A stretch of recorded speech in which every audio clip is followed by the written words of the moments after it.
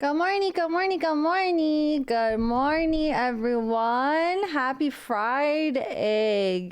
Herman, happy 39 months, 6 That's a long time. I'm so sorry. Good morning. Hello.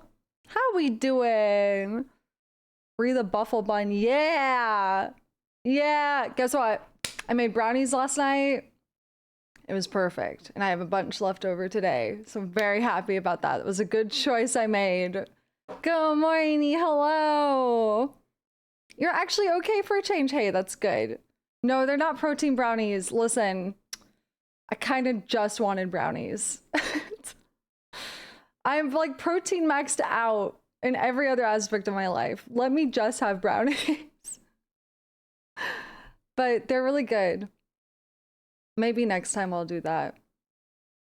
There's I've got it's too much protein in my stomach. I'm dying actually. It's too much. Mentioned this in the Discord, but have you seen this Road to Empress game? It's the messiest soap opera I've ever watched. No, I have not. Wait, game or show? Soap opera. You're talking about watching it. What do you mean? Playing? Is it more help? What do you mean? FMV. It's a historical Chinese FMV period piece soap opera game. Oh. Digestive enzymes and probiotics help. Listen. I need everyone to hear me. I'm going to say this once, and I'm never going to say it again. That's so not true. But every time I talk about protein and how it's making my gut feel, everyone's like, oh, you need to eat more fiber. Bitch, I'm not talking about pooping. I have no issue pooping. It's the smell of the things coming out of me. Okay? There, I said it.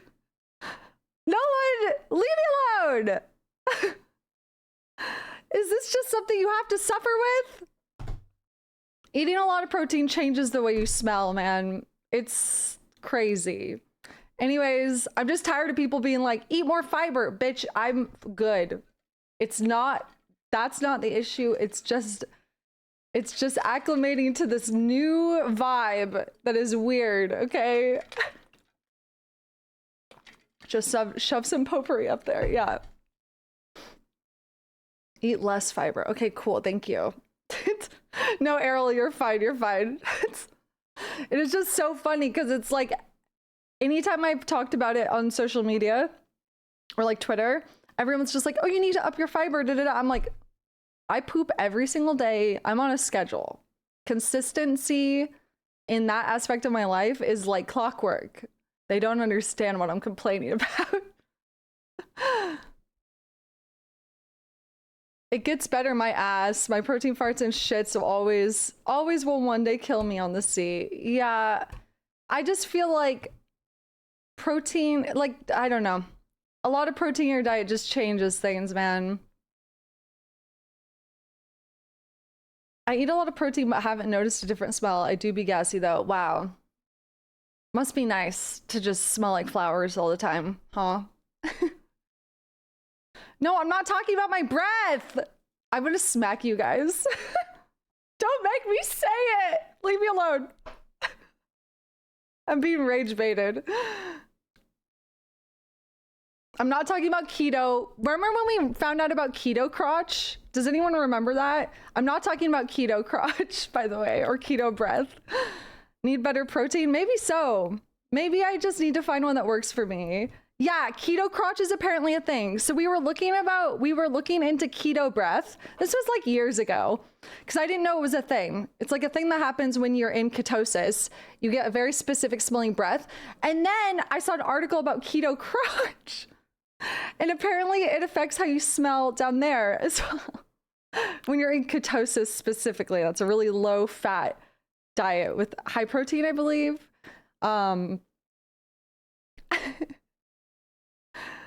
So funny though. Glad to hear you're regular. I've been wondering about that for years. Yay.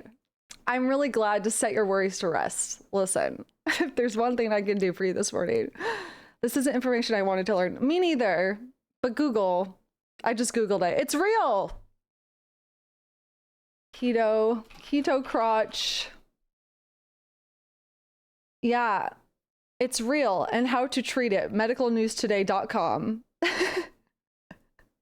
I've never been in like ketosis, I don't think, truly, in my life, but lemons are good for making skin taste good. Well, there you go. Makes sense what you eat affects sweat and other bodily sense and taste. Yeah. I didn't know about lemons. That's interesting. Level of unhinged this week is why I sub for the more. I know the pre-game chat is always crazy. I gotta get it out of my system. I'm also like stalling because, you know, I want to play Silksong, but I don't because we spent 5 hours trying to do a boss last night and I'm in hell. So, you know, that's where we're at right now. That's what I have to look forward to. Why do we make your skin taste good? Don't you want to eat people? Wouldn't you like to eat people? For eating? Hello? How's Pee-Pee? She's right here. You could see her. She's all snuggled up on the couch. I put the lotions on the skin. Yeah, you gotta season yourself from the inside. Exactly. Come for Silksong. Learn of keto crotch. Like I said, educational channel. I'm saying. Now you're gonna beat her first try. No, that's definitely not gonna happen. But you know what? I like the courage. I like the faith in me. Yeah, PB's good. She's on hard food again now and she's doing great. Fully recovered from her surgery, her teeth removal. She's good. We need an educational tag for stream. That would be fun. We probably should. What tags do I have right now? Does anyone actually use the tag? Like, do people browse tags? Like, categories, yes, but like the tags. Do people actually browse tags? I don't use Twitch, really, besides streaming on it. So, never, right? I don't even know why it's a thing. I mean, like, I get why it's a thing, but... Gonna beat Lace in 15 minutes. We'll see. Twitch has tags, yeah. I have the tags variety, LGBTQ, cozy, anxiety, mental health, gamer, English, ADHD, cottage cursed, cozy vibes. Why do I have cozy and cozy vibes? Why did I add cozy vibes? Did I do that? I feel like a mod did that. I don't remember doing that. Can mods add tags? That feels redundant. ADHD brought me here. And it'll make you leave and forget about me as well. That's a cool thing about ADHD. I understand the LGBTQ tag being used for sure. But also definitely people lurk that tag to like troll as well. I've experienced. Affects the algorithm in the explore page or whatever, probably. Can you add brain rot? Ooh, that's a good one. Hold on, let's add that. Brain rot. Okay, we're getting rid of cozy vibes. We're adding brain rot. There we go. Perfect. Isn't there something on your dashboard that shows how many come to the stream from tags? Let me look. When you guys are better at my job than me, it's crazy. Let me see. Research probably. Wait, no. Overview. Navigating this shit makes me feel so old, I'm not gonna lie. Engagement, discovery. Okay. Views from outside Twitch. Views from Twitch. Browse page, home page, notifications, channel page. There's nothing for, oh wait, here, tags. Oh, okay. Yeah, LGBTQ has the most clicks. Variety as well. Cozy. Yeah. Okay.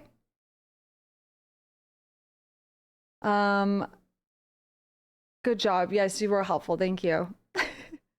Where's the furry tag? Okay, we're not ready for that one. We're not ready for that. I barely ever look at these.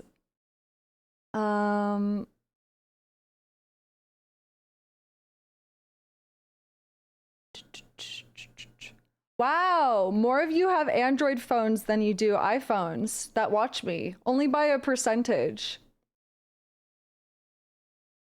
1% of you watch me on your console or TV.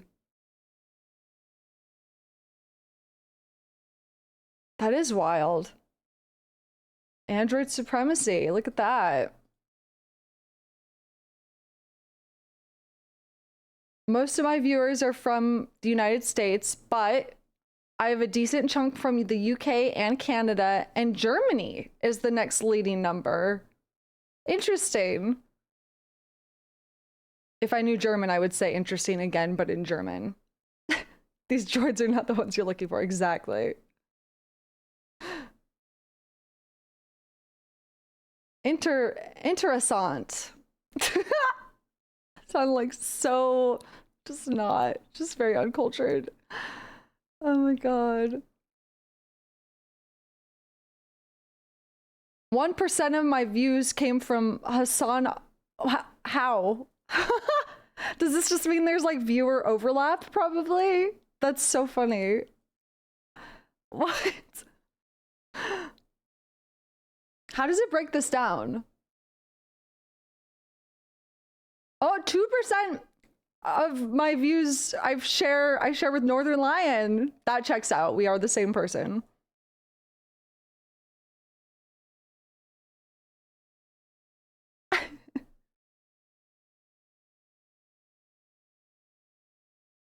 No overlap with Pokey.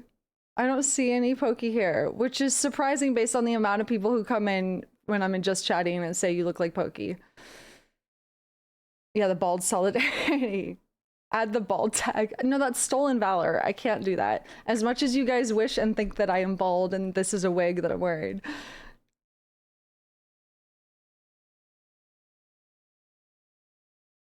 Maybe that's why people think I am Pokey. She hasn't been streaming much lately, right? They're just lost children. They miss their mother. Wait, that's real hair? Yeah, you know, I just never, you know, I never do a hairline reveal because definitely I gotta keep the people curious. There's a conspiracy theory that I'm bald underneath this. She's mothering elsewhere, true. Bree, show chat your big forehead. Ban that person. What the fuck? I'm gonna come up to you and point out all of your insecurities for fun. See how you feel.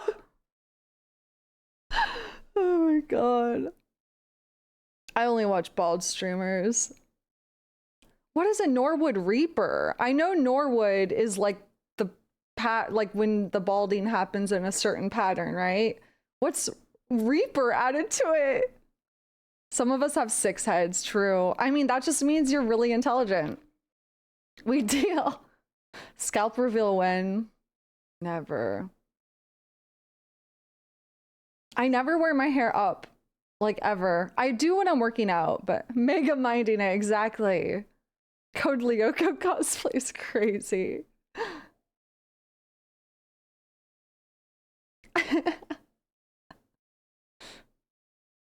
Hair updo reveal. You guys don't want to see it. I look like an egg. Every time I pull my hair back, I'm like egg mode. Hold on. First of all, this is what. So this is fine. Like this is all right.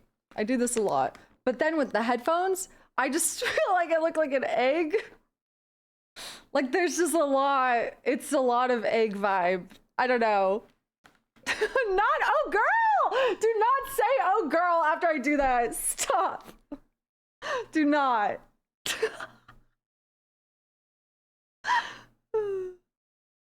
Don't shh. So loud in here. Do you curl your hair before stream or is it naturally like this? This is not my natural hair. This is like curled with a curling iron. My natural hair is let me find a picture. It's that really curly. I wear it curly on stream fairly often. It's just such a pain in the ass to deal with it though. This one. Okay, bitch, that's too big. This is my natural hair. This is like blown out and back blown out, etc. 3 3 hours of curly for chat and then they just say you're bald. I know. What the fuck? I come here to get roasted. For real, dude. No, my natural hair texture is that really curly. It just takes so long to like dry. It's such an annoying process, but I do love my natural hair. It just takes way longer to do. Ironically. This takes me about 15 minutes. Feel the blown out vibe. It's just easier. Like, honestly, the curly hair is fun, but it's high maintenance. It's the most high maintenance thing you can deal with, which like, you would think like, oh, it's your natural hair, it should just be easy. No, it takes like fucking, if I want to let it dry naturally, it's gonna take like 5 hours. If I want to style it and make sure it's not as frizzy, then I have to put a bunch of like product in it to help it curl. And then I have to use a diffuser on the hair dryer. And that takes a lot of time. And then sometimes even after you do that, it turns out shitty. And then the next day you have a bunch of hair product in your hair from the previous day curls and it looks crunchy and chunky. What the fuck? Guys, life is so hard. Bald sounds easy. I know. This is actually why this meme started on my channel, I'm pretty sure. Because I complain about my hair and chat just always goes, just shave it, just go bald. Like, just shave your head bald. And it's been like a meme for like 8 years. And like, I think like over half this community wants me to shave my head. I mean, I'm also like part of the problem. Like, I used to have short hair and it was so much easier to deal with, curly, straight, whatever. But now I'm just like, I want to see how long it can get. It's cool. But then it's just annoying. Shut up. Me and myself in the mirror. Shut the fuck up. Same. My hair sucks. And that's with short hair, but you got a lot. It's a lot. It's a lot. I am my own worst enemy. Like, I could make this easier, but I'm like, but it's fun to grow it out. I want to see how long it can get. I don't think it's going to get much longer than this. Like, it's, well, I say that every time I say that and then I pull it down. I'm like, damn, that's longer than I thought it was. Whoa. Okay, we're pulling hair out. Shave your head, please. Okay. Balding live on stream. Hair doesn't stop growing, does it? It actually does. So hair, everyone has a terminal length of their hair for how long it can actually get before it falls out of your hair cuticle. And that's like the length, the longest it can grow. Everyone does. Some people have very long. Oftentimes, I think curlier hair has a harder time growing super long. Or maybe it's just, it feels slower because the curls make it look shorter. But because I because I often wear my hair straighter like this, my hair is damaged. So it breaks off at the ends, which as it's growing, it's breaking off at the ends. So it's not actually getting longer, you know? So like, if I really wanted to grow my hair long, I would like cut it to here to cut off all the dead, or like here, maybe just start fucking over. And then I would only wear my hair curly and I would never use heat on it. But like, that's a holy pain in the ass, dude. No, thank you. My great grandma was in the Guinness for longest hair. It was like 20 inches. Someone beat her later on though. You could beat her. I believe in you. Thank you. Thank you. I'm going to beat your great grandma. That sounds horrible. Oh, feet. That makes more sense. 20 feet? Holy shit. That's crazy. Wow. That's crazy. How do you even... Dude, that's so cool. What? Did she have to like braid it and like pin it or like wrap it multiple times? Like, how do you navigate? That's a cape, straight up. She apparently never got it cut in her life. Wow. That's really cool. I would get so overstimulated, I think. I already get overstimulated by this length, so I can't imagine. Oh my God. Yes. Wore it as clothes wrapped around her body. Bayonetta. Your great grandmother was Bayonetta? Just kidding. That's so cool. Split ends are a nightmare. It's so frizzy. I know, it's so annoying. Have you seen those record length toenail people? Oh God. No. Now I'm gonna Google this. Toenail length record. Don't they start curling? Oh no, no, no. Oh no, no, no. This is, you look like a velociraptor. Straight up. Do you guys want me to show you? I don't care if you don't want me to show you. I'm gonna show you. Me and my velociraptor. That's crazy. That's reminds me of the scene in Jurassic Park where the velociraptor's foot claw like taps on the ground. Fuck. Oh my God. Bree, since you're looking up crazy shit, have you seen the guy who only ever works out one trap/arm? I think I have seen that, yeah.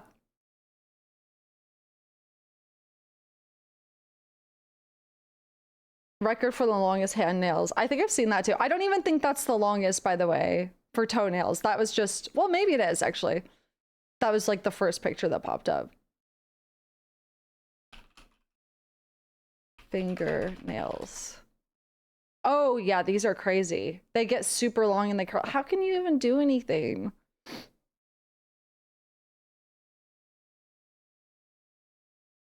I gotta sneeze. Uh-oh. Longest nails always gross me out how they curl. I know, it's icky. It freaks me out too. Oh, sneeze disappeared. I get overstimulated as fuck when my nails are long. They're like close to the point where I usually chop them off right now. But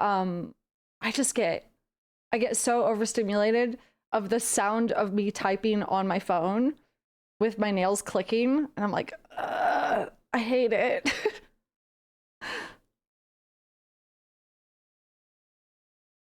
Do you stim and start clacking them together? No.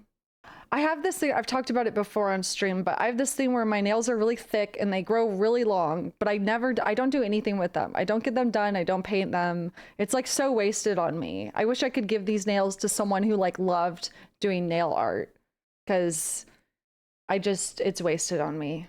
I feel like I don't deserve this. Someone else should have been born with these nails. My lobster too juicy.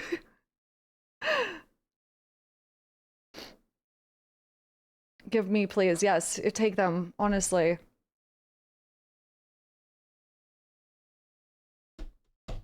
There was one lady that was trying for the record and had to have her kids and hubby do everything for her. No, stop, because I just realized, how do you wipe? I've heard about people who have really long acrylic nails talking about how hard it is to wipe. But like, if you had like those long, like that's, how do you do that?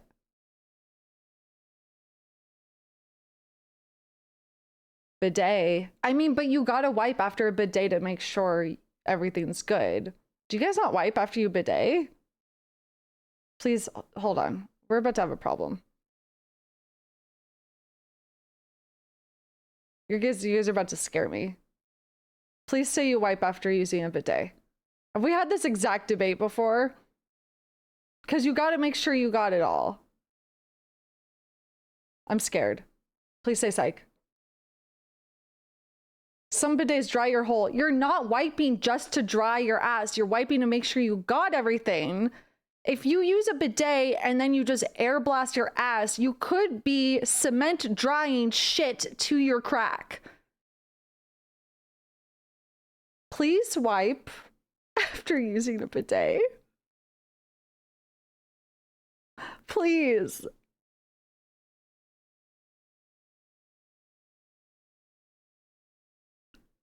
Oh my God. Water got everything, I'm sure. You guys are rage baiting. I'm not accepting this today. There's no way. Just blowing wet poop everywhere. It's awful. Oh God. This is why I'm against the bidet movement. Some of you are sick. No, it's so much more cleanly if you do it right. Listen, if you spilled spaghetti sauce on your table Do you think you could get it all just with dry paper towels? No, there would still be some like red residue. But if you use like in junction, dry and wet, you will get the full mess up.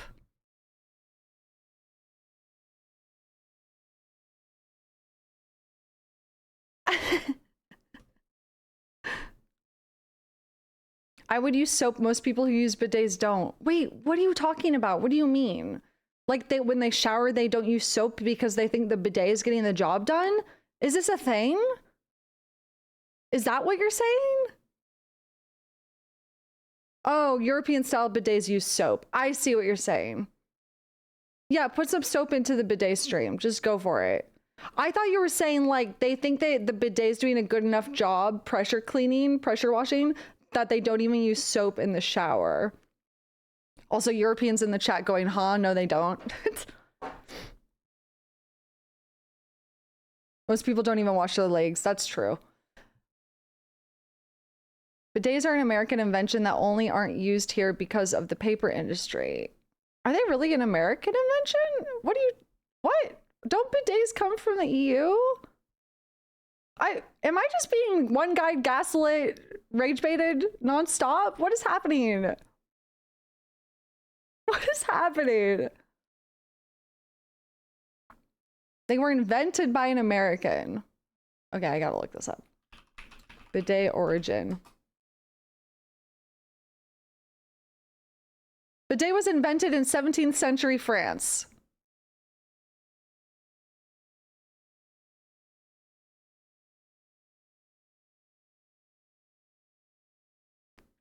So, what did you mean when you said that a second ago? I'm looking to see what's going on. Ah, the early American.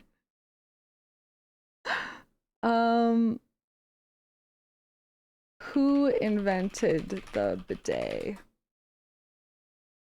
Christopher de Rosier, a French furniture maker in the 1600s. Why are you on? What is going on? I never claimed my brain was good. What? Just spreading false information. The original was a French guy with a straw who'd blow water into people's service.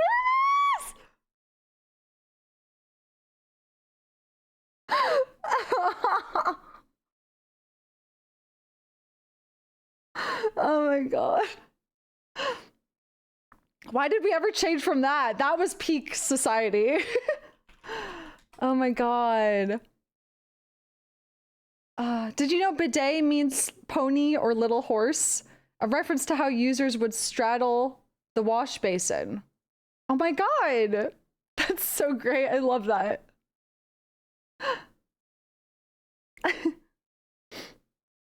This is what they took from us. Early bidets were essentially small portable wash basins on wooden legs that users straddled to wash themselves after using a chamber pot.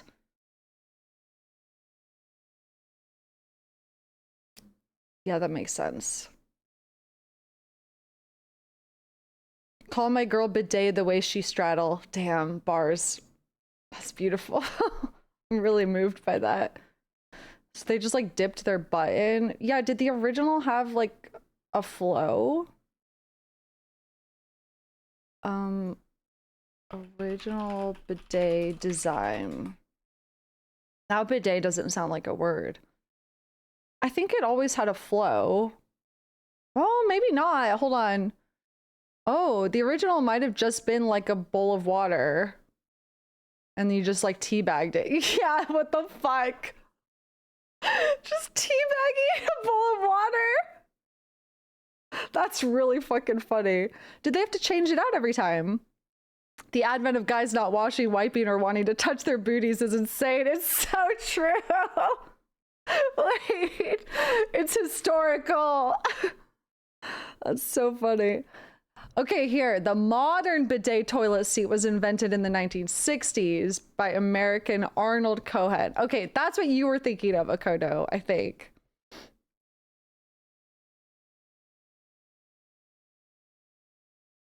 It's just a bucket of water. So they must have had to clean it out, like dump it every time it was used, right? I gotta look this up. Did they clean the bidet every time it was used in the 1600s? In the 1600s. How am I gonna find this?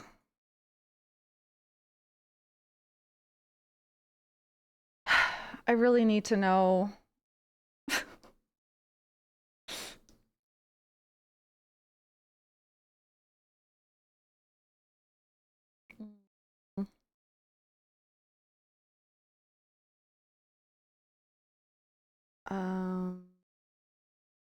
Okay, let's see.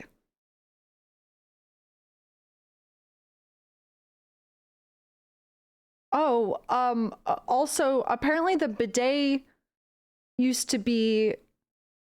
Oh, okay, that makes sense. Because chamber pots would be usually under your bed. You would pull it out, right? So the bidet was also in the bedroom. Oh, historical anecdotes and early functions of the bidet are believed to include devices used for contraception. Not them going, yeah, just blast it out. Just blast the semen out. You won't get preggers. It's fine. Just blast it out.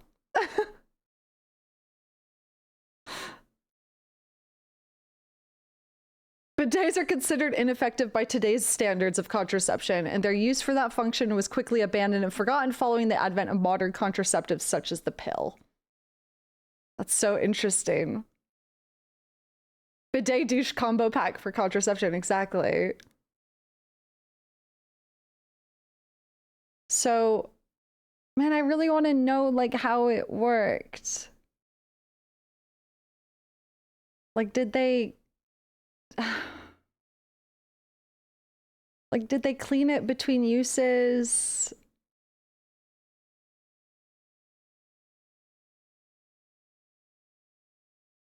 Were bidets cleaned between each use in the 1600s?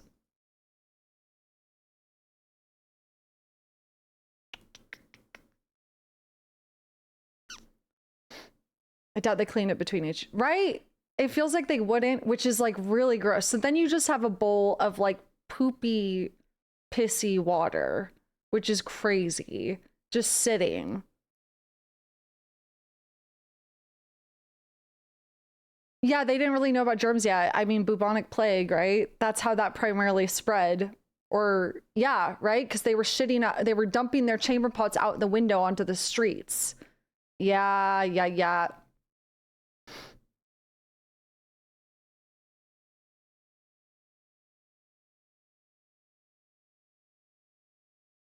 Oh God, were there communal bidets? Ooh, I'm gonna Google that. Were there communal bidets? 1600s.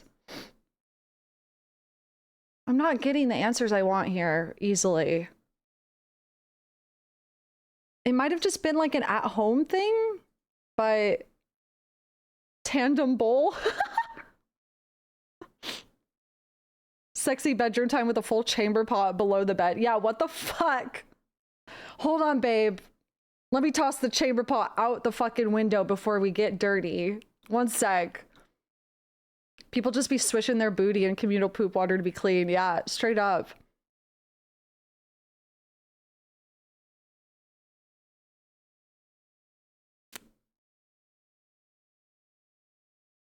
Oh, true. There had to have been communal chamber pots. Chamber pots. Right? Or portable toilets. Maybe you brought a portable chamber pot with you. This is so interesting. This is actually a very interesting conversation. People just shat on the street, but like, was that just like okay? Or were people like, okay, like try to like be private about it? Because like We weren't like, if you were showing ankle, you were like a floozy. So like, what do you mean they were okay with you dropping trow and shitting? Yeah, openly probably wasn't okay. You probably had to like hide it like an animal.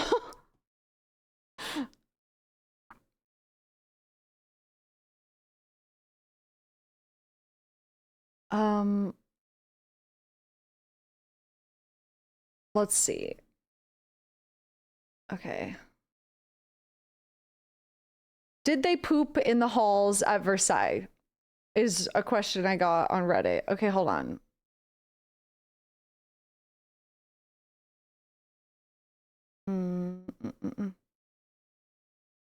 Okay. Da da da da da. I wish I could read faster.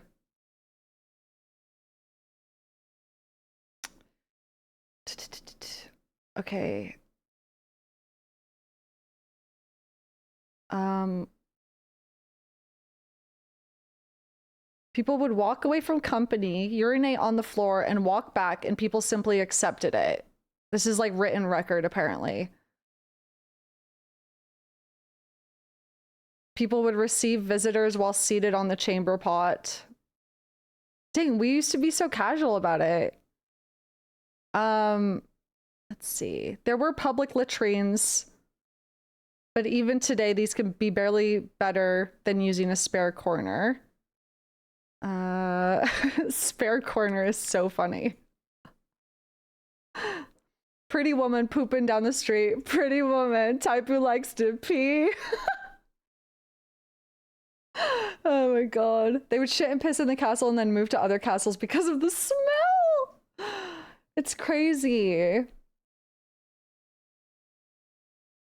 In the poop quarter. Dude, this is crazy.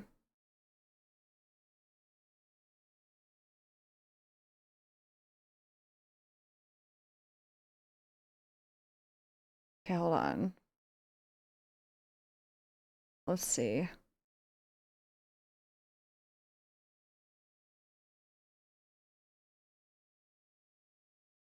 Trying to see if I could get more answers. I really just want to know. So then, yeah, wow. If you had like, I guess maybe people had less like anxiety about pooping in public because if it was just commonplace.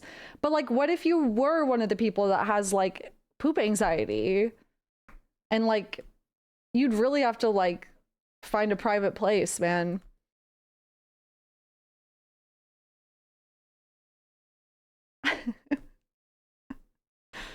Oh my god.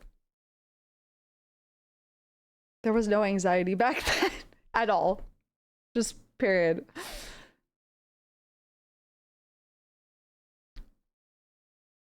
I'm not sure that was a thing, but like there had to be. There's always like there has to be. Had other anxieties like dysentery anxiety. I'm sure that takes a precedence, I guess, in the face of poop anxiety. Oh my god. It is a very vulnerable activity, it's true. You know what's funny? So in Seattle, there's a gum wall where everyone puts their gum on the wall and it literally smells like gum and it's covered from head to toe in chewed gum.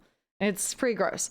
But it's like something that a lot of people come to see to sight when they sightsee here. Anyways, that but poop and piss wall basically is the vibe I'm getting from this era is like, oh, this is the poop and piss wall. We all poop and piss here. And yeah, it's just how it is, you know? Don't people take pics of themselves eating the gum from the gum wall? Okay, I've never heard of that, and I've lived here like all my life. Don't eat the gum from the gum wall, for God's sake. No, people do take pictures of themselves putting their gum on the wall.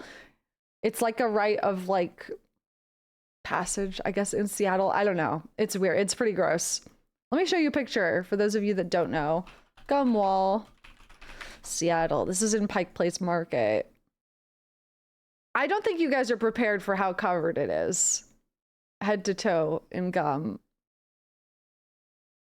Let me try to find a good picture.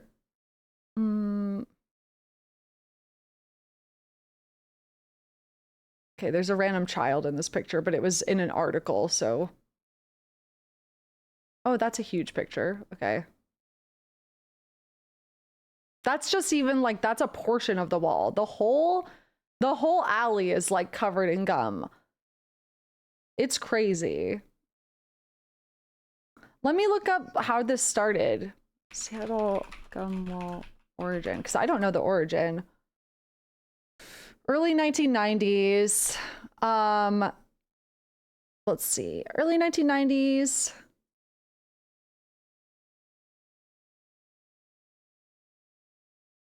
So the wall is located in Post Alley, adjacent to the box office for the Market Theater, a venue for comedy shows and other small performances. After it became the host of a theater production company in 1991, the theater's walls were covered by patrons' pieces of used gum that had pennies pushed into them. The coins were later removed, but the gum remained amid several cleanings of the walls under orders from Pike Place Preservation. The market's officials reversed course and allowed Gumwall to stay, deeming it to be a tourist attraction around 1999. So it started as like a theater thing.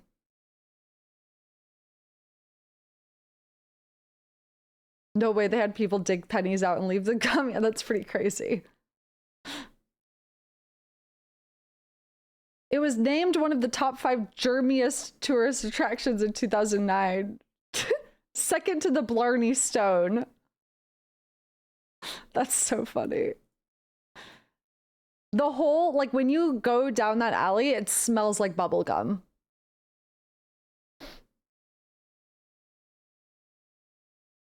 Who up Blarney and the Stone? You guys don't know what the Blarney Stone is? It's the... Oh. Seattle.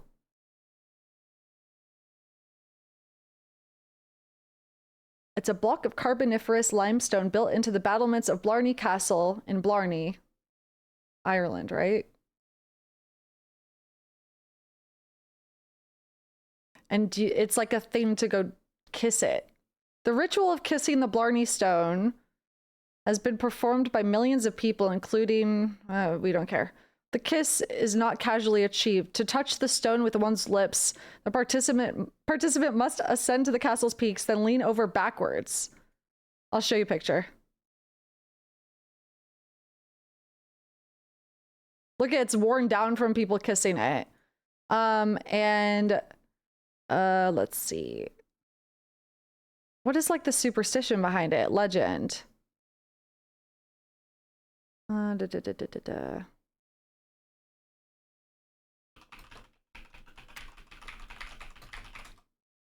Let's get this picture off the stream. To receive the gift of gab, eloquence, or skill at flattery. That's not Seattle. That's Ireland.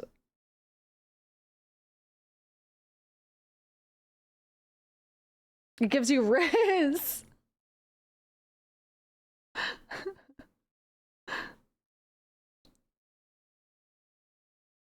What's the difference? Gives you something. That's, yeah, absolutely. Oh my god, what the hell? Dude, all the pictures of people kissing it are so funny because they're all upside down leaning over kissing it. It's so weird, man.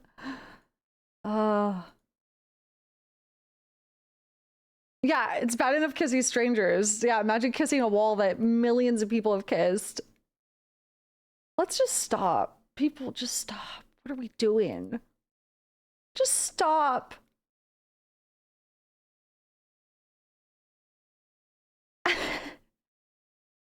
Kissing walls that dogs pee on. Come on, true. Have you ever seen the waterfall in the UK that turns things into stones? They're turning Labubus into stone in England. What a sentence. What a beautiful sentence. What the fuck? Oh my god.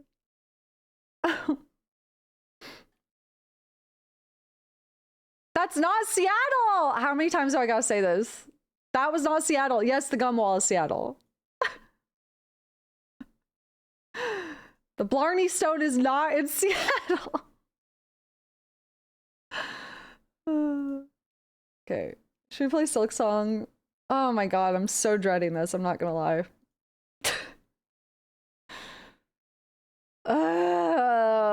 Another 5 hours on this fucking boss. Bet.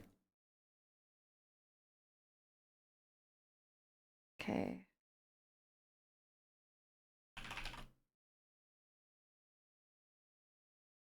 Silksong.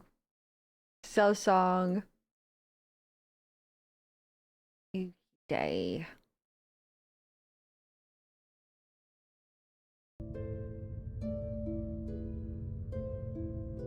I'm wondering if I should warm up with something first in the game, or if I should just go right into the final boss. Silksong. Silksong, by why? By why? Oh my god. Oh my god. Whoa. Oh, Jesus Christ. Yep. What boss are you progressing currently? I am on the final boss of the game. The true ending. Final boss. Whoa, big stretch. Yeah, can you guys talk to me like you talk to your cats, please? And your dogs and your pets. Should usually start with warming things up before just going straight in. True. We're not gonna just raw dog this. I want you to know the people who were saying I beat this in an hour are liars. You do you. We're all here for you. Thank you so much. You're right. They are liars. They are. I agree.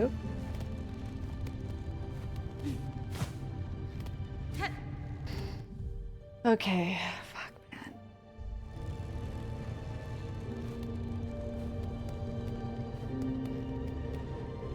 I'm scared. But if I leave, then I'm gonna have to come back down here.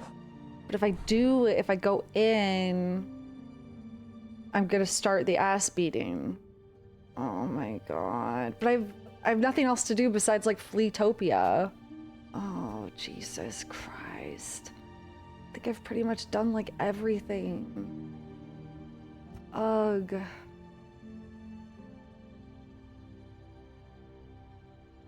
I've heard Silent Hill F is a very short game and its reviews aren't very positive. I actually have heard that it's a game you need to play multiple times, and I've heard really good reviews from people I trust, such as Quaylag. It is our next game. Please lock in. I have a feeling you're just saying this because you really want me to say Oblivion. You really want me to play Oblivion and Morrowind next. I have a feeling. There might be some bias in that sentence.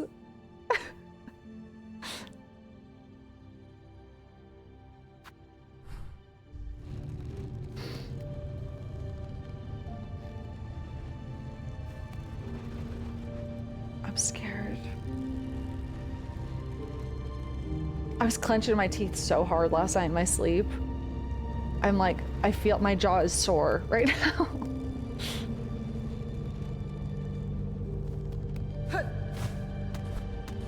Did I go up here already? Is there a secret?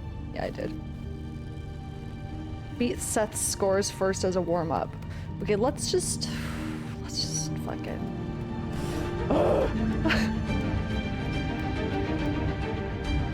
I missed a lot of yesterday's stream, but you fought her for 4 hours? Yeah, like 4 or 5. I don't want to talk about it. Shh. Quiet.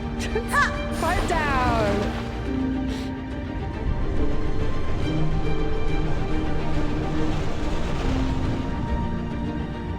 The music's so epic, right? So good.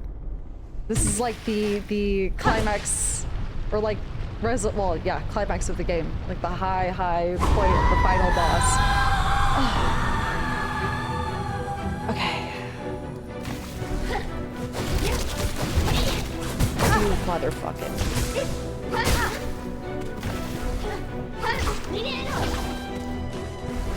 I already don't really remember how to play it right now. So this will be interesting. You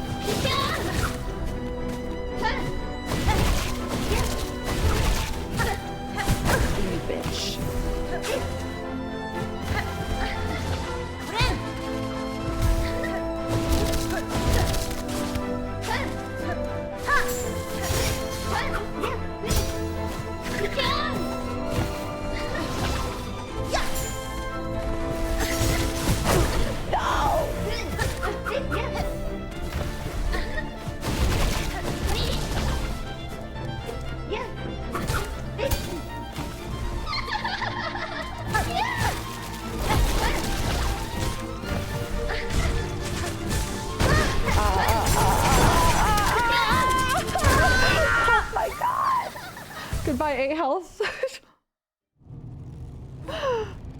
Fuck. That is a good time to hit her when she's casting that. Silent Hill is doable in one stream. Yeah, that's what I was thinking. And then maybe do multiple playthroughs, because people say if you play through it multiple times, you glean more each time. That'll probably be our next game when we beat this. Why is she having a laugh? Because she's just taking the piss, all right? She's taking the fucking piss. She thinks she's so funny. Shaman Crest is an interesting choice. I'm gonna fight you. Taking a piss on the street, that's right. Taking a piss on the street like it's the 1600s.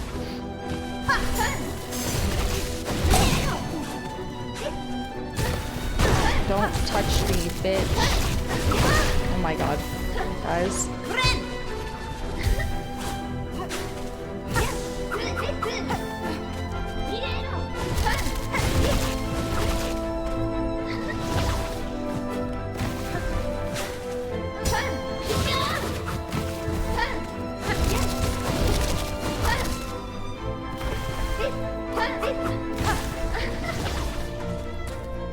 Come here.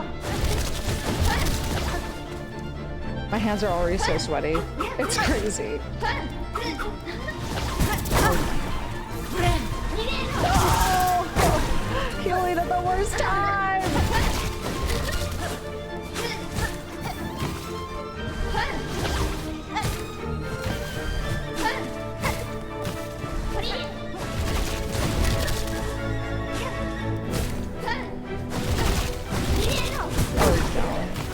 I was gonna get punished for that immediately.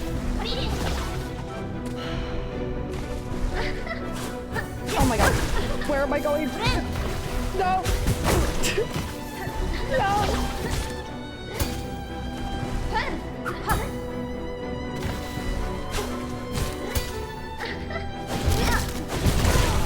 Okay. A towel for my fuck ass hands. I hate the towel. Fuck ass. Sweaty hands, dude. God damn it.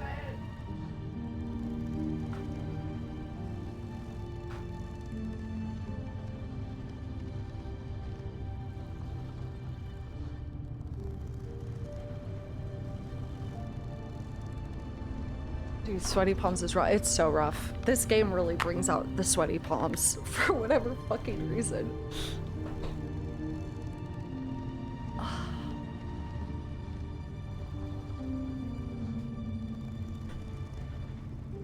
Baby powder. Oh god, it's like I'm rock climbing.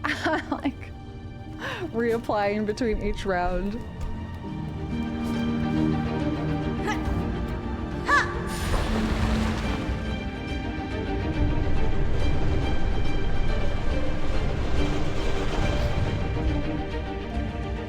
Hand blowers that they have at bowling alleys, yeah.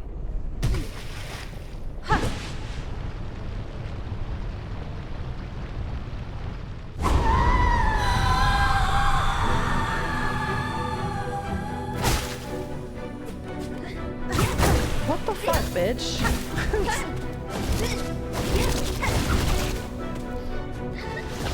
Oh my... Dude, getting just like caught in that by like a fucking pixel pisses me off so fucking bad. Fuck you! Oh my god, actually just kill me. This is not the run. Off to a bad start, chat. Off to a bad start.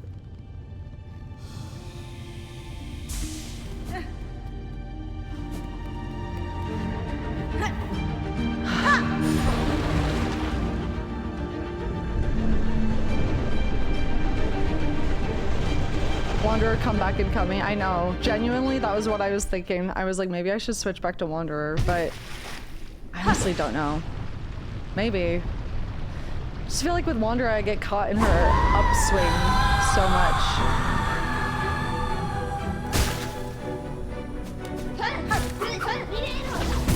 Dude.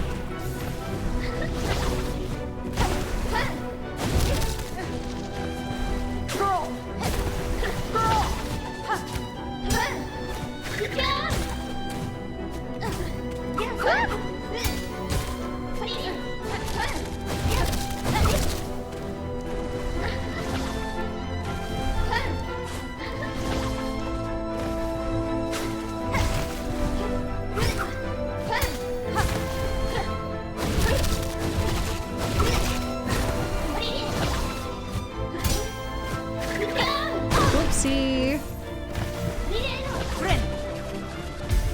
heal is so slow, it's crazy. What the fuck? Oh my, I hate when I get caught in her upswing and she pulls me down to her.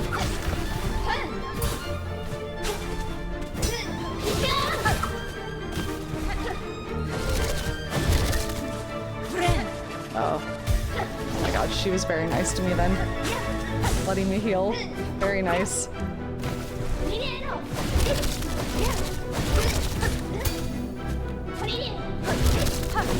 Oh dear.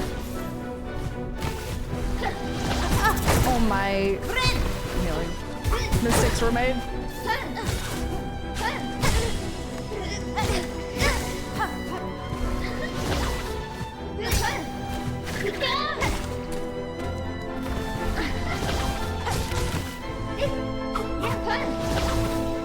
Oopsie.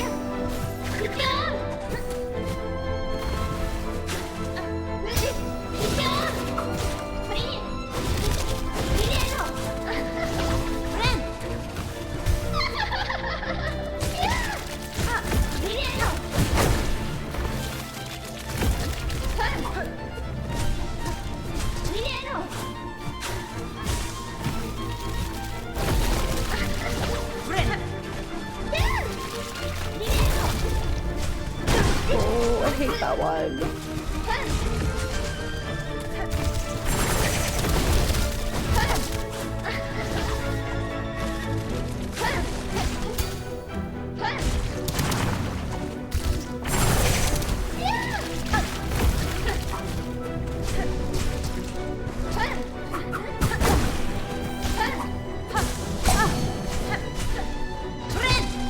Oh dear.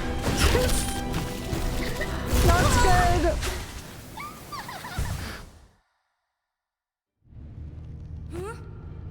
Shaman without the skills, better using Reaper or Wanderer if the heal is difficult. I disagree. Oh, yeah, I'll try.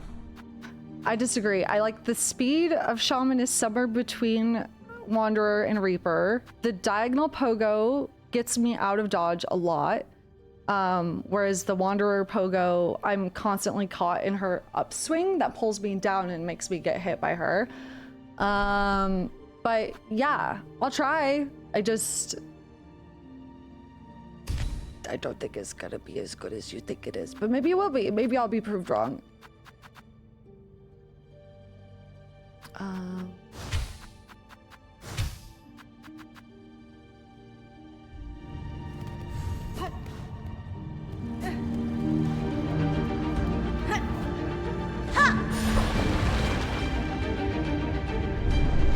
Use the nuke crest for real. I need the gun. Give me the gun.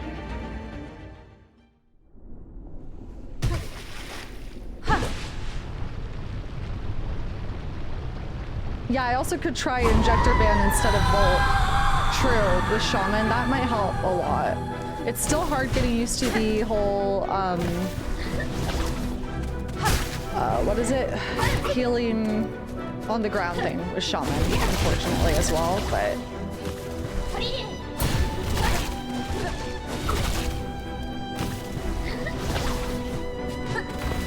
Oops.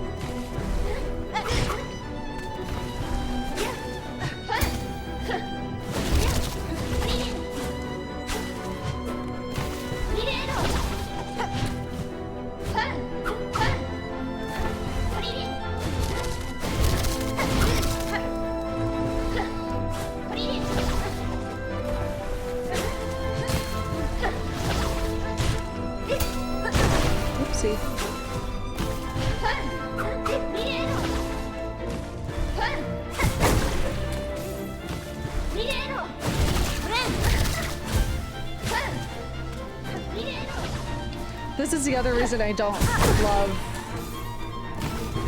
this crest. It feels like my DPS is really low. And I feel like the longer I stay alive, the more I struggle with her, but...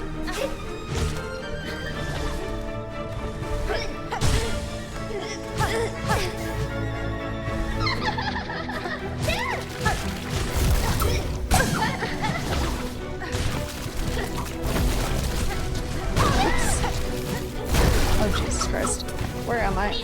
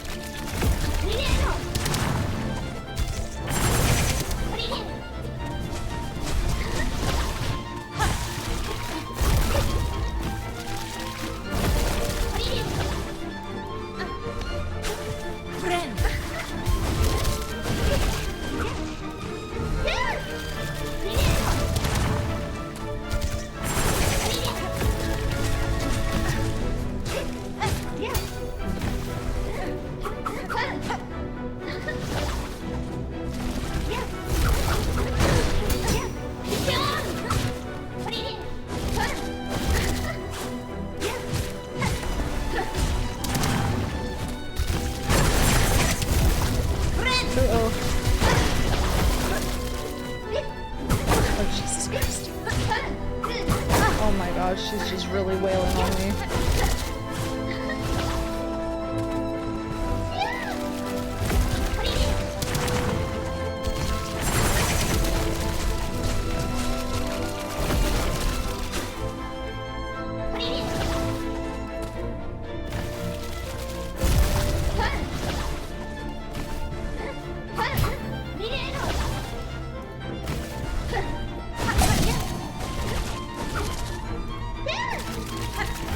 Like, this is way longer than I would like to be in this phase with her.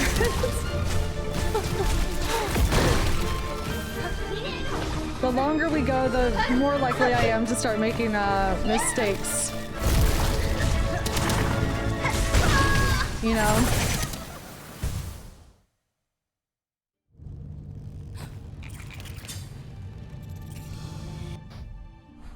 Reaper just feels really slow. I do want to try Shaman with quicker band injecting.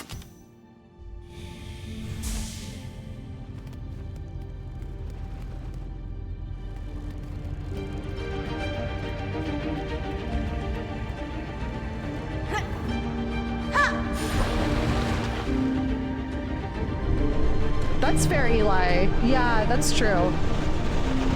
We'll see. Let me try this.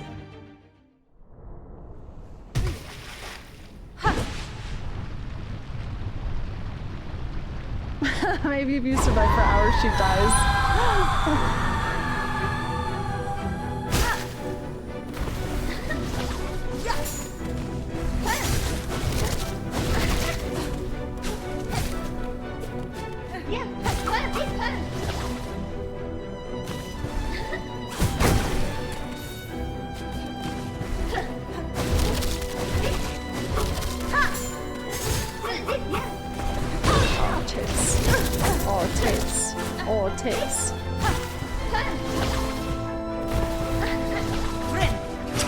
That's a lot better of a heal, honestly.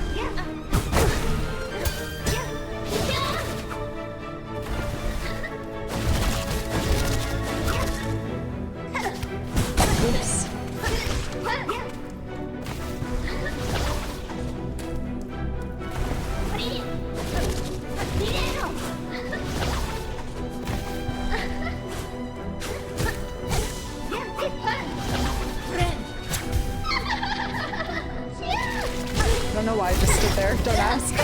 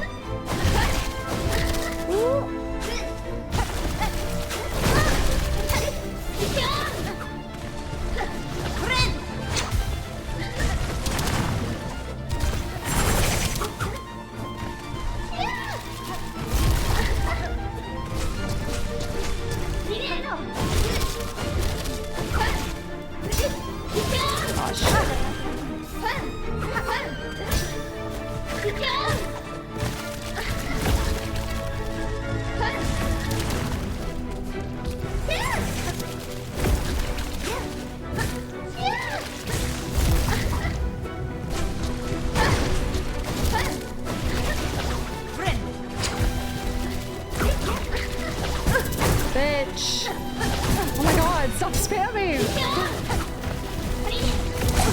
Oh lord.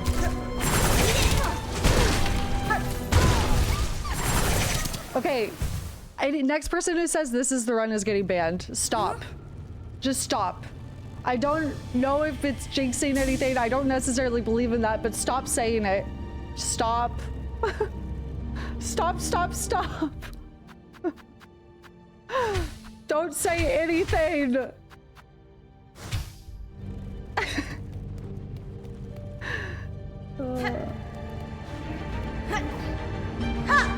Just don't believe in me.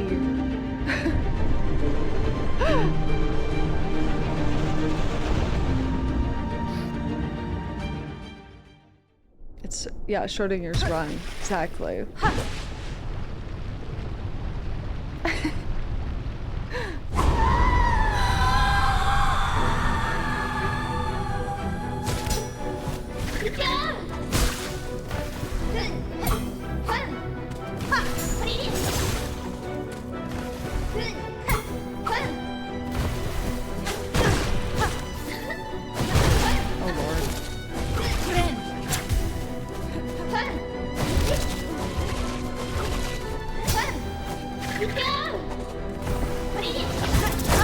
Mamma mia.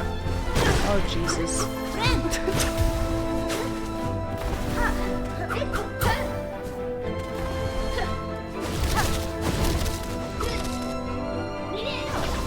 Oh my god, they're just on the bare precipice of that shit.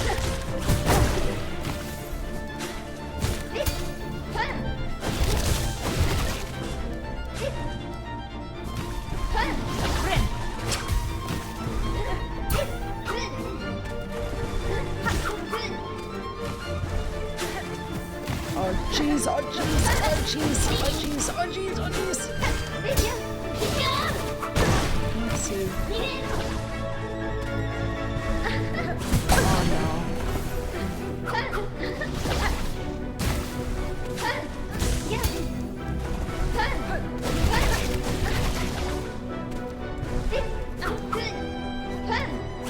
Oh my, don't be mean.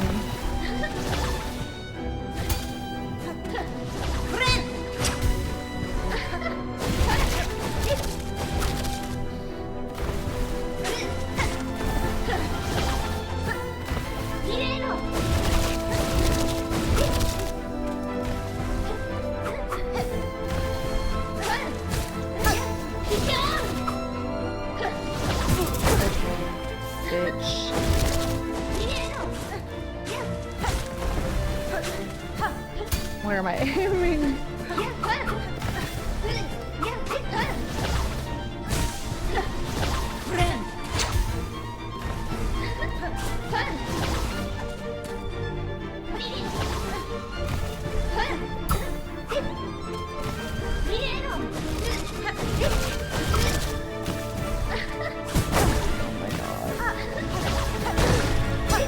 I don't know where I'm aiming. I don't know what I'm doing. I don't know.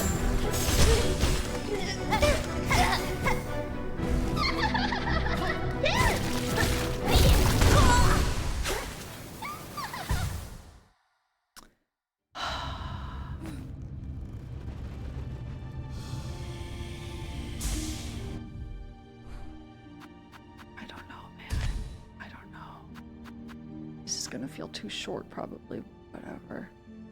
Whatever.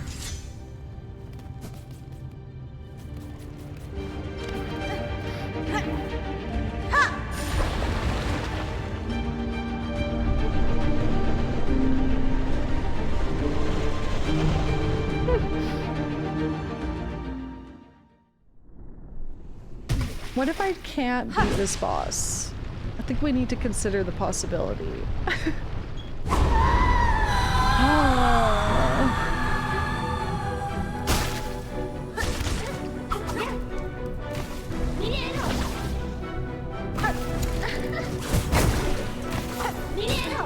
Oh my girl, leave me alone.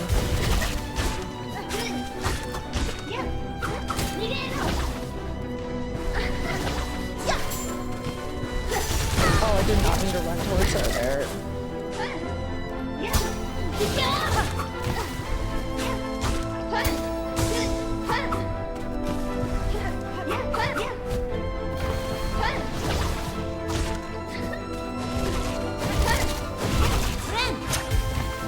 Oh my god.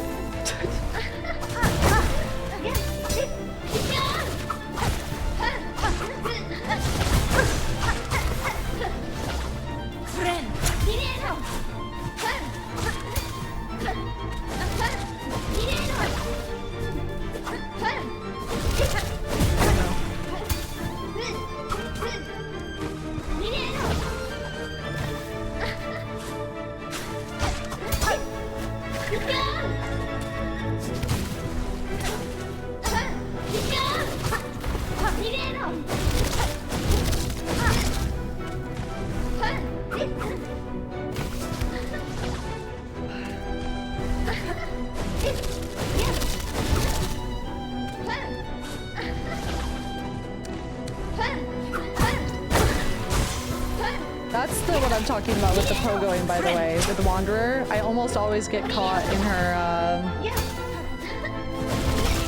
swing there.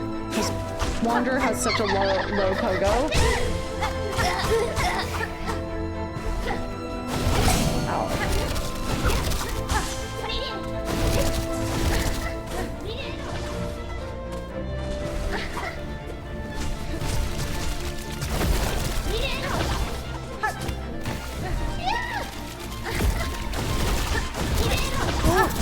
Not need to go towards her?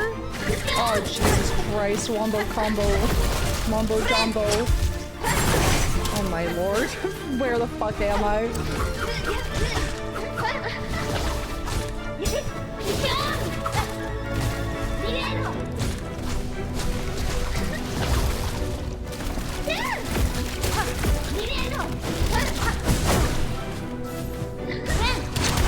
Girl. Oh, Jesus.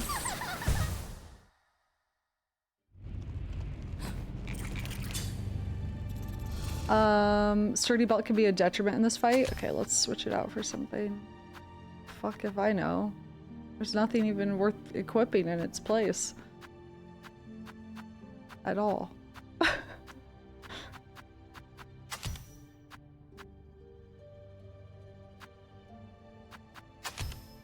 I definitely need long nail here. Just thinking anything else that would be more worthy than Druid's Eyes. I think it'd be Druid's Eyes though. Fuck it, barbed wire. We all do more damage.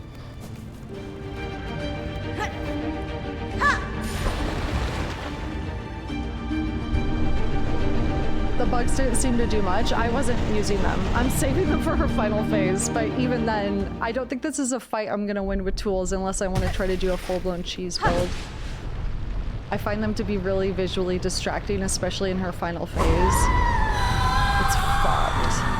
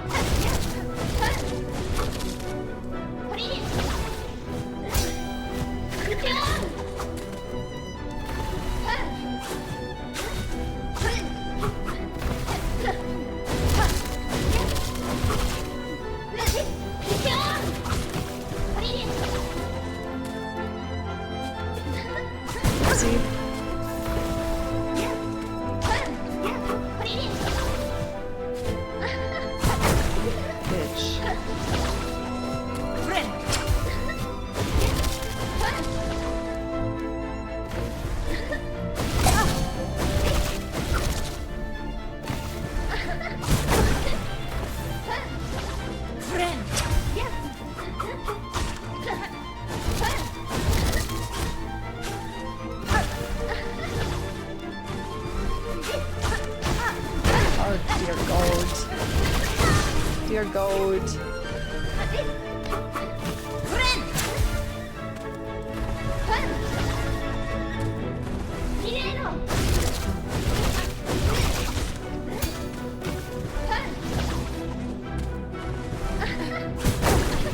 I always jump into her fucking jump, dude.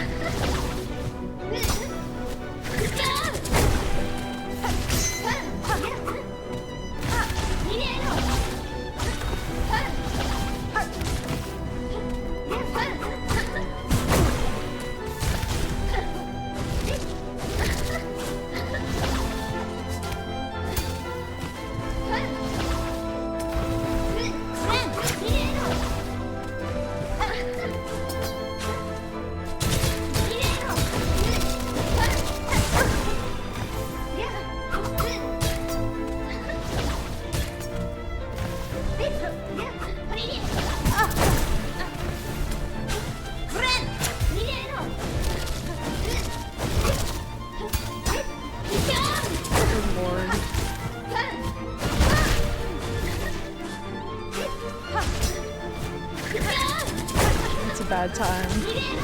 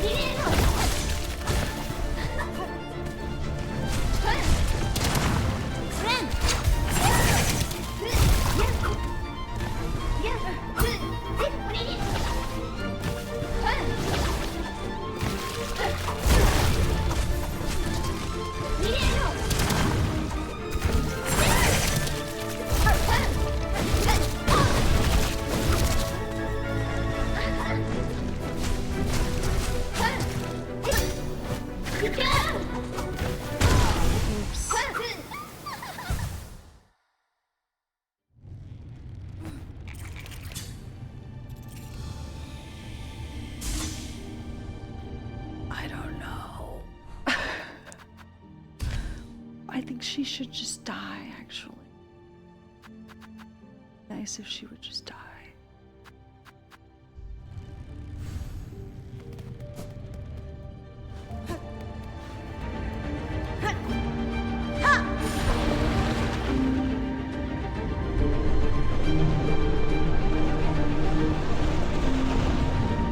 Try to stay in the middle more while dodging. Okay, I'll try. How close to the end do you think you've gotten? I've gotten her to phase 3 4 times yesterday. Not once today have we even gotten to phase 2.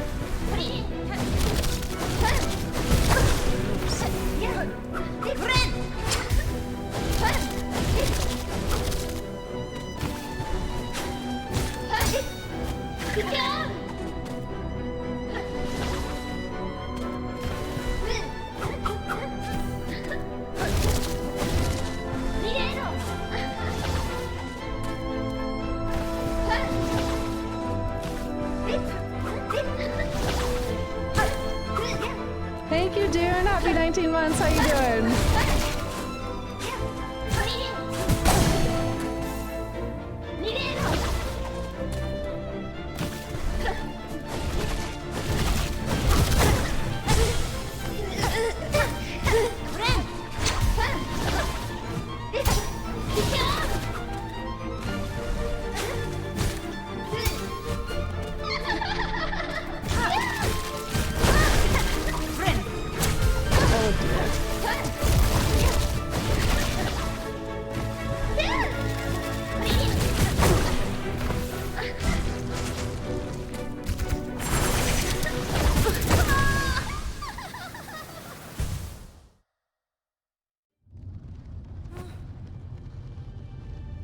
I don't know what press is working best, to be honest. I don't know.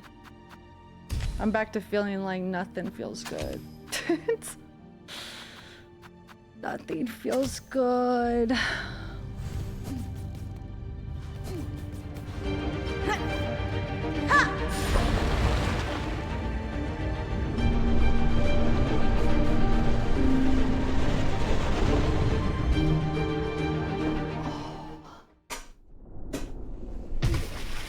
Is it too early to suggest cheese strats? Yes, definitely too early. We've only been doing this for 40 minutes.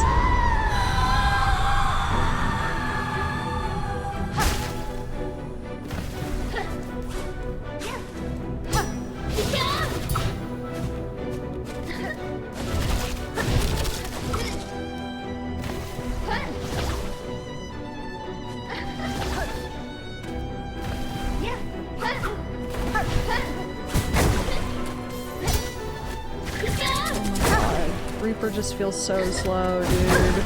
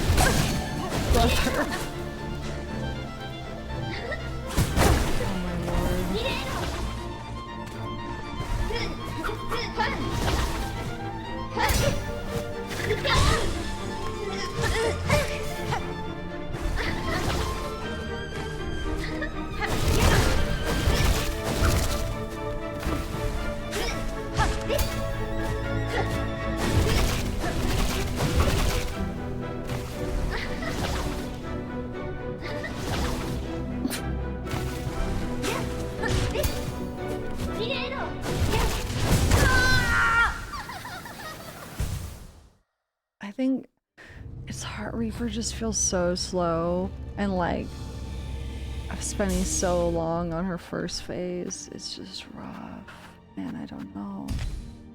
Man, I don't know.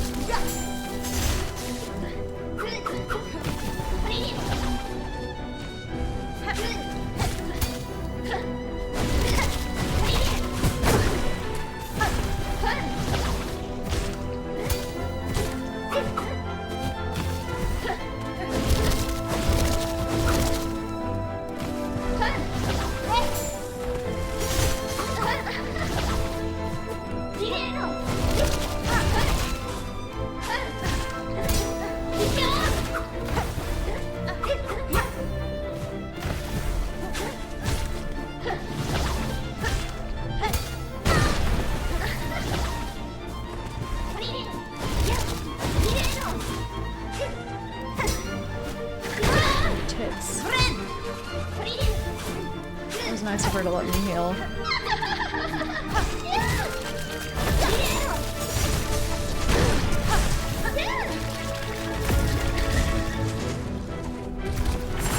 Oops.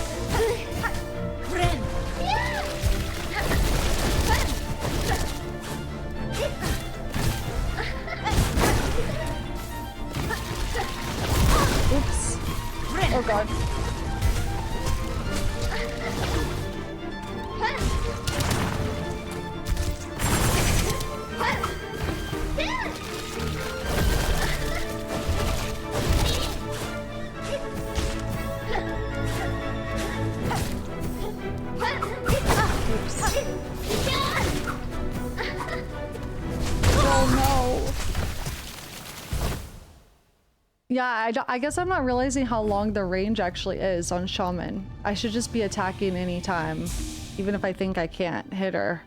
Because the range is actually a lot longer with Long Nail than I realized. Install Curvier Hornet mod to boost morale. That's what I need. That's what I need. That's what I need. Right about now, I need to make this a Gooner game.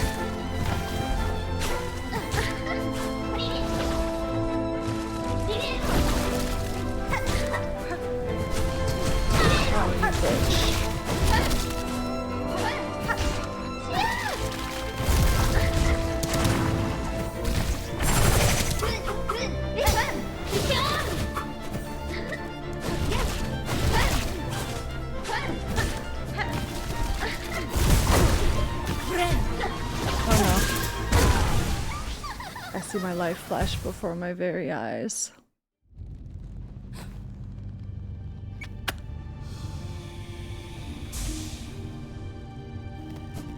Yeah, the contact damage is rough. Yeah, jumping into her jump sucks.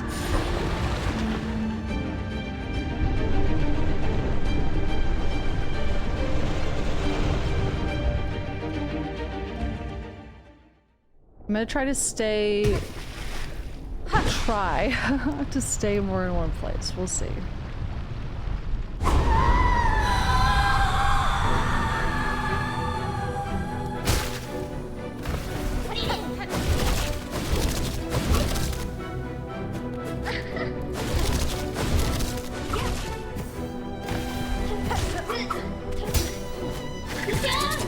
I hate that pull into it is crazy, dude.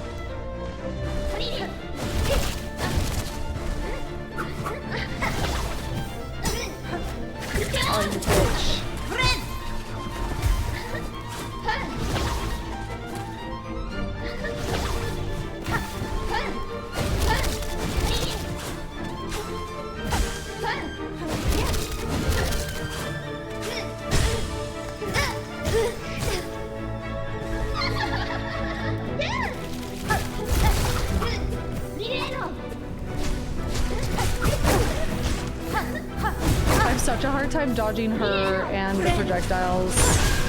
Like, that's really what fucks me up about this phase so much. This is something I struggled with in base game too. The void gauntlets. There's something about having the I'm not gonna explain this well. Something about it being in black and white.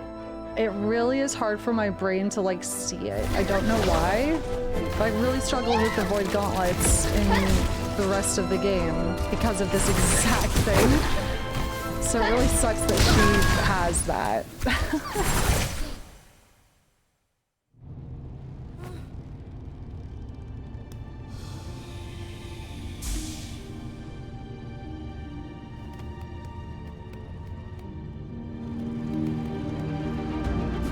But if I go away from her, won't she just teleport in front of me?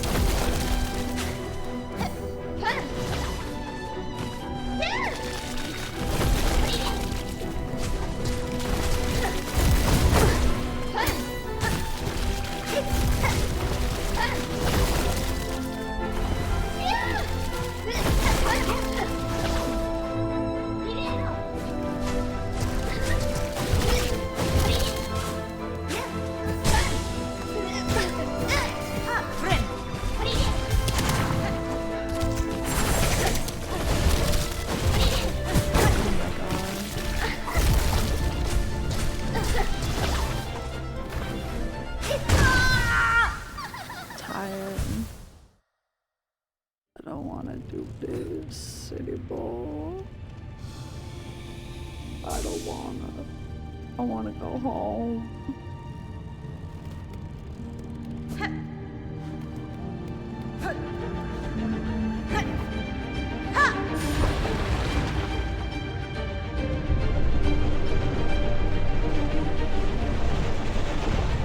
They have colorblind assist. I don't know if that would help. I do wonder. Like, I legit, I don't know what it is.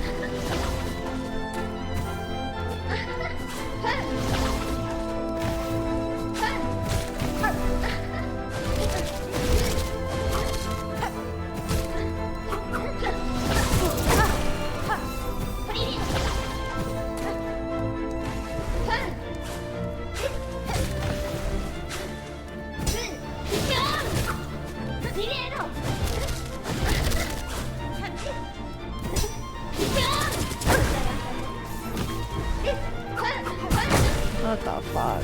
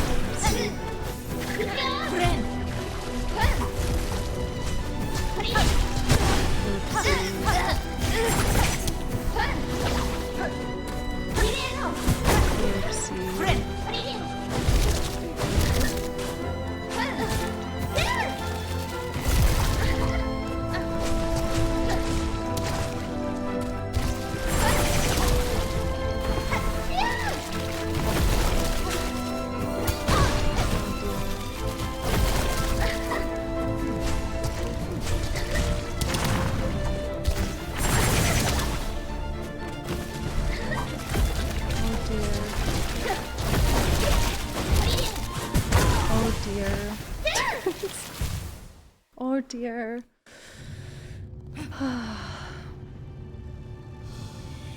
No phase 2 for an hour. Bad feeling. Bad feeling.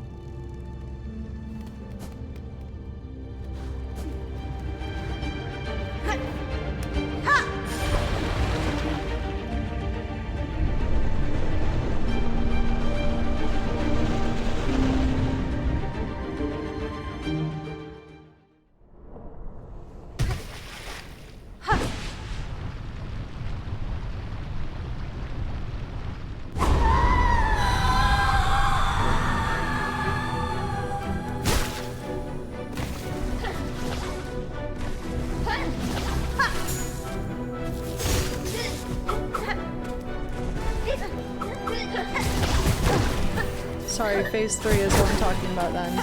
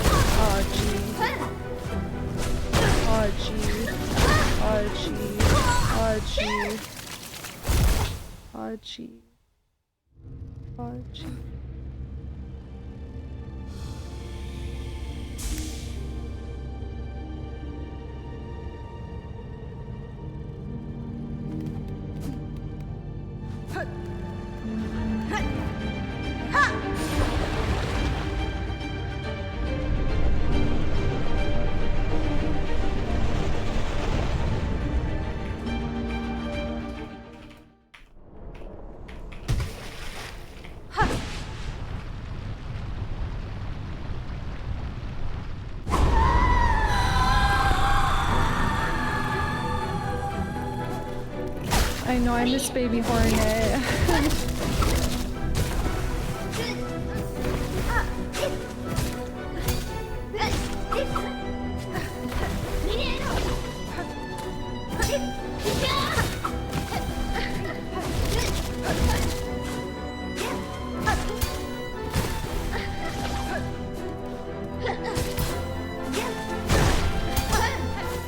God, stinky.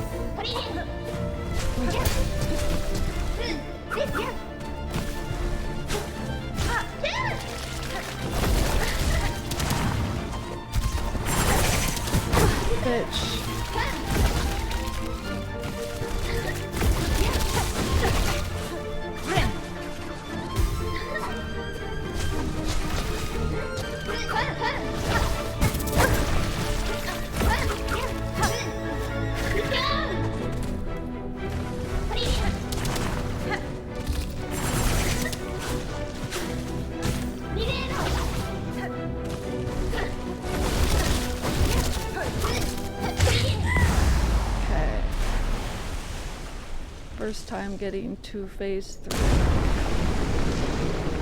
today.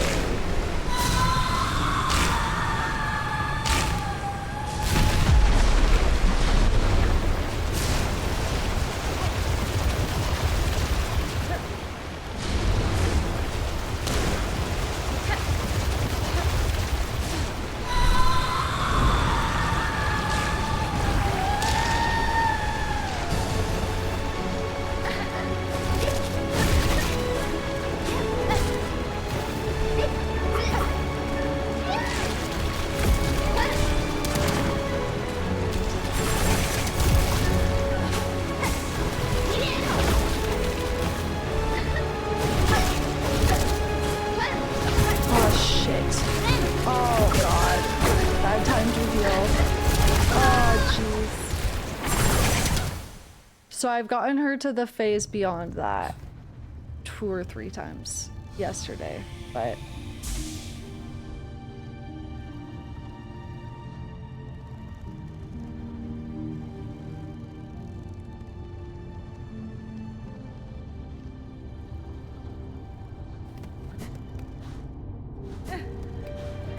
yeah, I'll try to stay off the walls, I guess. It's hard.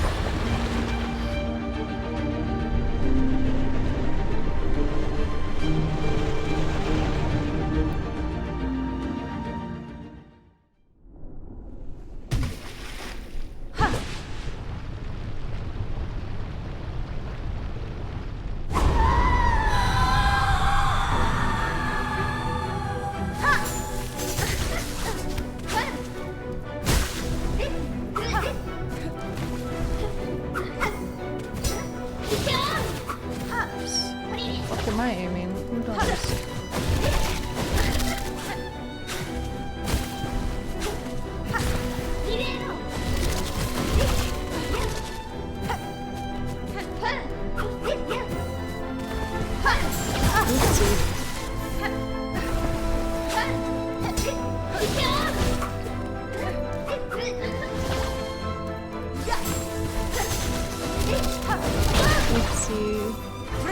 Oopsie. Oopsie. Oopsie. Oopsie. Oopsie.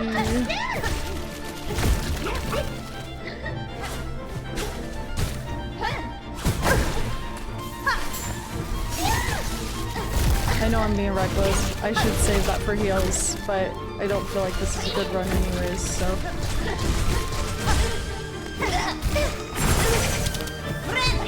Okay.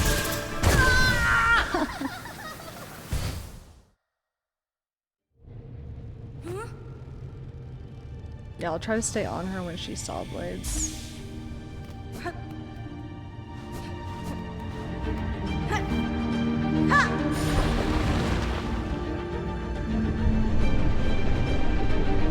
I need brownies. I think if I eat some brownies, I'll feel better.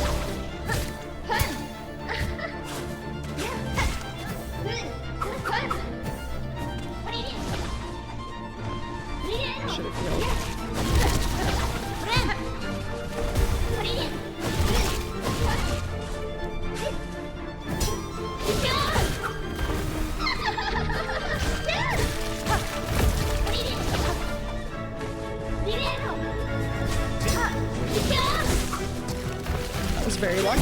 Oh my god.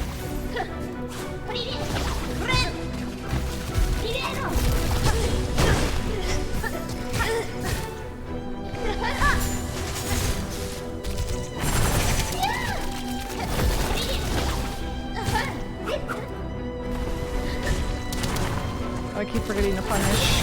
My bad.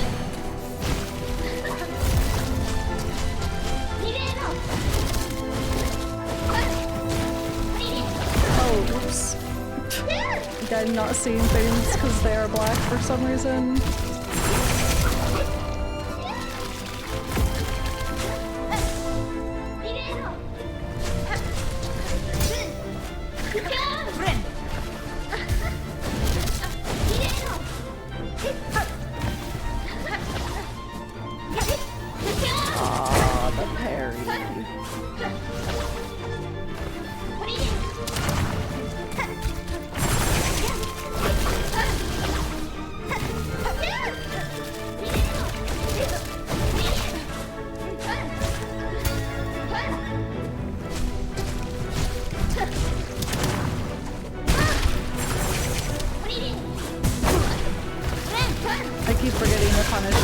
delayed this run. I don't know. It's hard to unlearn that. I'll try harder though.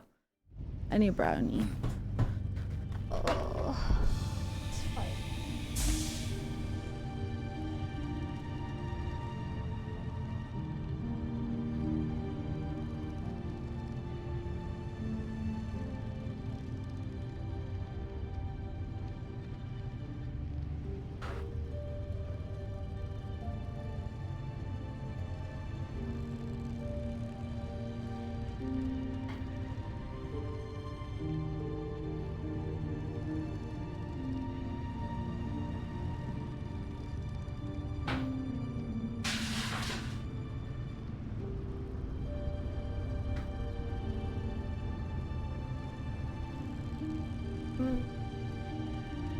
This fight took me 4 hours, but I'm on hour 6.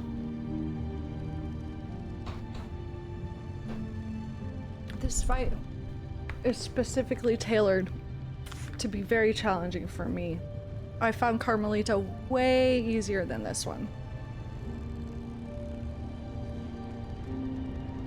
Way easier.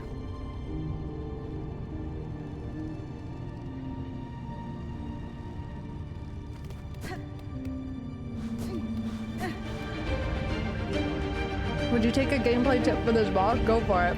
That's all the chat is doing anyways. What's up? I can't promise it's actually gonna help.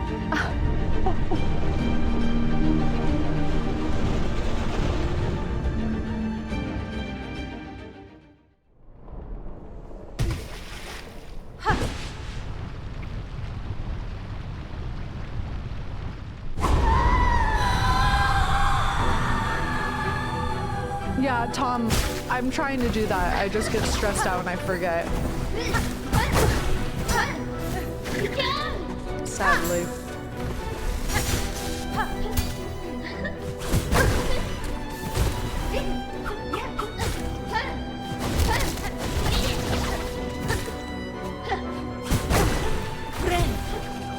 Bad time to heal. Wow.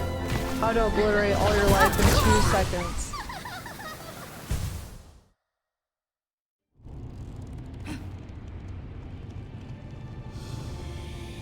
I need to become one with the controller.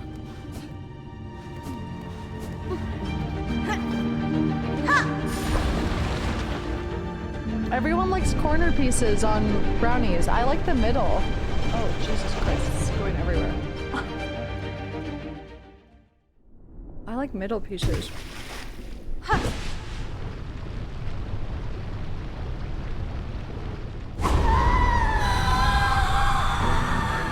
This is a fight which needs patience, a little anxiety or stress derails the fight. Well, you can't turn anxiety disorder off, unfortunately. I'll tell that to my anxiety, though.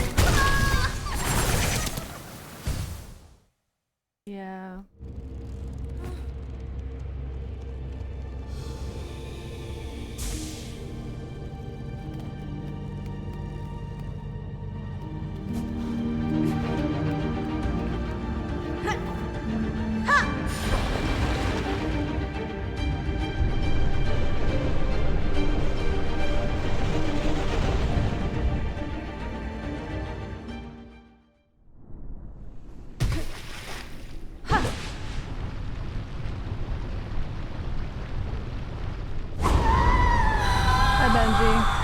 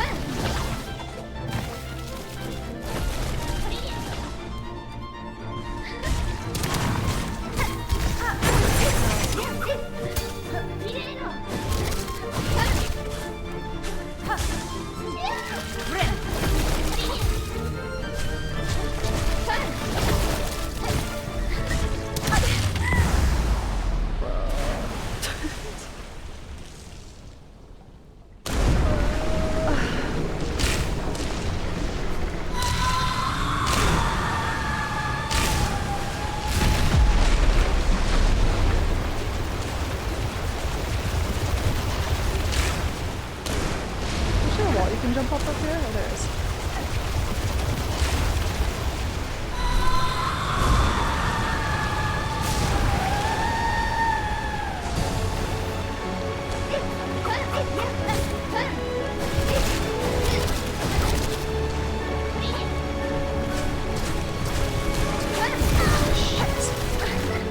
Oh my god, dude.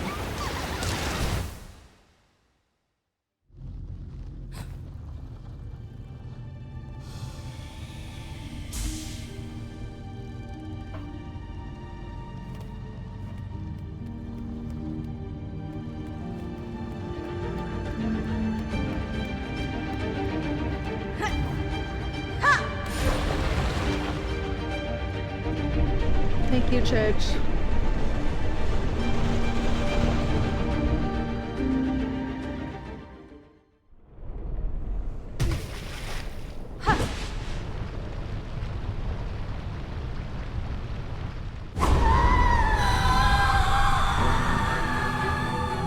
Thanks, chat.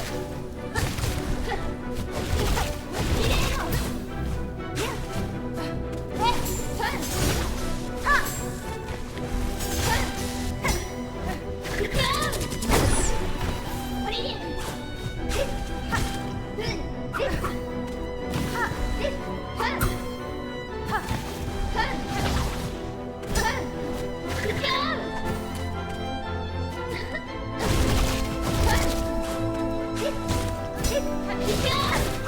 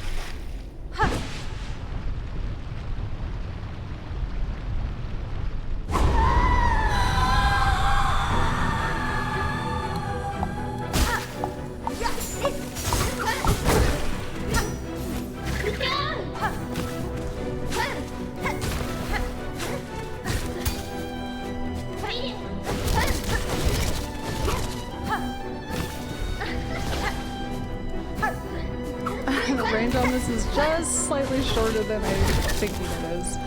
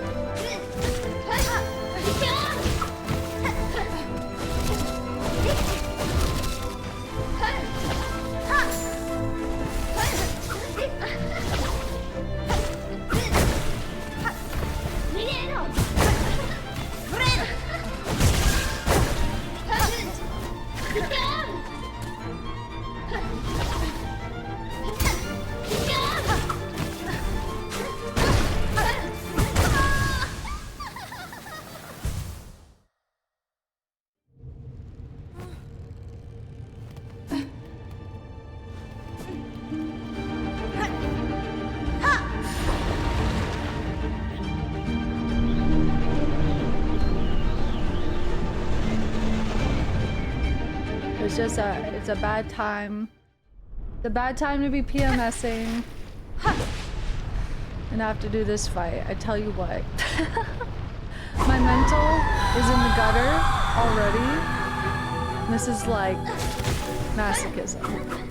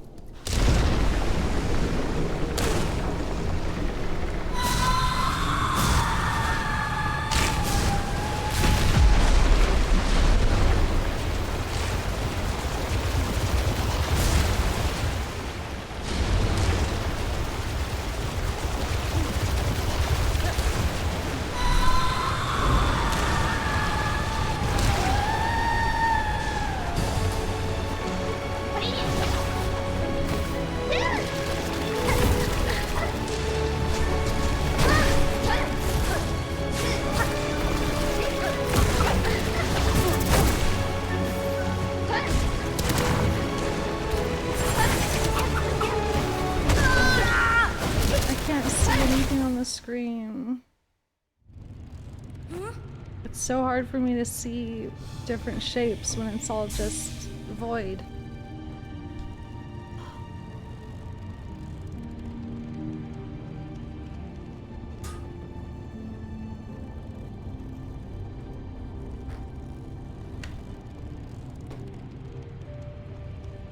I think colorblind mode would make it worse. I don't even know if there is a colorblind mode.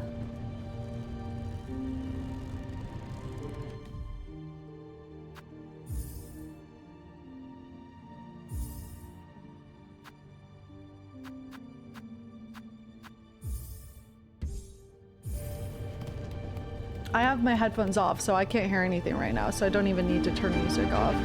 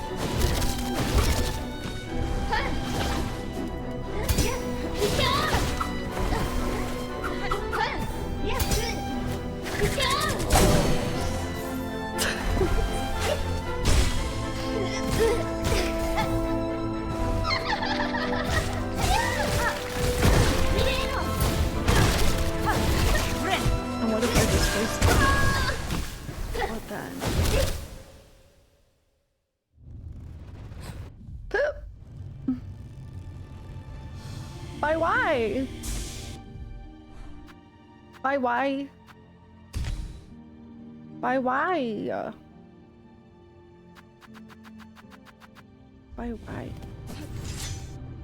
Trying, we're sweat. I need to change that.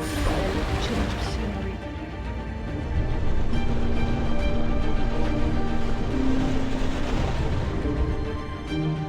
Can somebody please remove these calories from my knees?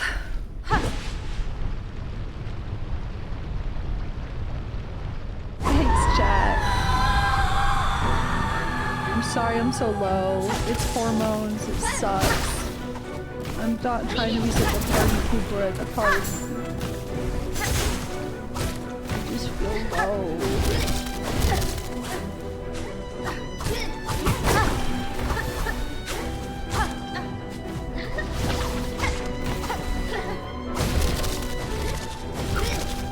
I have pooped at the party.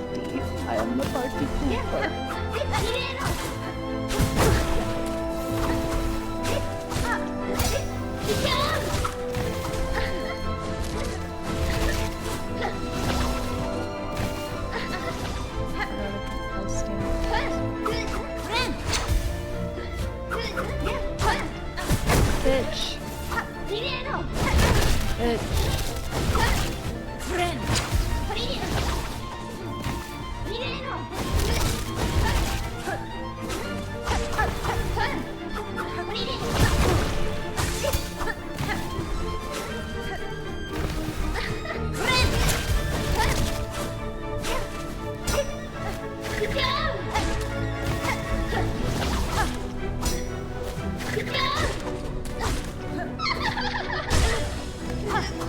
Oh my god, aiming the wrong fucking way.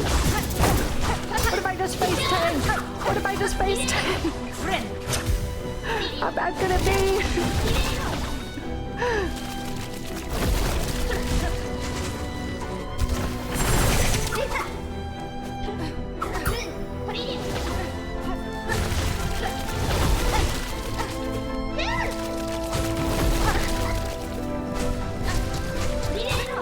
Yo, bitch!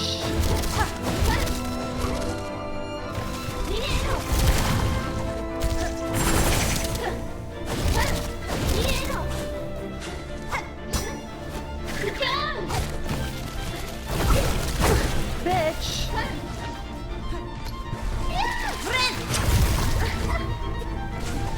Oh, bitch! And I'm at the party and I have food. Fuck.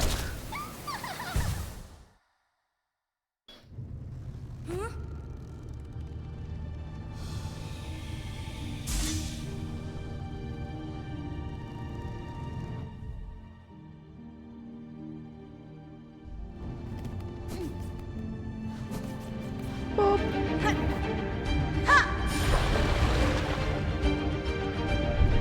Get angry, you gotta be mean. Ah! The strat you're forgetting is you need to be more of a party pooper. Oh, you're right. Shut yourself.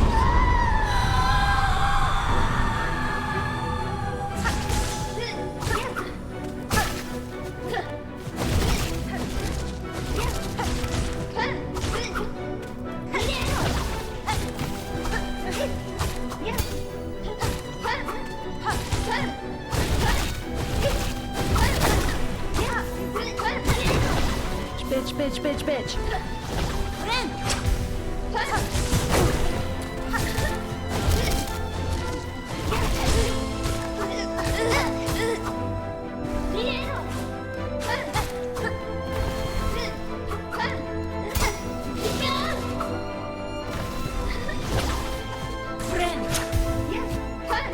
Wow! Base, base, base, base, base, base, base. I love that meme.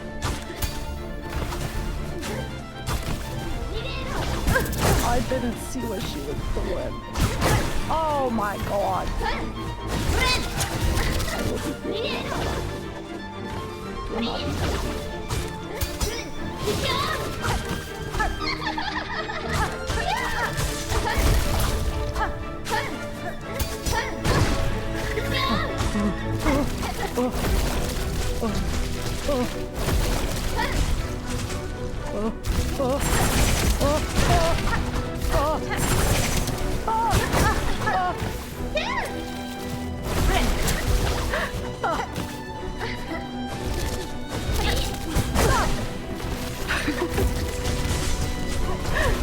Fuck. Oh shit. Oh fuck.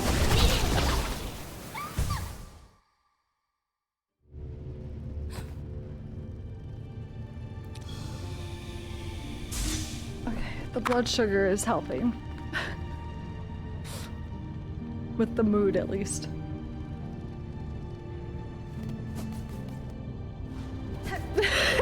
Hugh Jackman voice.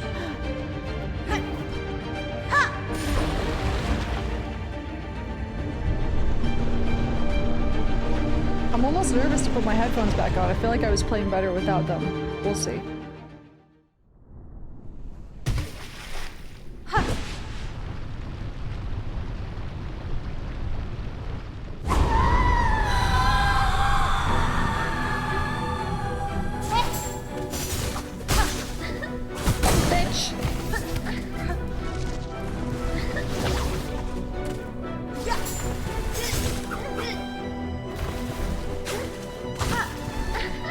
Oh my god. How did I not get hit by that? That was crazy, right?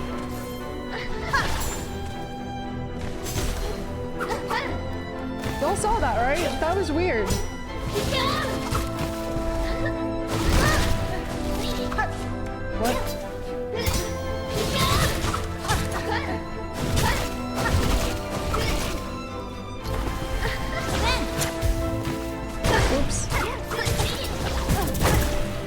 need headphones off. This is not.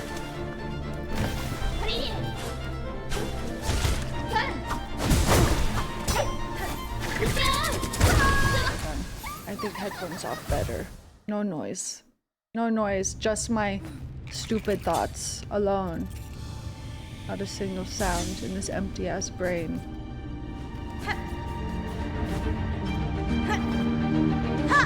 Silence! Consider what you're about to do, apologize.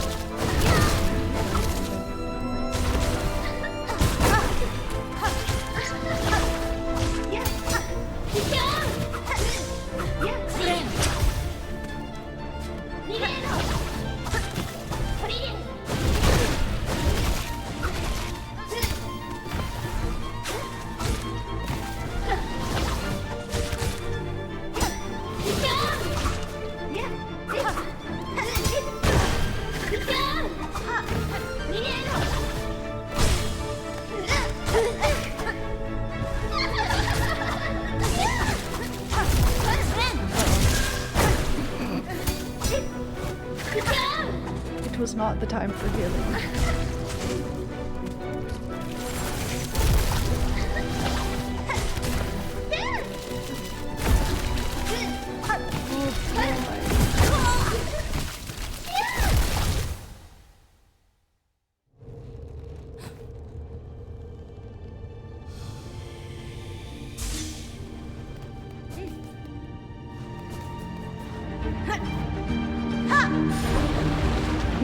Inches of venom attack, true. The reach is crazy on me.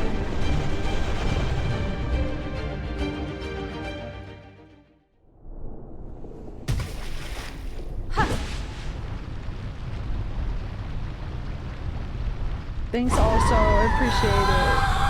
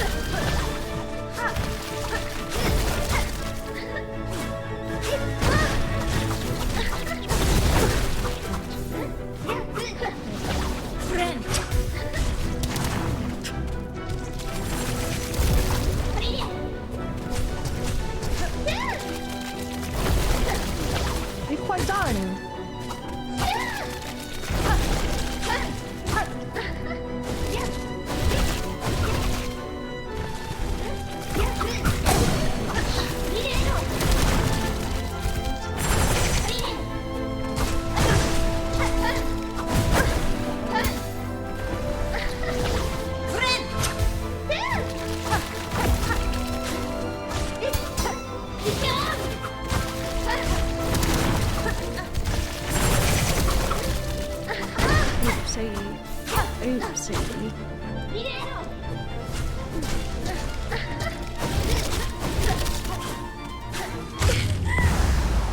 Bitch.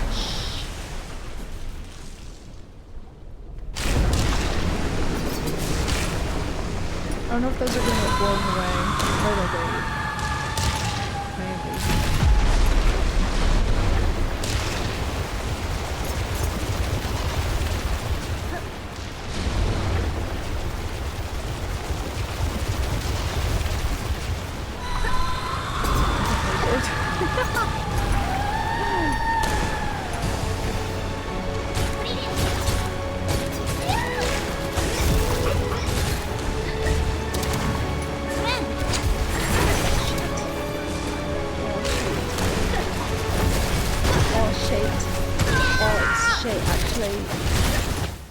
Heal, get passive silk back? What are you talking about?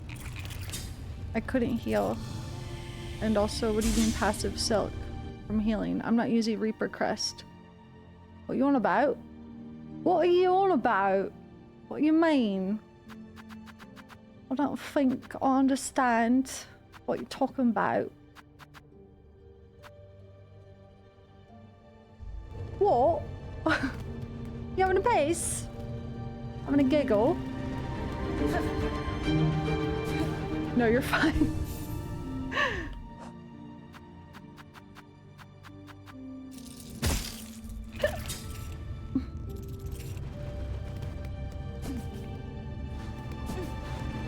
Yeah, I do wonder about double heals, but what am I sacrificing to get double heals? They do help. What am I getting rid of to get double heals though? I either gotta get rid of my length, my fast, or my silk regen. All of which I feel like I need. Get rid of long claw, we can try.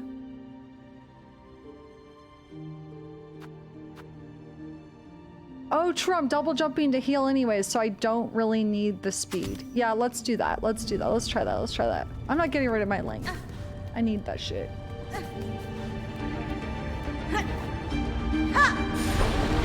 Sacrifice your girth. I gotta pee. I'm gonna channel the pee into adrenaline and lock in.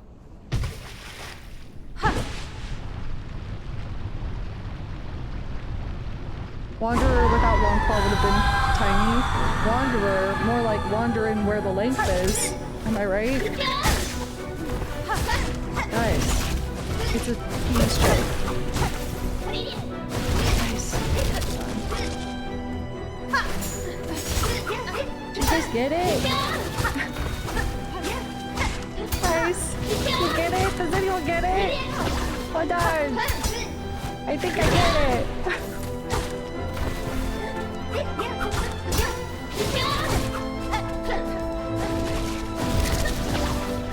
Look at this long ass heal animation. Let's go, baby. Oh my god. I'll be dashing right into the tentacles. Oh my god.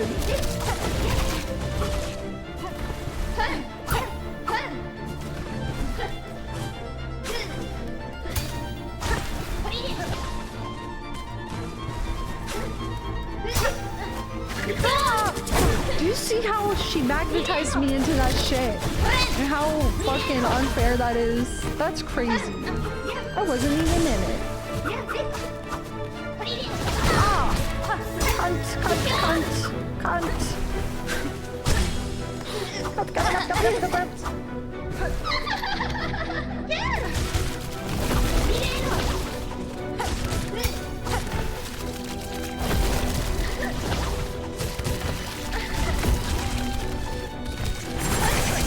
Oh, bitch!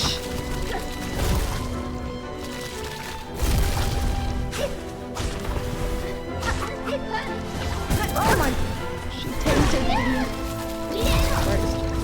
Oh boy. How did I live? I zoned out. I didn't look. I looked at chat because I thought I was dead for sure. The streamer gave herself a UTI by locking in and holding in her pee to beat Silksong's final boss after several hours. GameSpot article. Was it dice? So happy about long heal. You took damn secret heal against it, guys.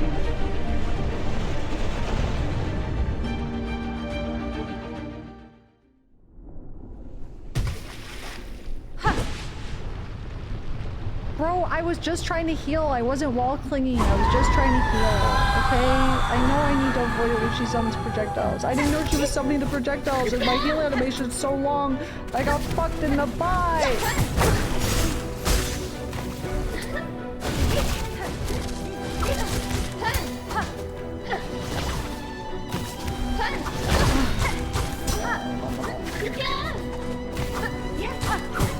Like what? I'm just curious about face taking.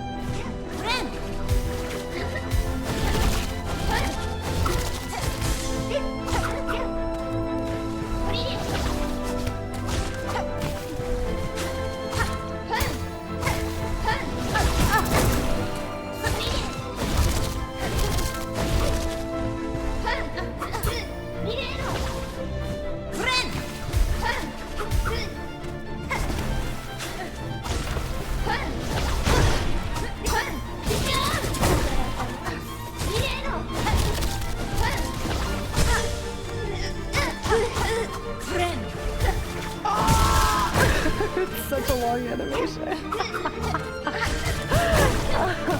shit.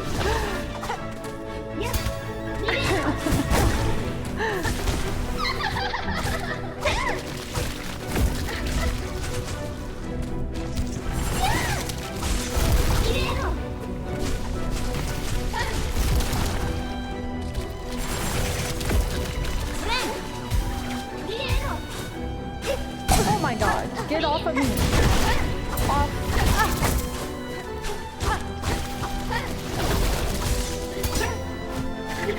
I just think it's funny how...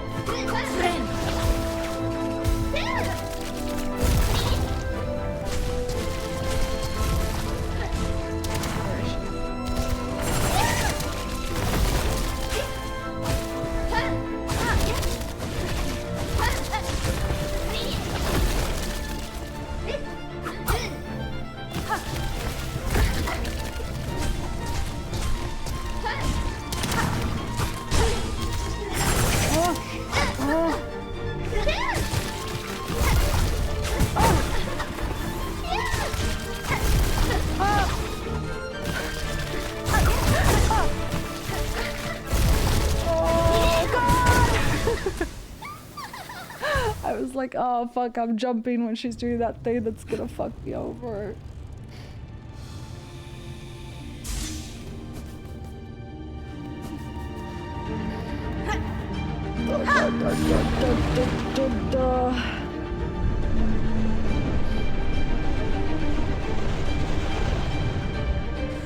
Here.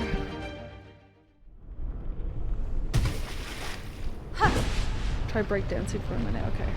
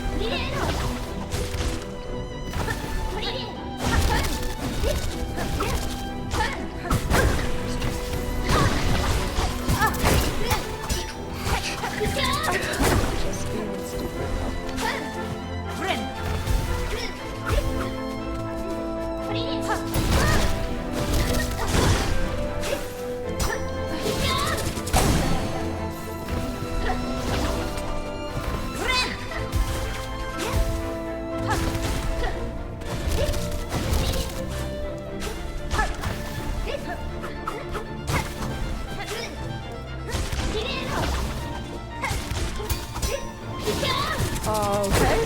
I said, let me deliver myself to you. That's a good idea.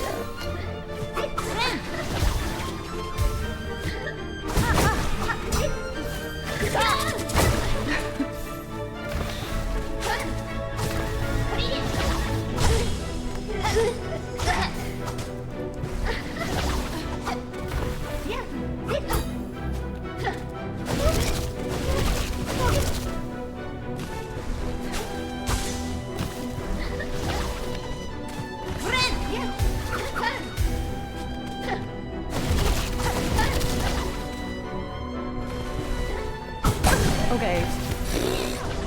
I hate that shit. Oh, I hate it.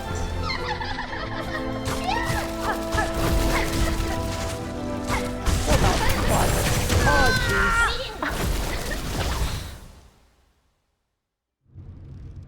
I should probably pee.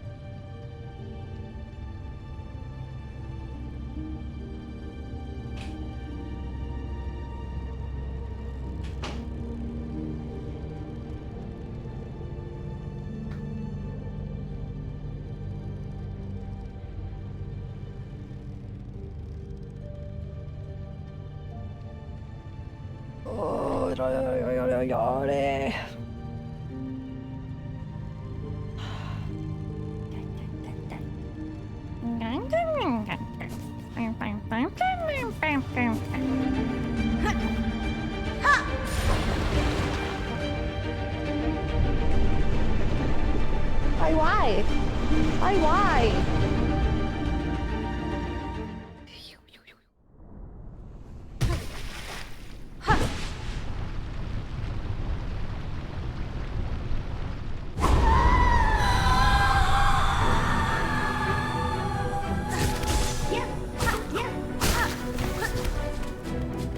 Look at her. Her greed sickens me. Her greed sickens me.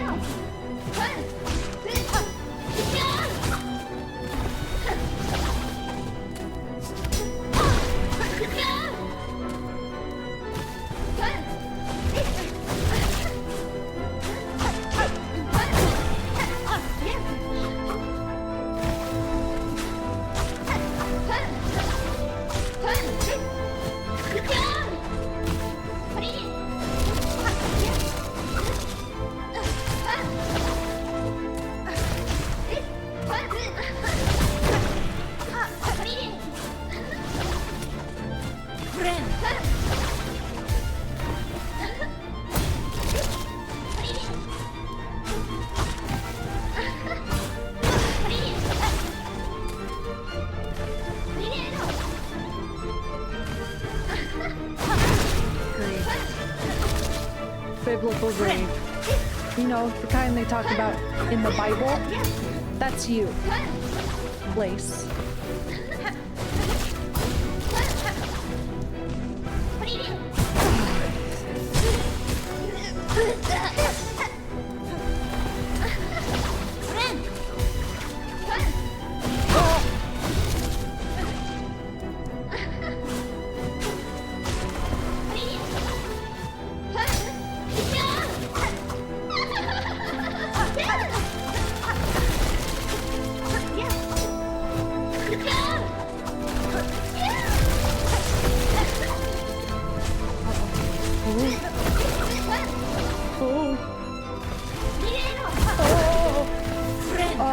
Oh my god. Oh.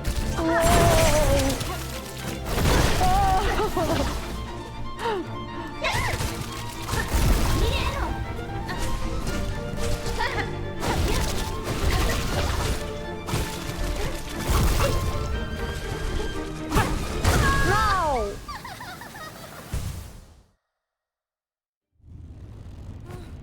There's 2 typos in the game.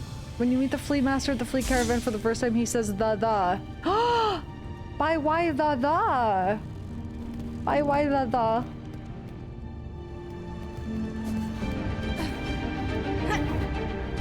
The by why?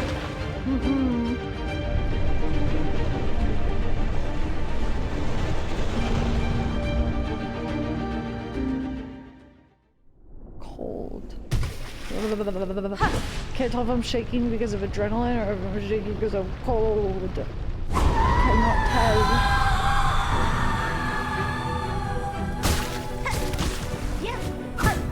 What the? I was above and behind her. How's she gonna shove me in front of her to get an ass whooping? How is that allowed? What the fuck, brother? Biblical greed. Shame. Hold the bell. Shame bell. What the fuck? Or move.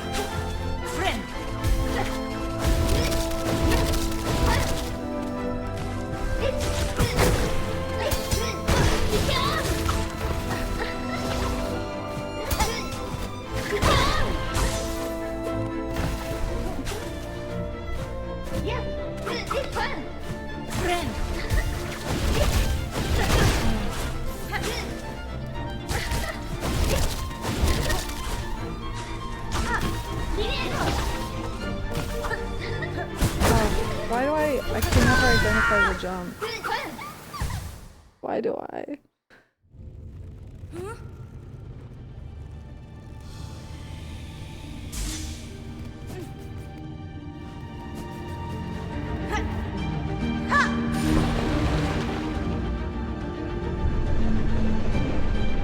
How's our progress? Horrible. It's going awful. This is definitely the hardest boss in the game for me, and it's really annoying because I know this wasn't the hardest boss for everyone. Fucking Carmelita is easy in comparison to this shit for, like, what the fuck? But this is now, what, 7 hours total?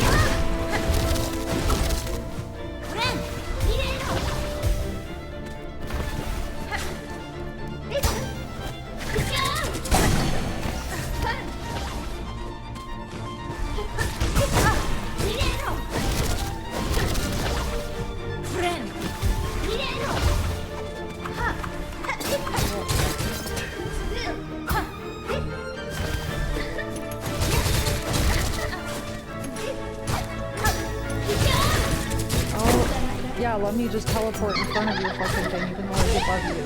Sure.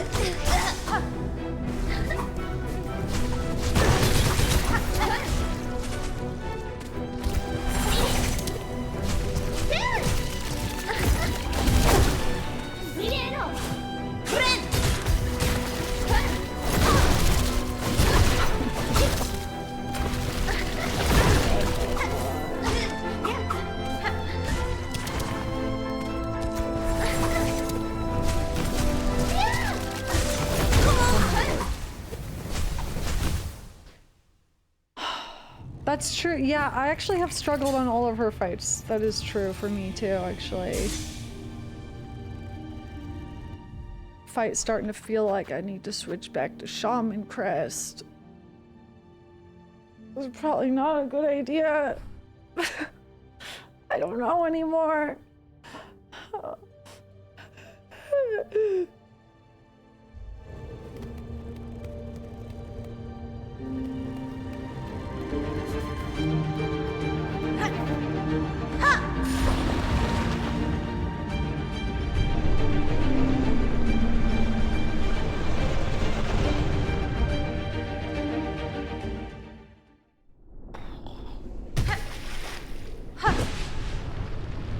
Your tenacity is impressive. I would have given up long ago. I can't give up. I'm a streamer. I'm streaming a playthrough of a video game. I literally cannot give up. I can't take a week-long break and come back to this fight later. I have to do this. I don't have a choice. This is my job. And I suck at it.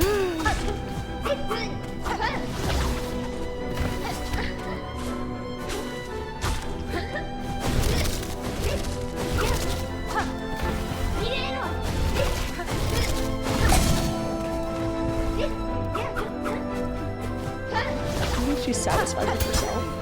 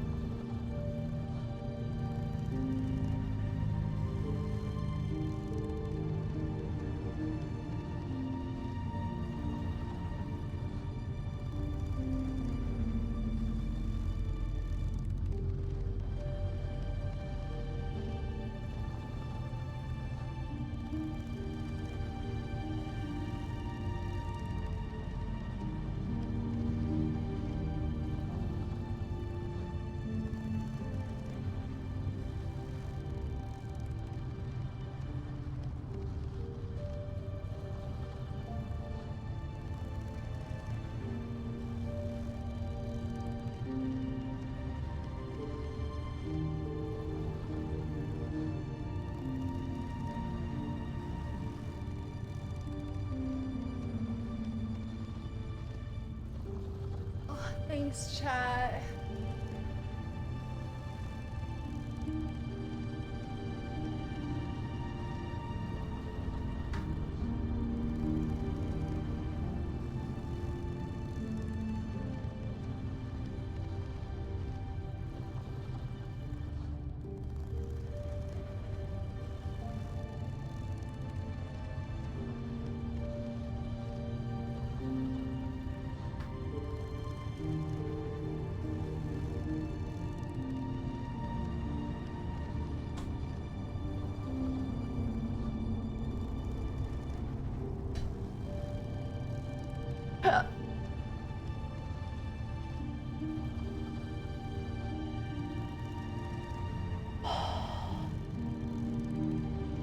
Hi, Papa.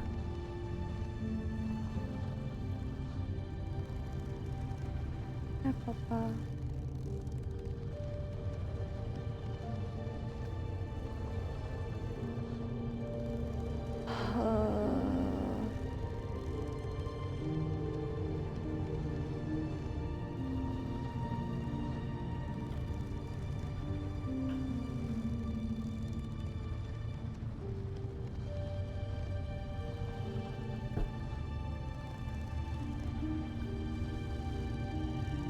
Would you like to come lay on me? You can try. I don't know if you're going to. Hold on.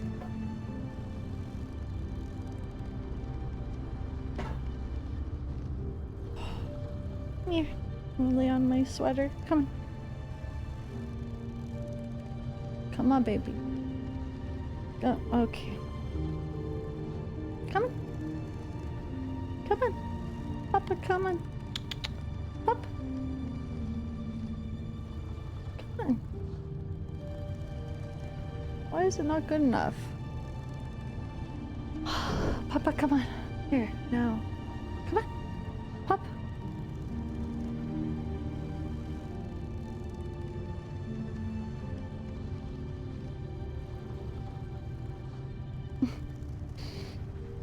It was so funny that she immediately checked on me. Your burp started, I thought you were gonna vomit onto the camera. Good girl.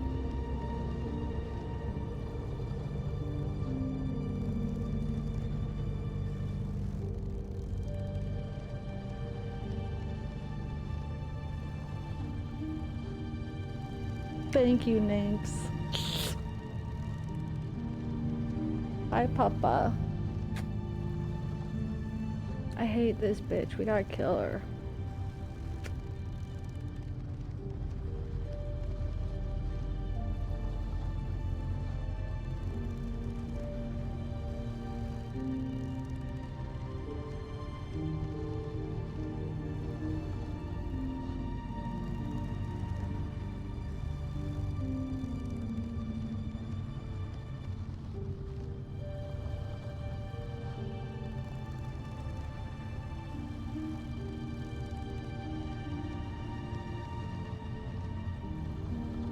In my VOD catching up, you just beat Lace, so I'm giving you past Bree's victory energy for this fight. Thank you. I'm goated. So you're goated right now. I'm goated, I guess. Can you lay down so we can snuggle? Good girl. It's a good girl.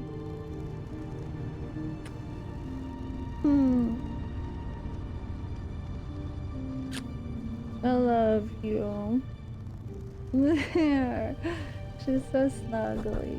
Hi, baby. Lace, say that I'm the best. Say Lace ain't shit. Lace ain't shit. We're the best. Papa, will you beat her for me? Where are you going? No, I need you. What the heck?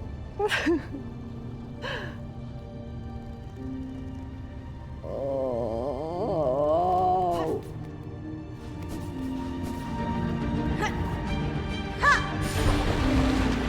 Thank you.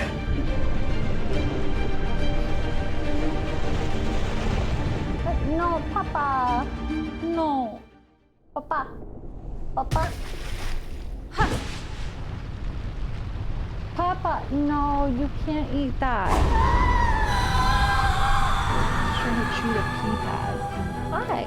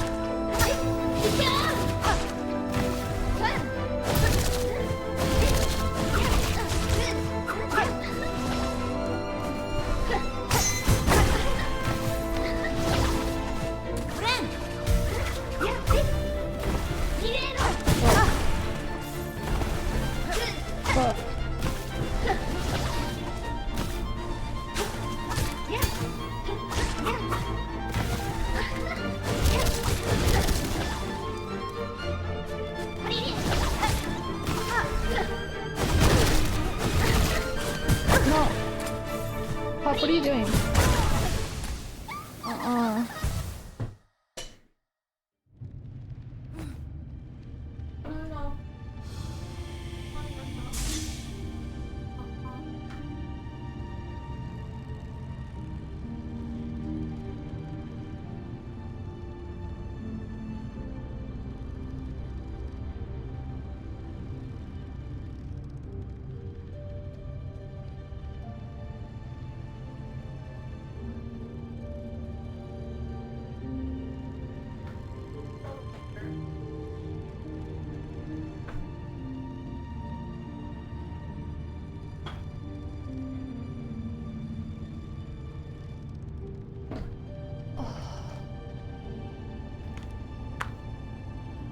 Oh, wait, no headphones.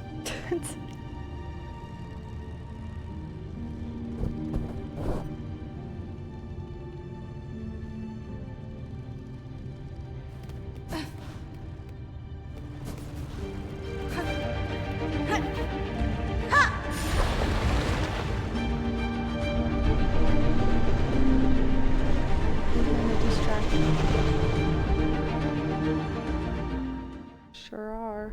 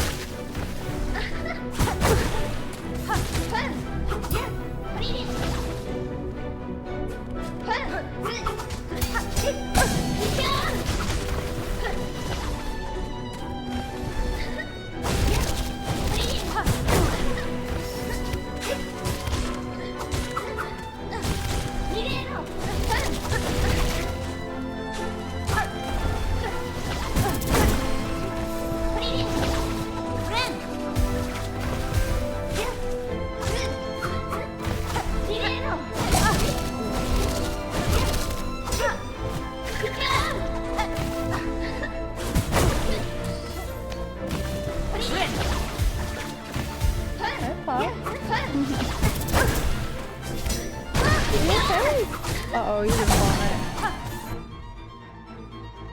I know that now.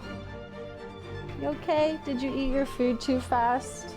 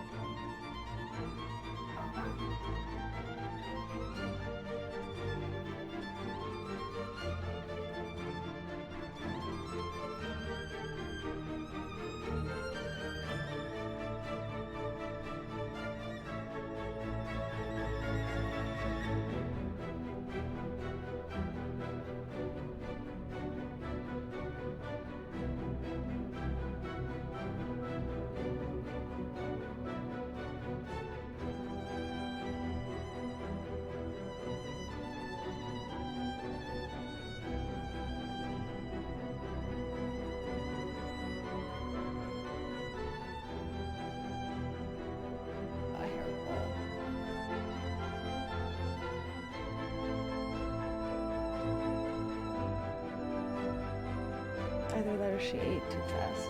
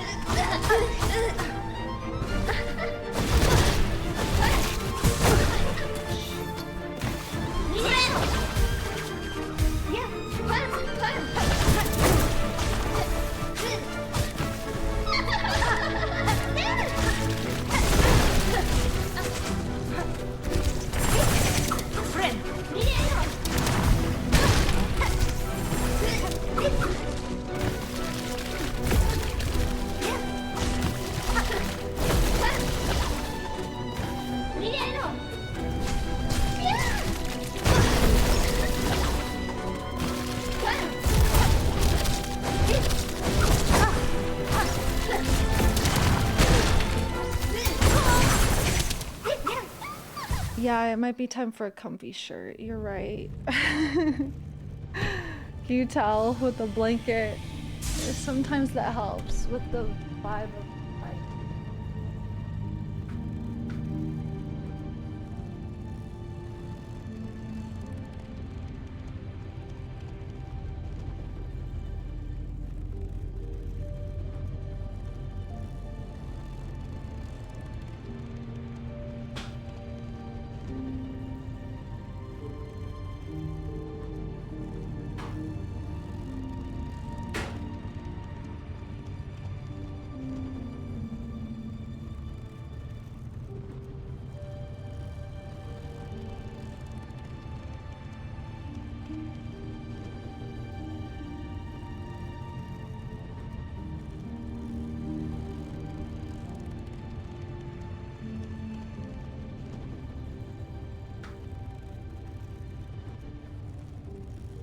same one I wore yesterday. Maybe it will bring me good luck.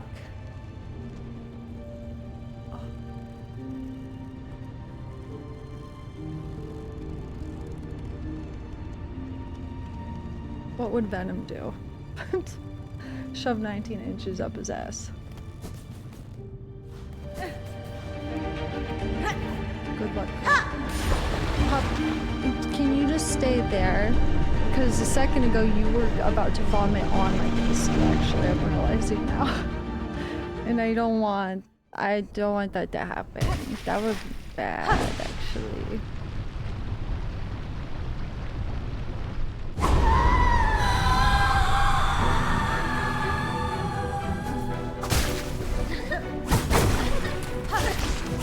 What the?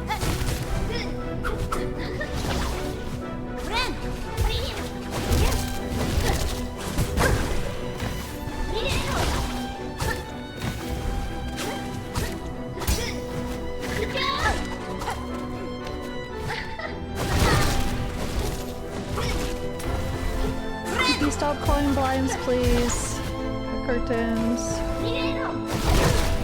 Could you stop, please? Papa, don't vomit on my PC. Holy fuck. You sound like you're still gonna throw up. I'm nervous. I don't think you should be up there.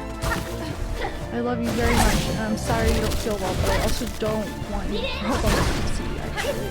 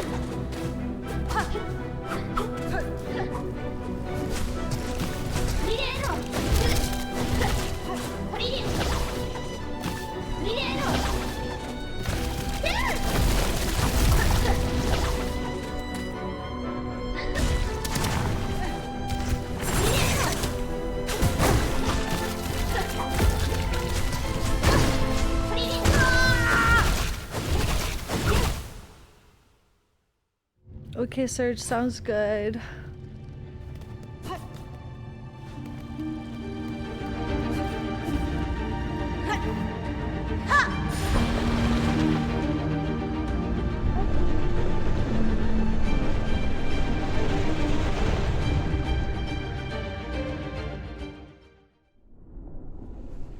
Yeah, I fought this boss yesterday for 5 hours and I still couldn't beat it because I suck. So we're still on it today for an hour 2.5, you know.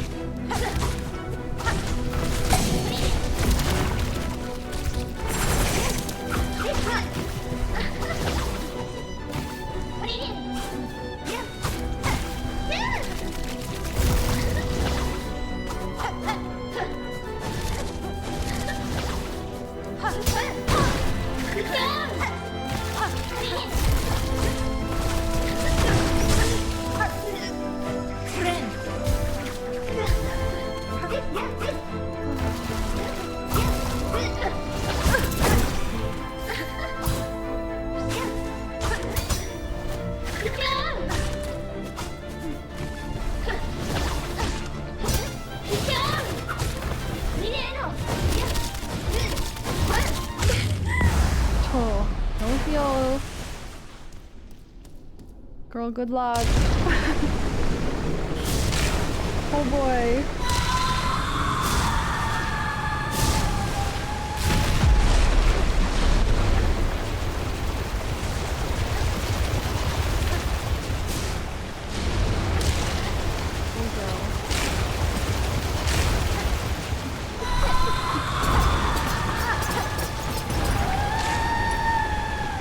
Oh girl.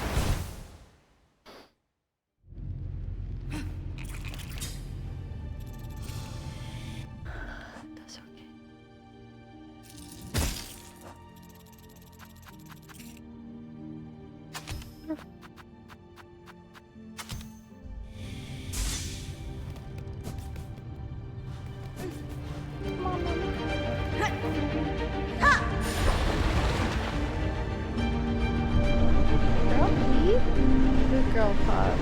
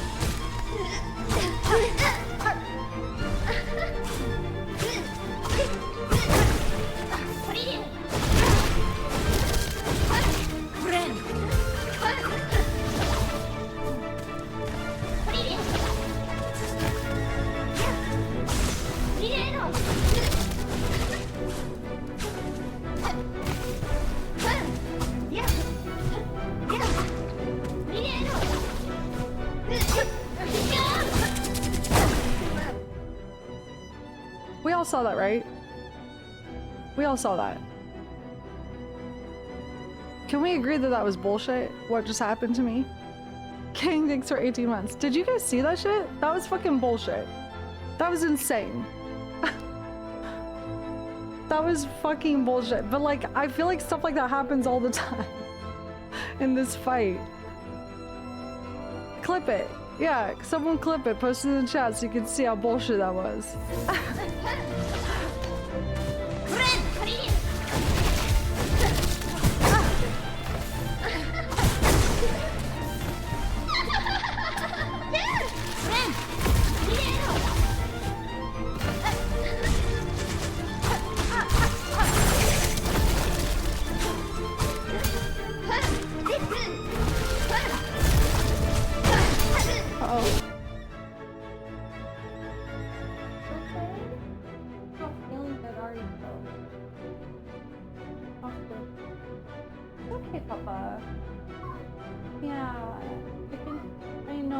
Hairball or something.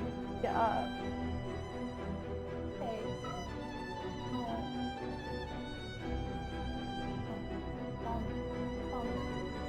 Okay. Doesn't feel good. Here comes the vomit. Okay. Hopefully the big hairball comes up. It's okay. It's okay.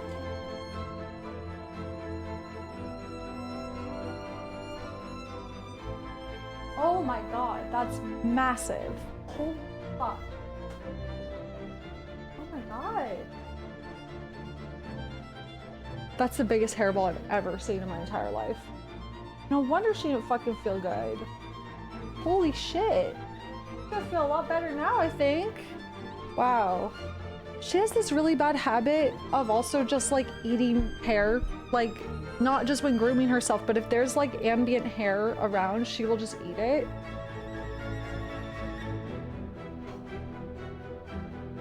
Goodness, that's huge, Papa. I feel so much better now.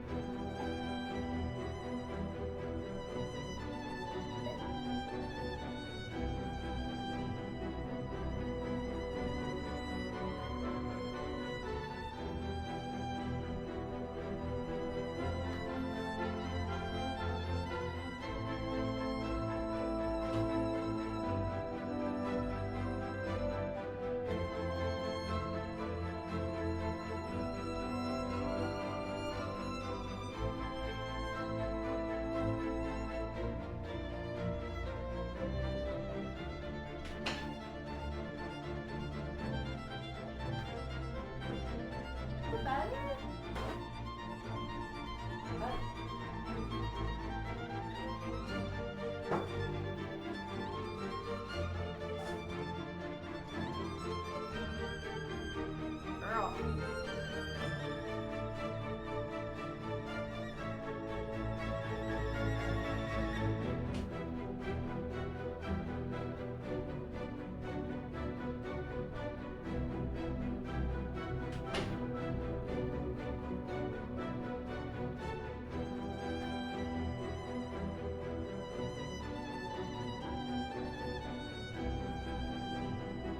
Show and tell? No. I don't think you're allowed to show something like that on Twitch. Maybe. I'm not sure. She's gonna feel a lot better though, I think now.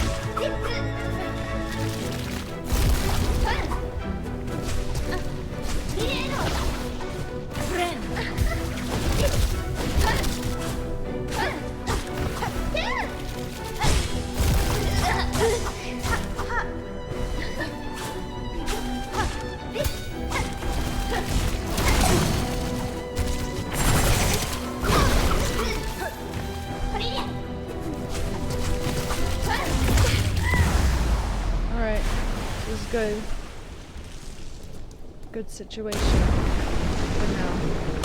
I should still.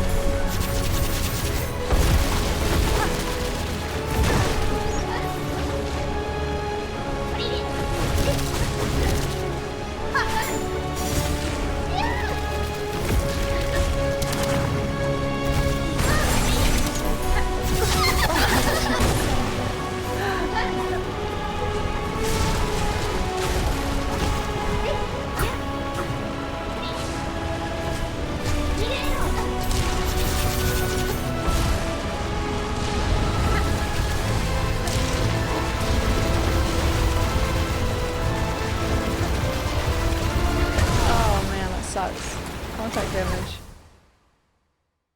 Oh well. I don't know if cogflies were better there. I actually feel like the attacks were better. I don't know, maybe I'm delusional.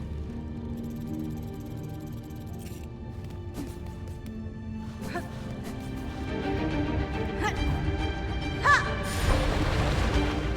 feeling okay, Papa? You feel better?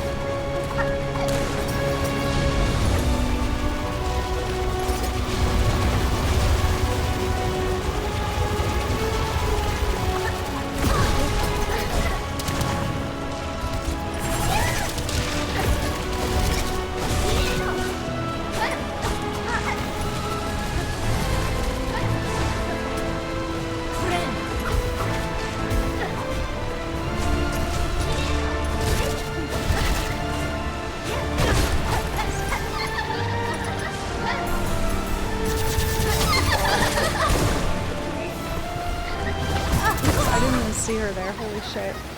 The visibility of that bottom left corner is crazy because it has like shadowed cobweb. I didn't even see her.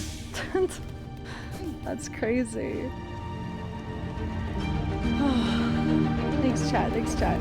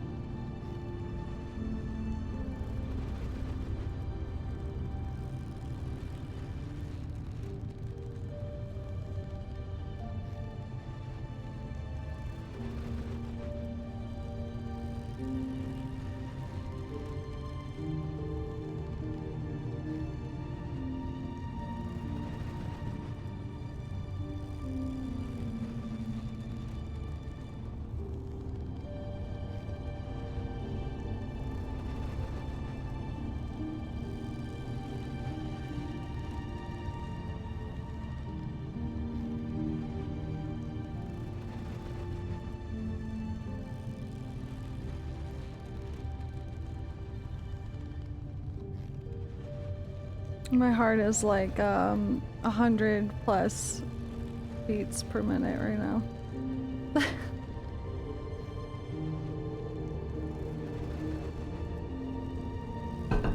Ugh, this is physically exhausting for someone who has anxiety.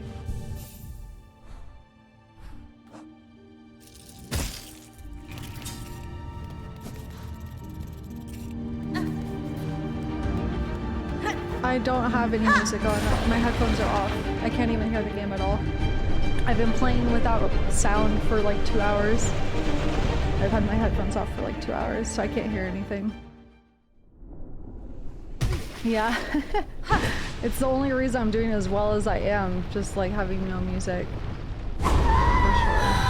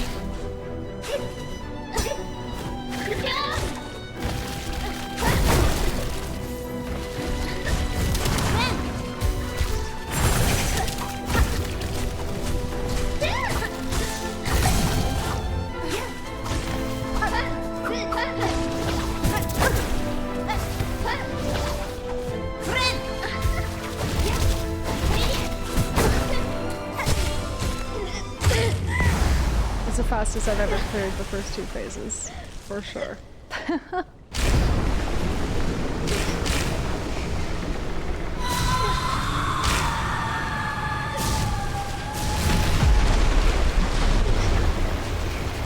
Thanks for the support, chat.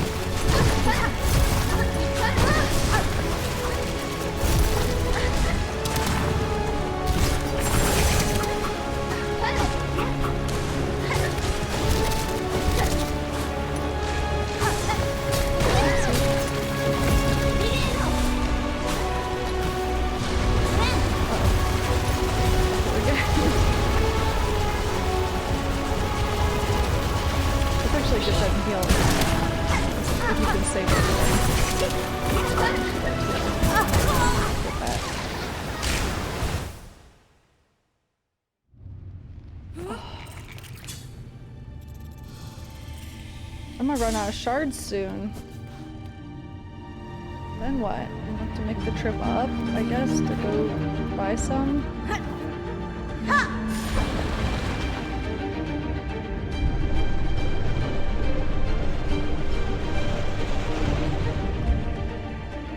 First message, just women. That's crazy.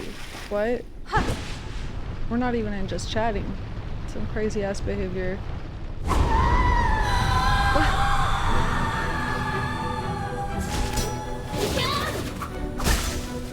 Look at him. do you mean by this?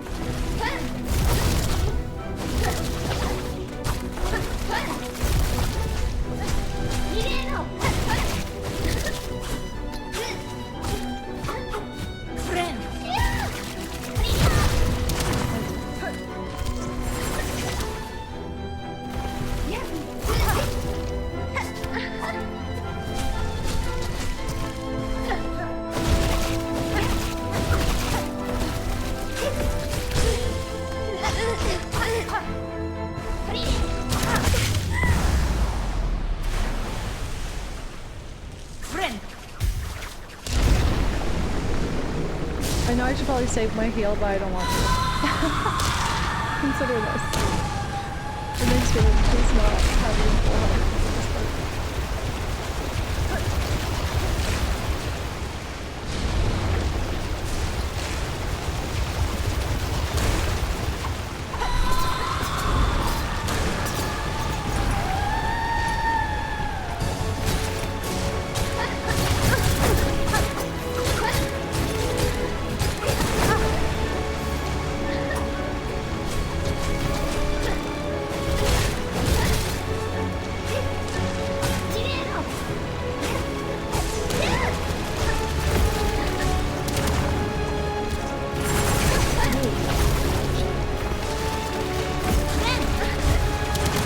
That is horrible. That is so Jesus. Like, she wasn't even there when I jumped up to heal.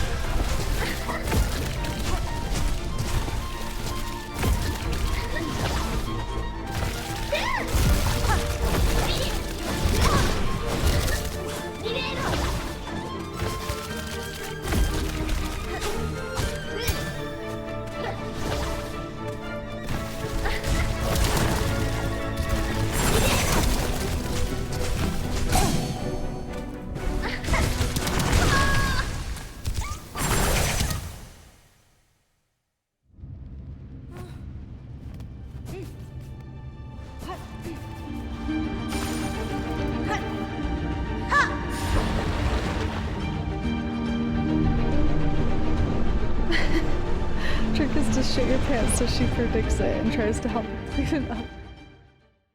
And that's when you get her. It's true.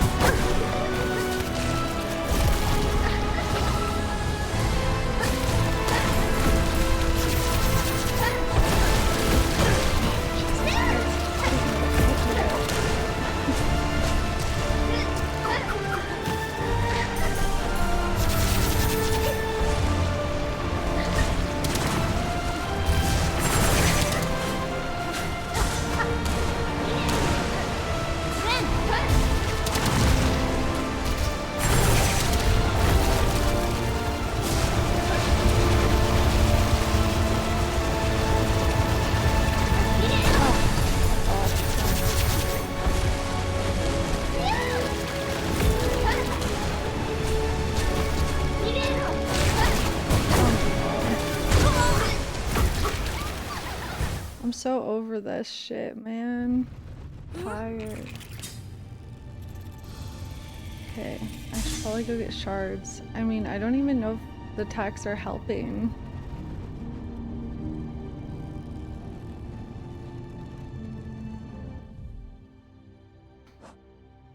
But I need to go get shards, so...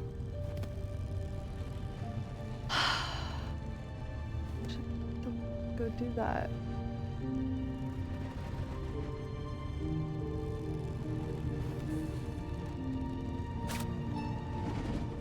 Is it worth going for shards? I have no idea, honestly. They're probably not doing much, but I do think lifeblood would be nice for that phase, but whatever.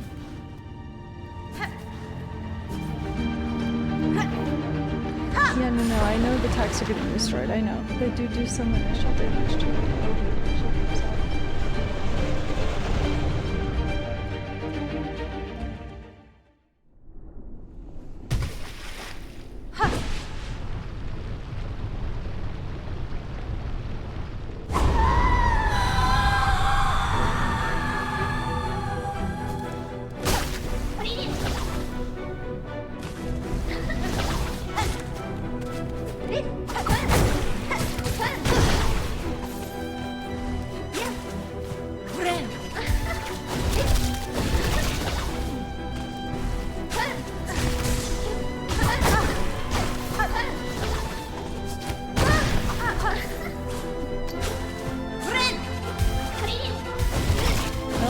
Because I don't have any shards. That's why I just said shards.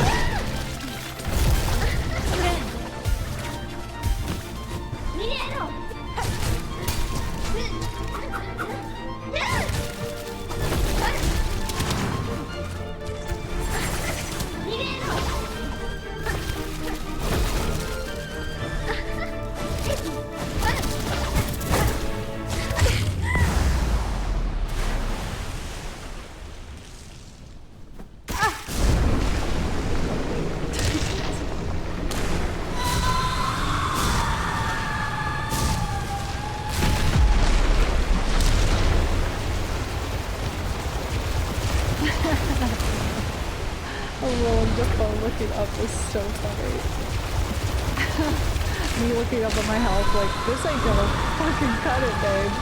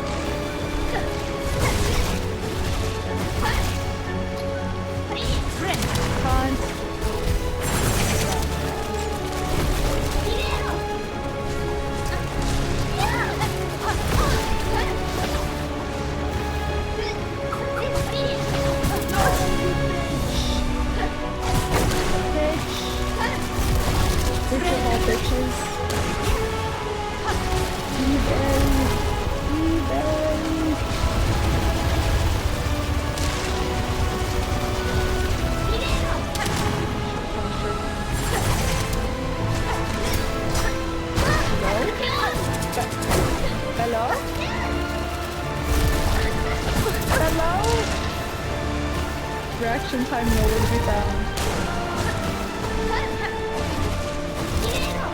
No! Okay, let's go up and get some shards. I'll finally put my headphones on for now. Bye, why? I don't even want to talk about how long this is taking. Actually depressing. Oh fuck, I can't even easily get out of here. Man, fuck this shit. Can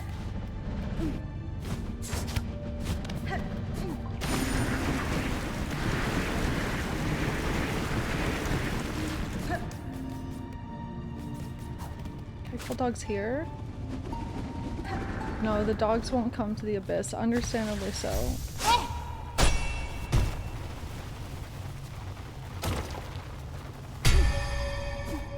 The cores are expendable in a lot of shards. I already ate those. I already eated those, trust. I already eated those. So let's get our soul back. So I have some extra money. Oh, there was no point in doing that? I lost my money at some point anyways. Oops. Oh well. Oops. Break the statue. The devil on my shoulder telling me to break the statue.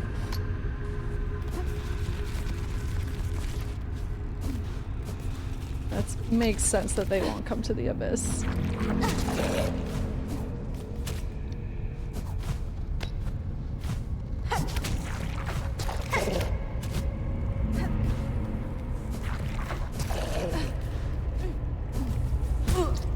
Ooh, Jesus Christ.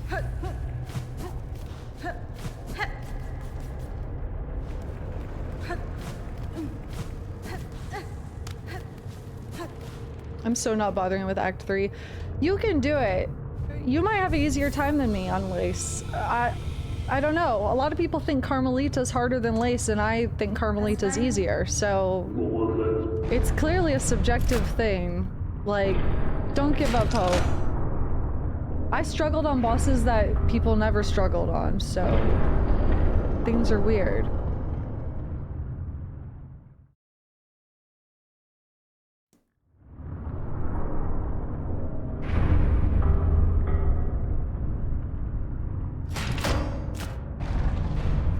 Flint Slate would be good because it gives extra damage. Yeah, I also worry about getting caught up in reapplying it, but it's worth a shot at this point.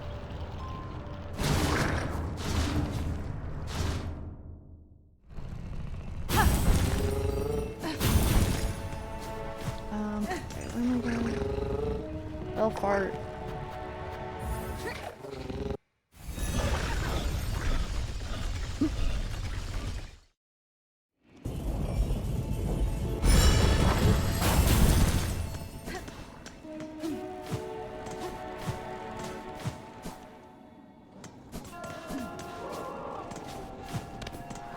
Check my house first for free shards.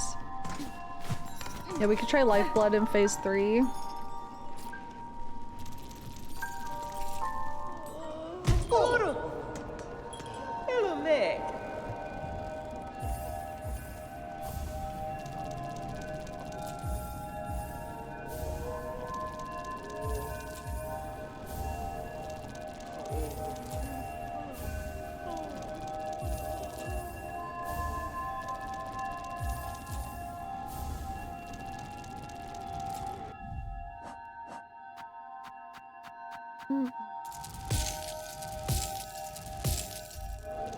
Oh, yeah.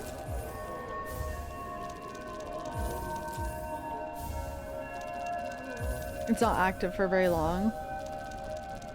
Yeah, that's hard. The Flint Slate, yeah, to get the timing right to actually benefit. I'll try Lifeblood, phase 3.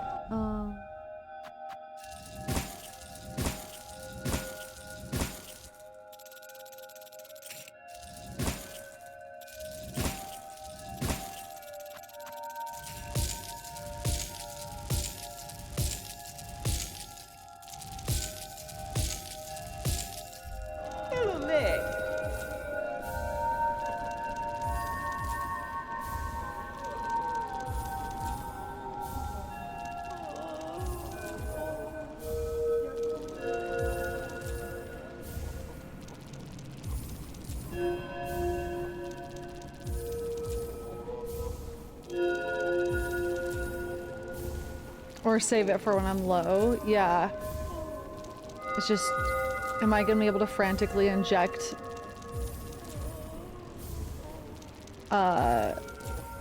during the battle?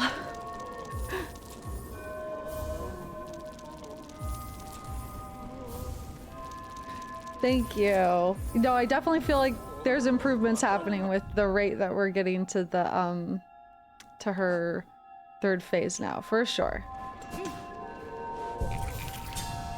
Knock on fucking wood.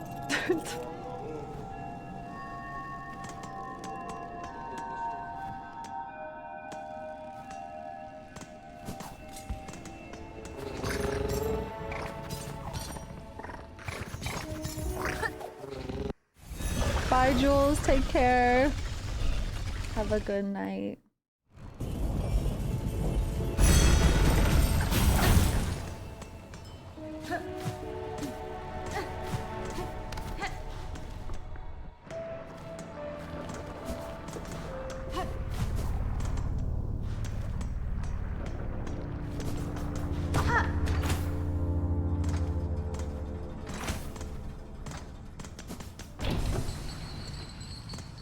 Yeah, injecting during the waves would be ideal for sure, but we'll get a feel for it.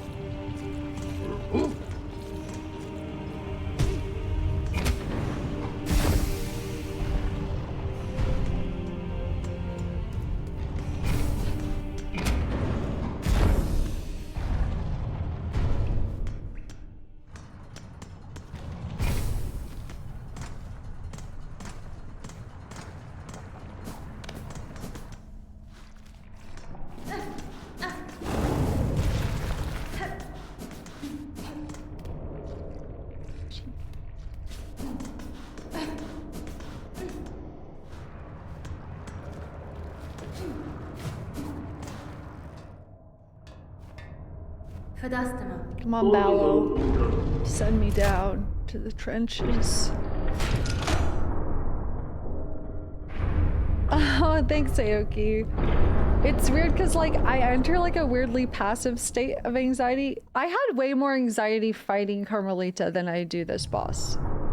Well, until I get to phase 3, and then my anxiety kind of spikes. But, like, I think because I've been doing this boss for, like, 9 hours now, collectively.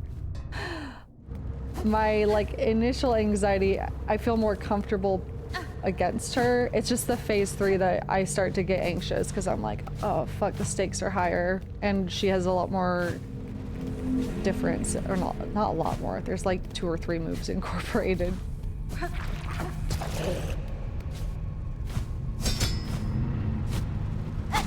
Okay.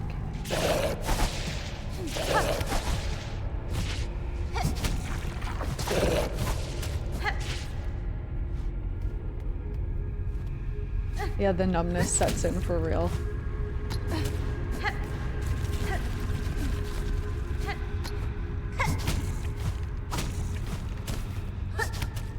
Oh. No.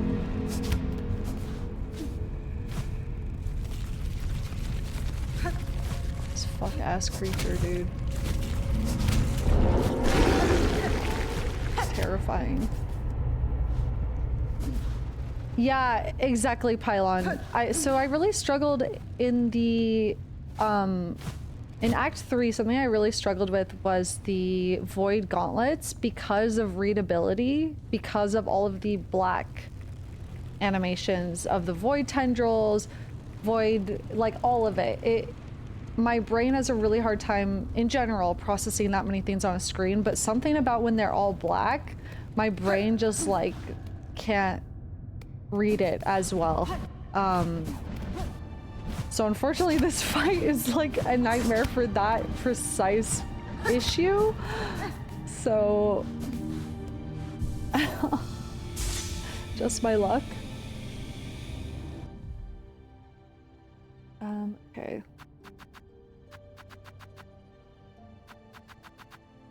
I don't think we need to change up anything.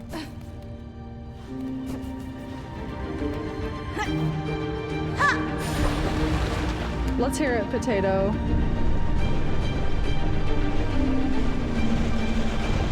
Another thing too is like I'm playing windowed. I do wonder sometimes if it's like Grandmother Silk where playing full screen would help more. But I have a widescreen monitor, so it changes the aspect ratio and everything. But I don't think she has a lot of stuff she does off screen until we get to those like when she's doing the projectiles in phase 3. It's kind of hard to see, but sometimes.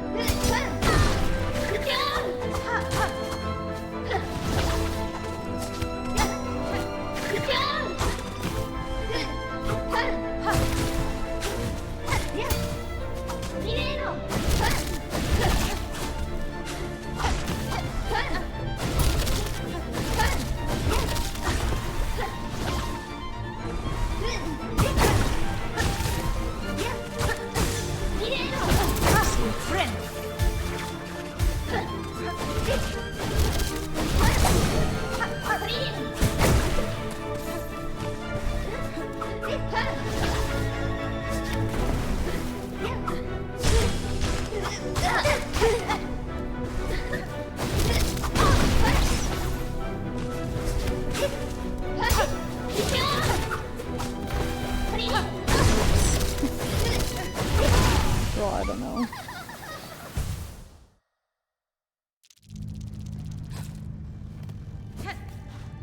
Oops, so.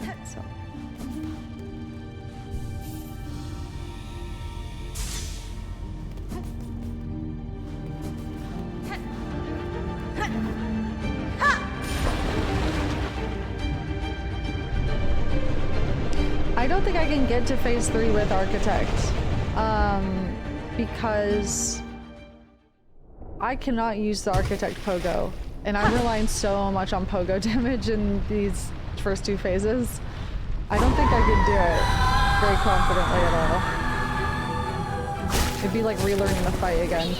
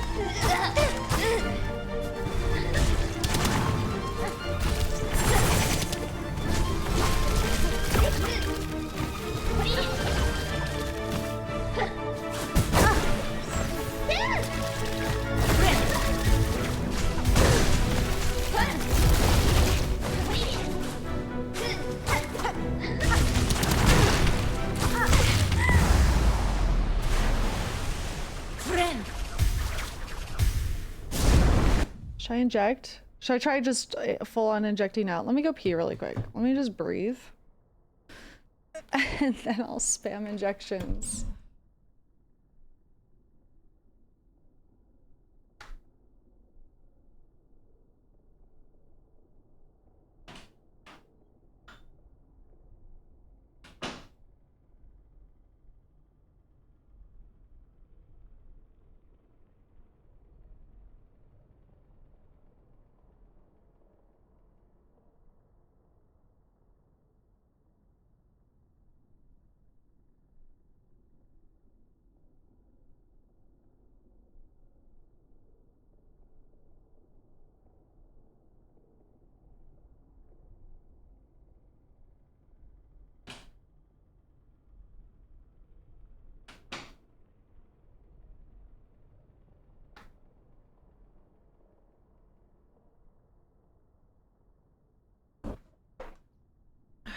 Spam drugs. Spam drug time.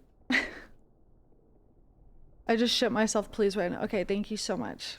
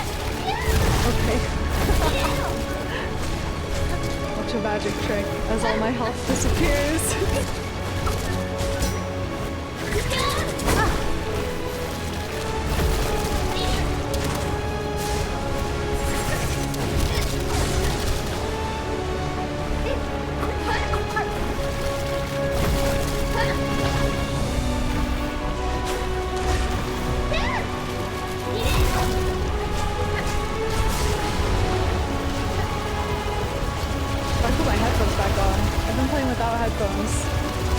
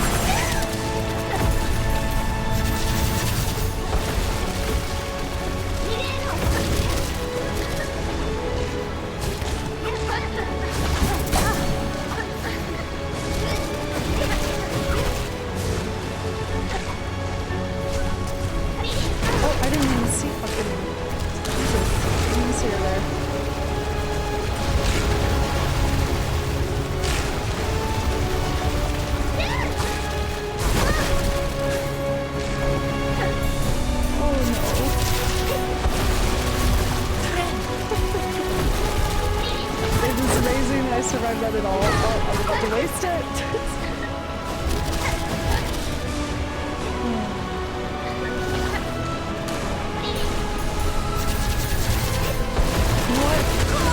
I was gonna do my R1 because I was like, there's no way I'm surviving this, but I tried to cast it and nothing happened.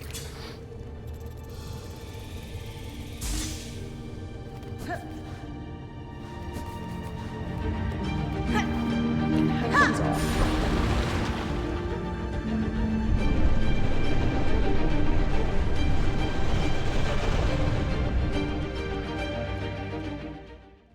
This is thrilling. I'm glad. I feel bad that my energy isn't higher. I feel this is hard. This is rough. This is rough. If I wasn't PMSing, I think I'd feel a lot better, but I already just feel like shit, so my like baseline is bad. But I appreciate you guys being so supportive. It means a lot.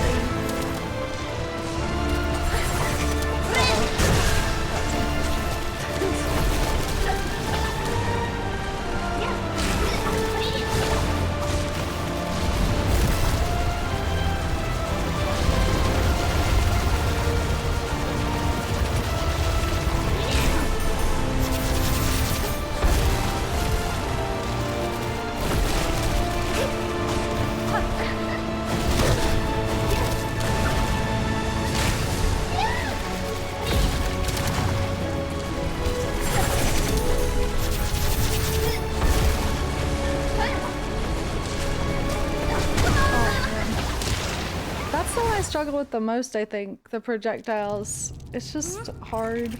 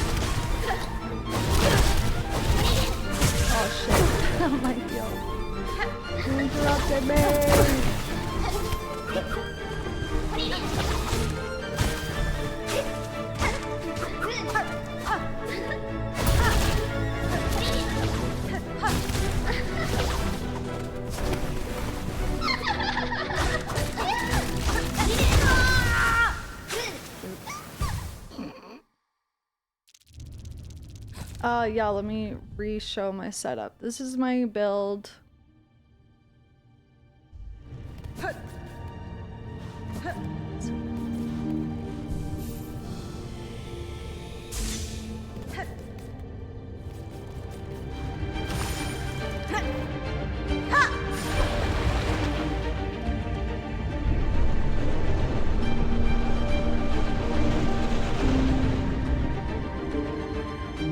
Skip to phase 3, please.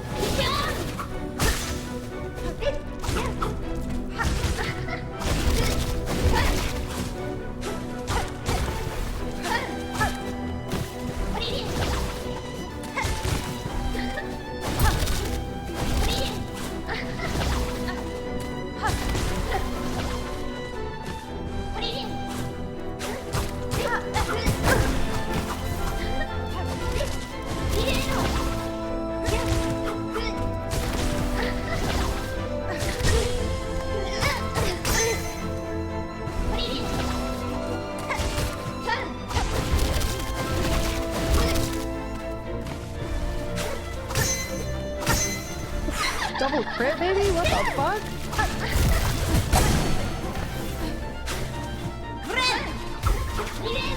What the fuck was that all about?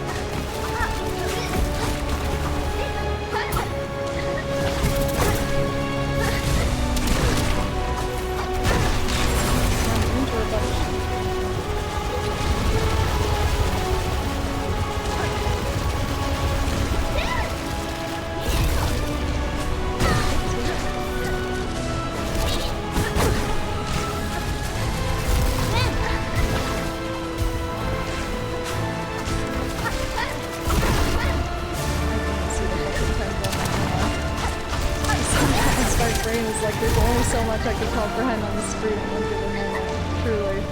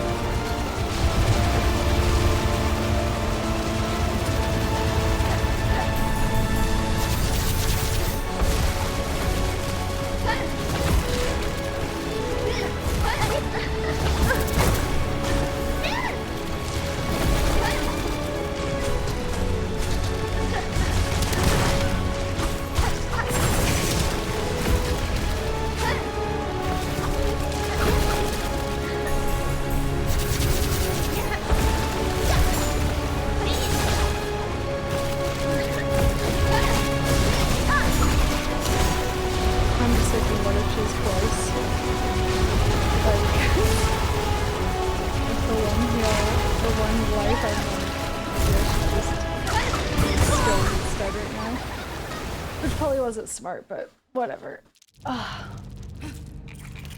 Because sometimes that'll happen.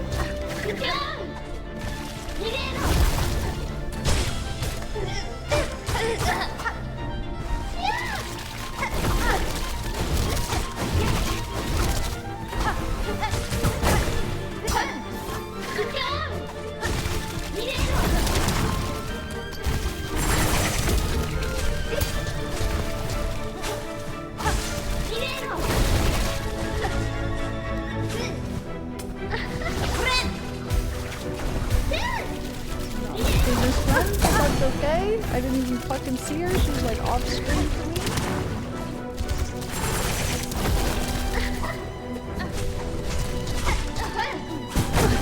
She's out here spamming me.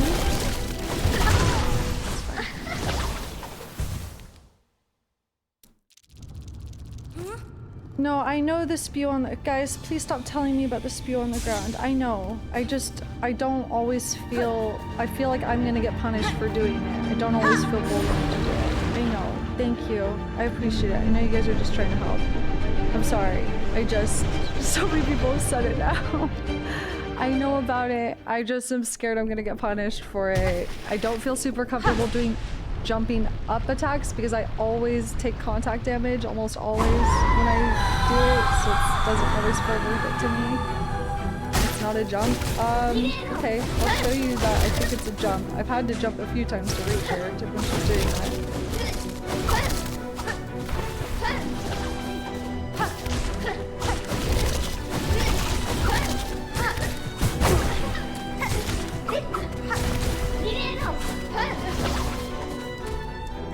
With Wanderers, it is.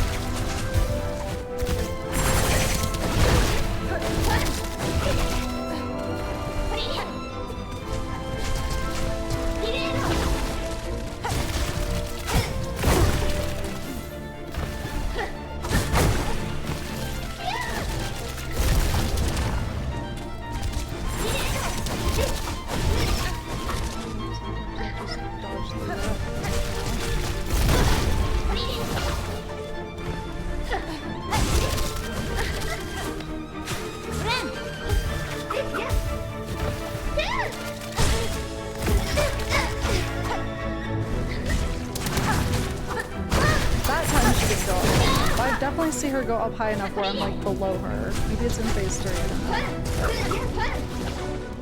You would have to like jump to get to her. Like that. There.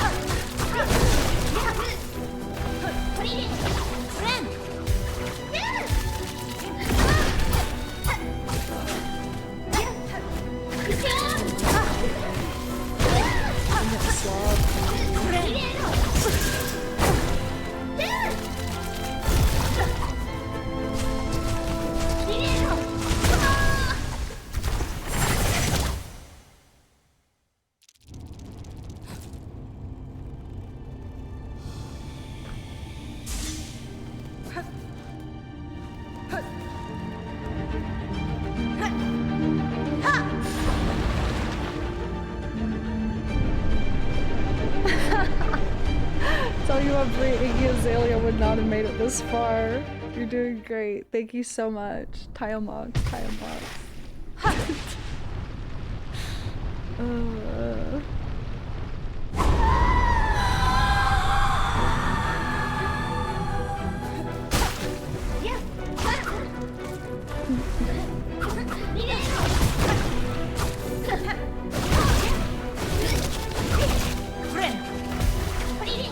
Hugh Jackman singing Iggy Azalea.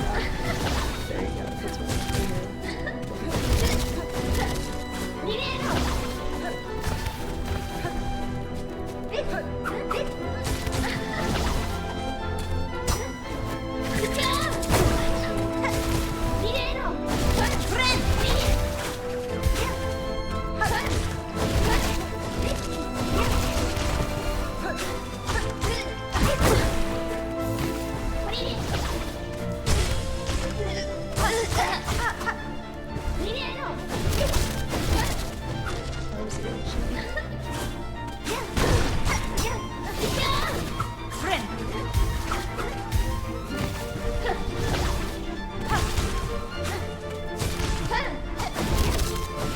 I'm sometimes just randomly dodging through that attack. I don't know how. Just walking through it casually.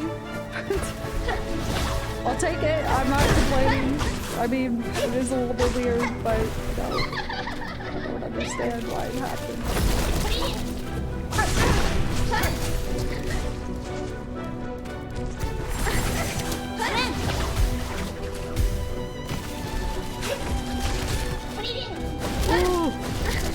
Oh, mommy.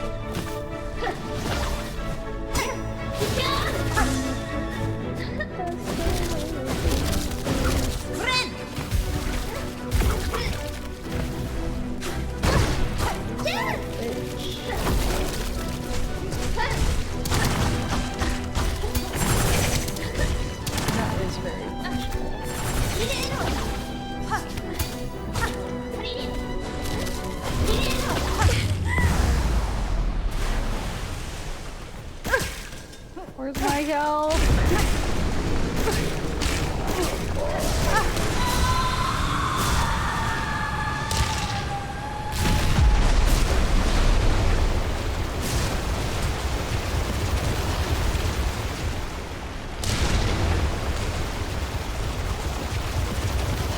Big chat.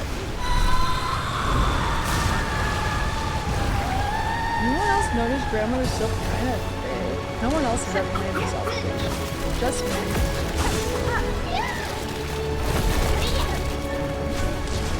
Guys, I just noticed grandmother's silk is kind of bad.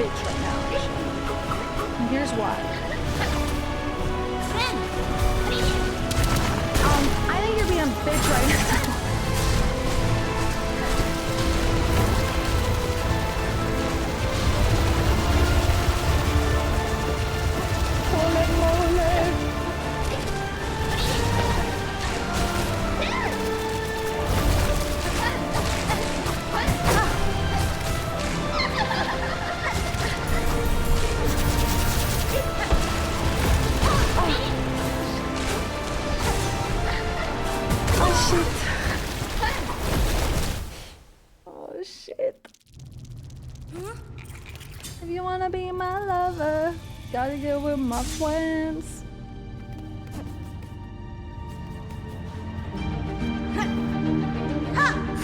Right, Lace, I think you're being a right cunt, mate. Being a cat. You're in my heart. Yeah.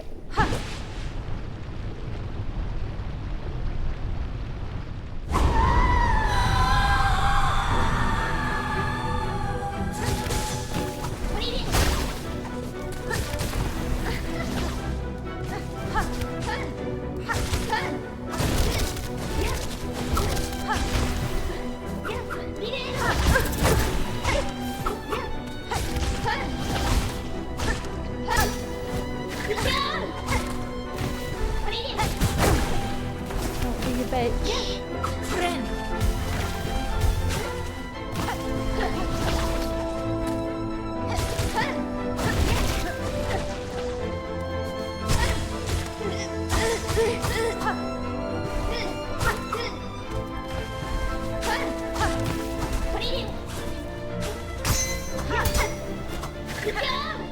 When the crit hits the clit, you know what I'm saying?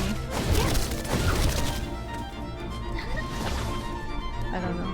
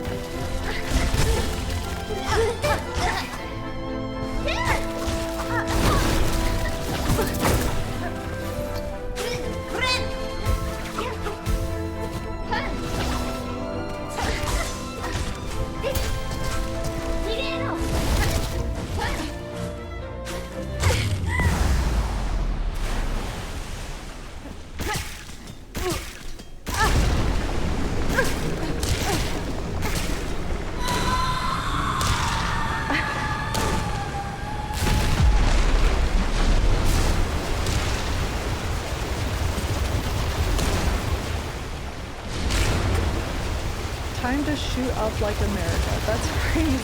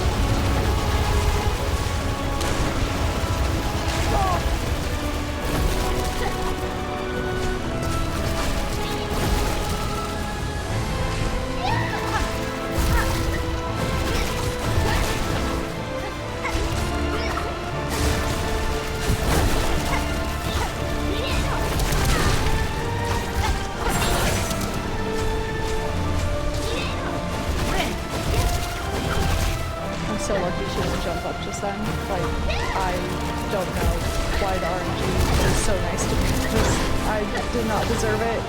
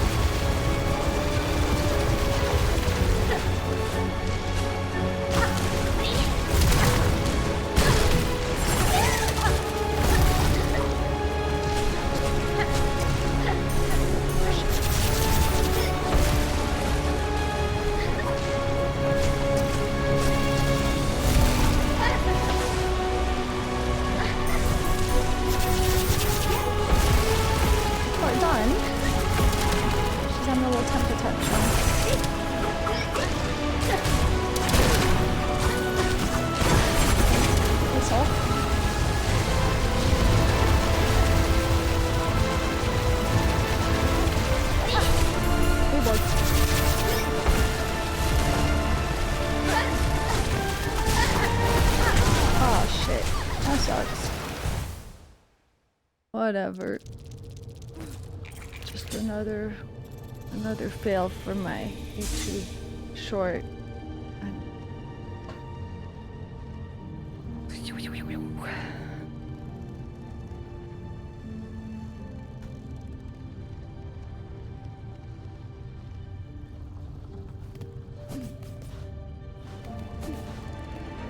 Lose the plasmium? Wait, what?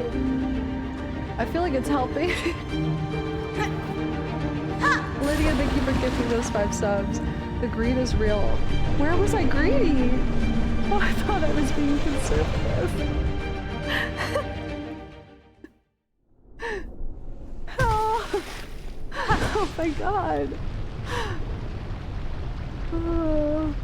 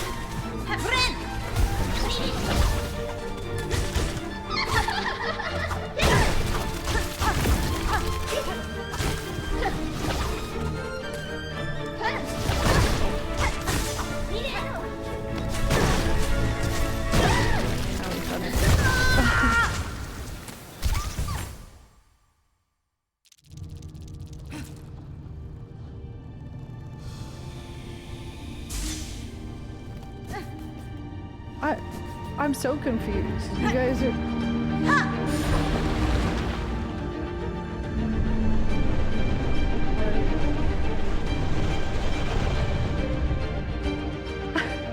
so confused.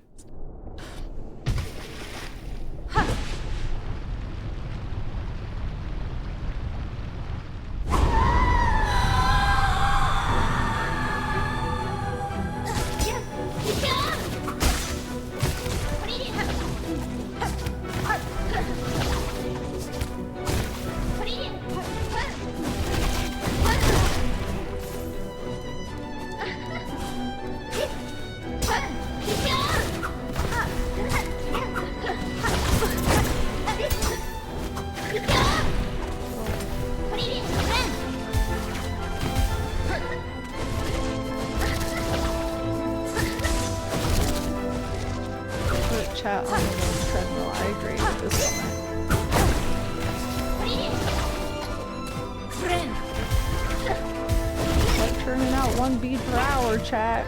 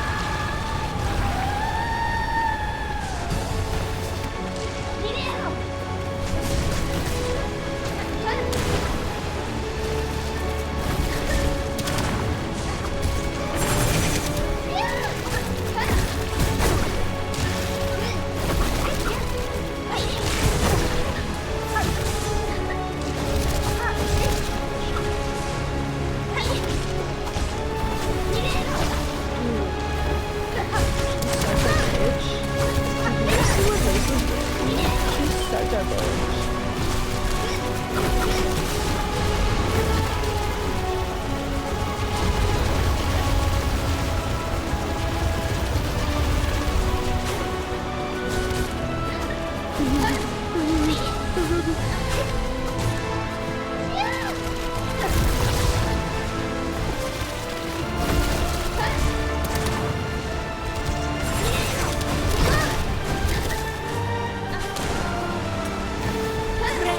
This is great. I want to talk about great. That was great. That was definitely a bad choice. And I'm paying for it. Don't you worry. Don't you worry.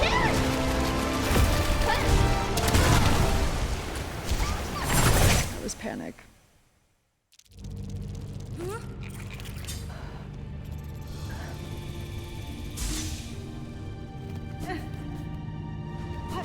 You can free them from remote jail. It's fine. We don't have to do it anymore. Bro, this is crazy. Like, I was supposed to go to the gym like an hour ago. I thought for sure 5 hours was generous on the length that it would take me to do this boss. I'm not gonna lie. If we start reaching like 8 to 10 hours, I don't know what I'm gonna do.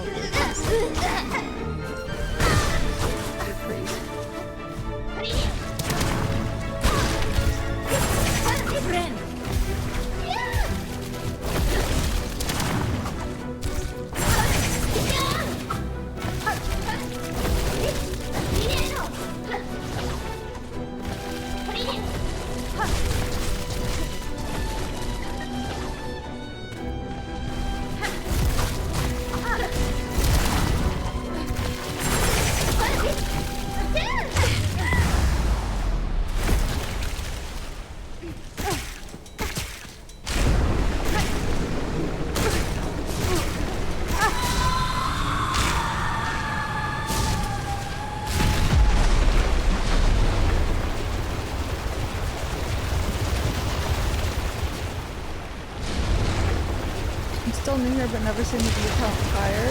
Oh man, it was a lot higher when we did Mass Effect and Cyberpunk. Dang, I don't have the view count open. I assume it's...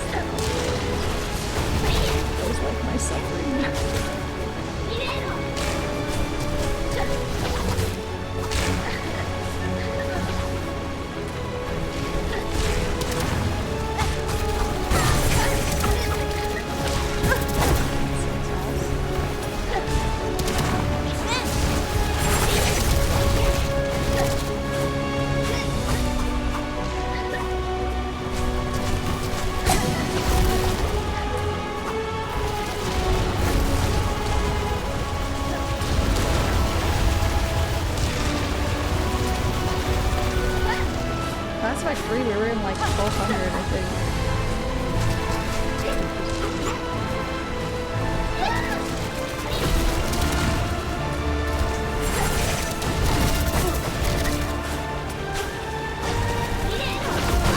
That was tight. Not like there was. That was shaped.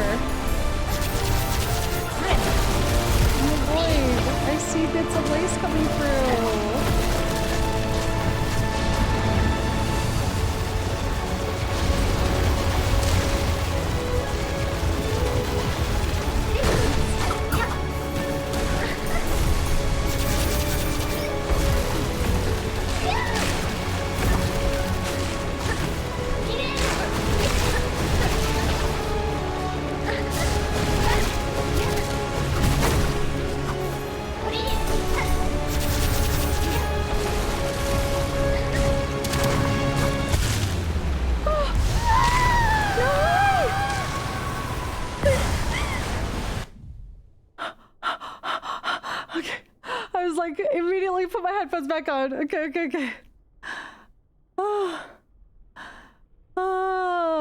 Okay. Okay, let's go. It only took me 10 hours. Okay, just kidding. There's a secret phase 4, right?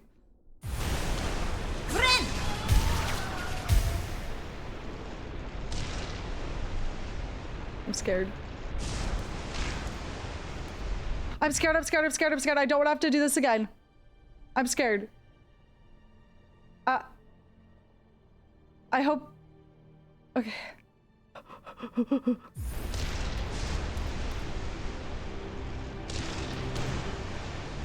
Lace.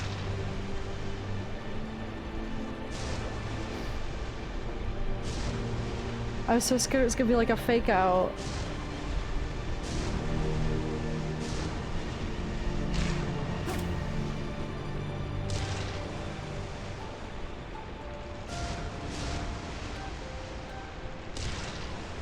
Just want to see. Okay.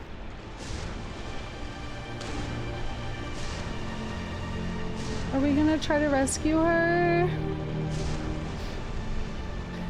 Bro, that was... Oh, I just need a second. Sorry. That was hard. It's really a really good fight. I don't necessarily think it's unfair. I do think you can get luckier with RNG on certain runs versus other runs.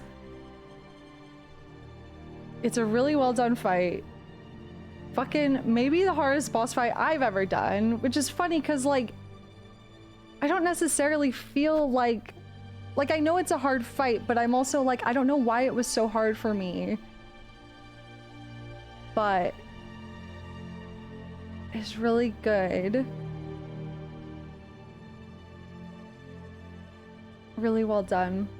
Frustrating, but not frustrating in like the way that, like, I don't know, some of the other Gauntlet battles were. So, okay, let me get in the right state of mind for this.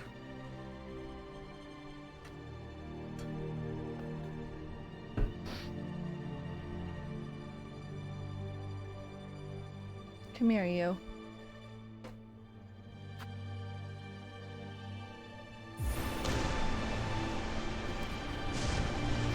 Oh.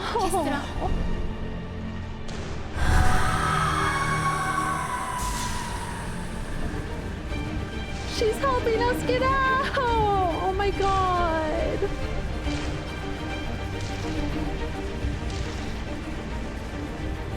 That's so sweet.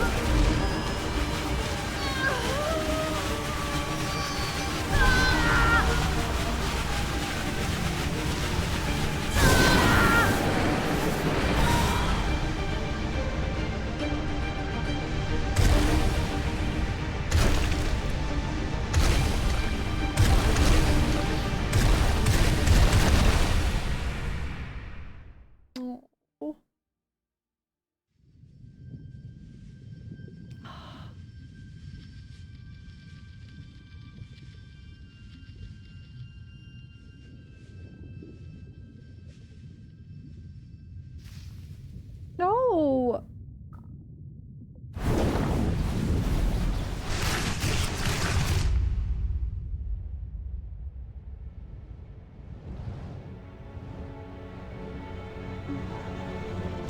Oh my gosh! Shut up!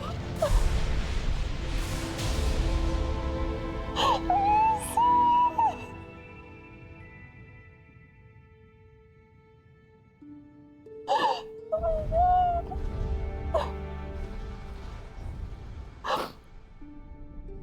my god! Oh my god! I was not expecting that.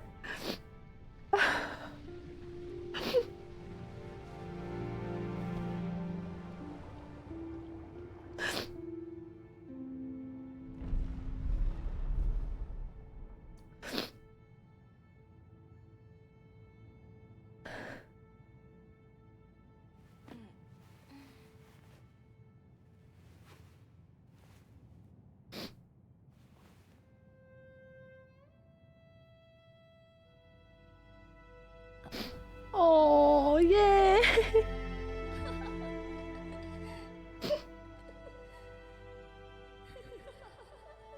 Oh.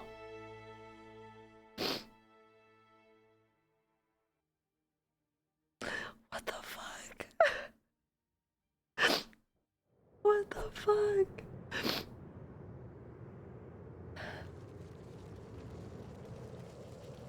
This is above the cradle.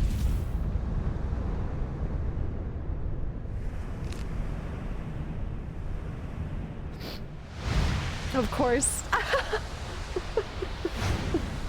There he goes again. Amazing. Oh.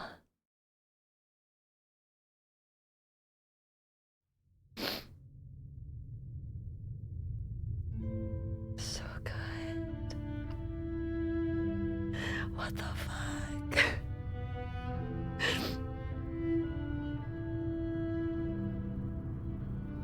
So good.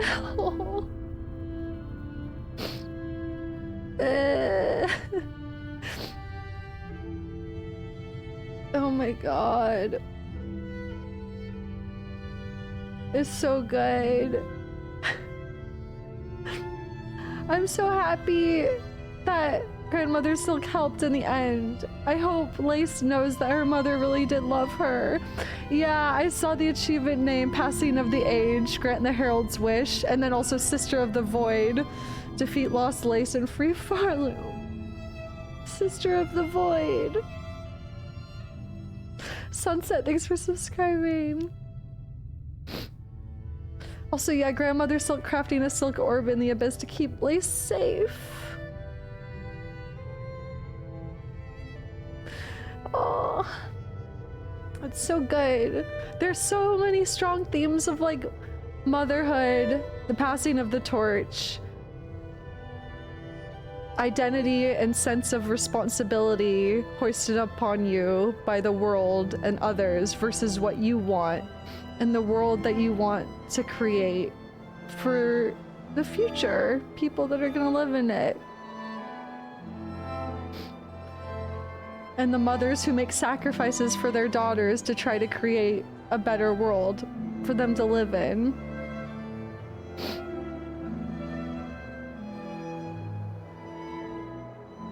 So good. Summer! Reading Sister of the Void fucking broke me. Yeah, I was immediate tears when I saw Ghost. What the heck? I was not expecting that. I'm so glad. I mean, I had hopes, of course, but like, I didn't want to get my hopes up.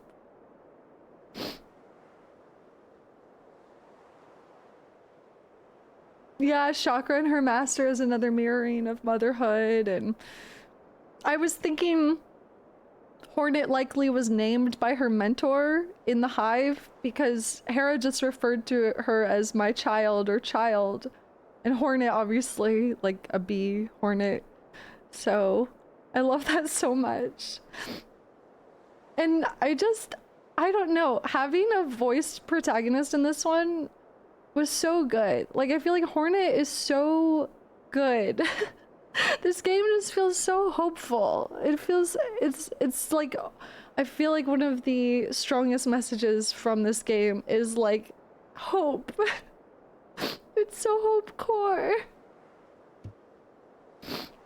Oh. Yeah! Yay! I'm okay, it went too fast, I can't screenshot it. I'll go back in the VOD. Oh. Oh my god. The pins together! Is that laces? Oh. The pin and the needle. Oh my god. Ah! Maybe Hornet Silk can help sustain Lace live longer, so Hornet doesn't have to be alone. Because that's something that kept getting me too, is the fact that she has to say goodbye to like everyone in her life. And that journal entry about how she's tried to have mates, but her long life makes it hard, and it's always like she has to say goodbye.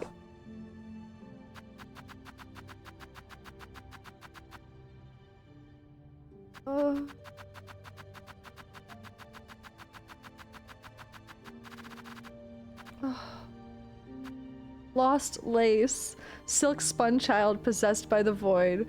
To quell the mother's rage and see this kingdom saved, I will claim her back. This one the dark shall not take. Oh my god.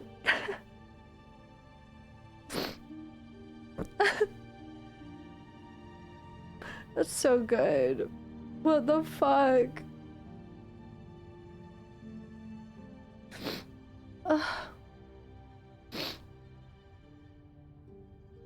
So good. How many achievements do I have left? Oh, we're gonna have to look up the Steel Soul stuff, guys, because there's no way I can do that. But, well, I don't want, that sounds mean to myself. But, wow, I'm only missing 4 achievements.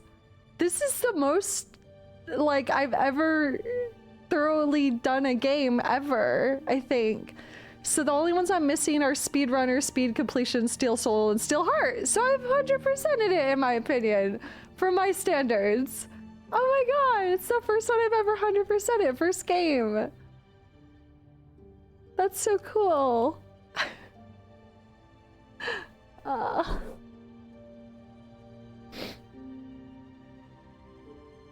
you gonna talk to all the NPCs? Yeah, I mean, I don't know if it's like a post-world thing though. It seems like it loads you in right before the final fight, so I'm not sure if there's gonna be a big difference, but worth the wait for sure. Yeah, there usually isn't like a post-world in these games. Ooh, top 3 bosses. Okay, let me think. Oh, yeah. In no specific order yet, because I have to think of it more, but Carmelita was really good. Honestly, Lost Lace is really good. It's a frustrating fight, but it's really good, and I feel like it is pretty fair. Like, there's some RNG stuff you can get unlucky with, but like, it's a very, she's like probably the most punishing enemy in the game, I think. Yeah, First Sinner is in my top 3, I think, as well. I was gonna say Widow, but First Sinner has a lot of the Widow's fight DNA in it. First Sinner is so good. I love the First Sinner fight. But Widow was the first fight I experienced in the game, outside of Lace, obviously, where I was like, oh my god, this feels so fun. It's like frenetic and like super fun and is great. Yeah, Cogwork Dancers are great too. It's hard. You said top 3. Grandmother Silk was also really cool. I'm proud that we did Grandmother Silk while cursed. That was really cool. Something I didn't think I was going to be able to accomplish, honestly.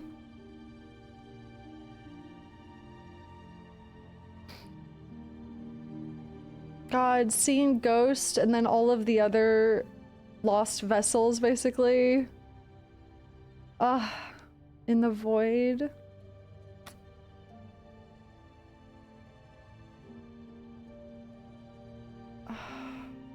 So good. I wonder what they're gonna do for DLC. I'm so excited. I'm so sad it's done. I only spent 140 hours. I love Hornet so much. I think Hornet is now one of my favorite characters in any piece of media. I love the hope that she imbues in others. I love her wisdom. I love what she says to Lace before diving into the abyss before this fight.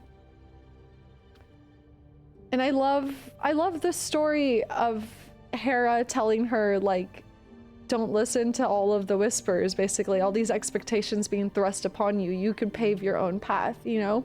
Mario, happy 2 months, 6 resub. Which I'm sure is a very important message for Hera because of what she came from in Farloom. Oh.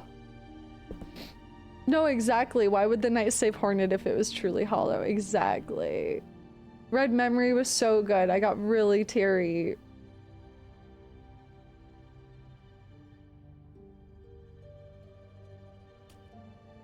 Oh yeah, a DLC just exploring memories of other bugs would be really cool. I know, I want a baby Hornet plushie. How do you rate it among your favorite games? It's up, up, up. It's so good. It's also the game I've taken the most notes on now. Oops. This is the first time we've almost finished a total notebook. Like, this is crazy. I can finally look at fan art. And memes without fear of being spoiled. I can finally unmute every variation of Silk Song, silking the song, songing, Hornet.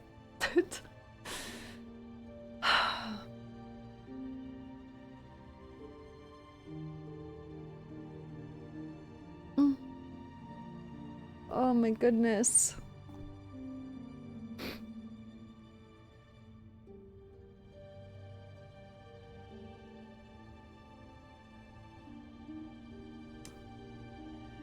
the flash of many eyes in front of Ghost, isn't that the shade, the god of the shades from the Godhome ending?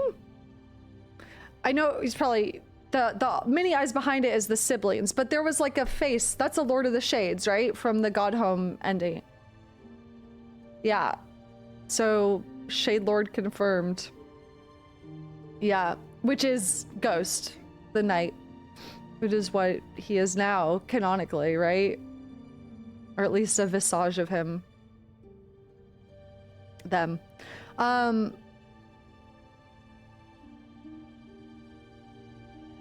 Also, yeah, I wonder where the Hollow Knight is.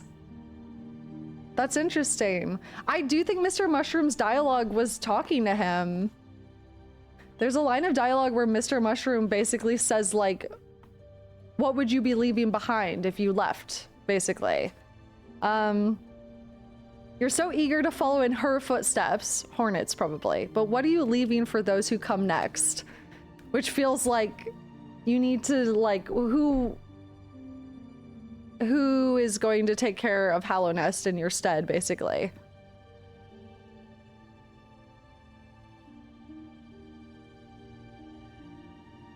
Yeah, he stands in front of her in the Godseeker ending, like he's just come out of the egg, the black egg.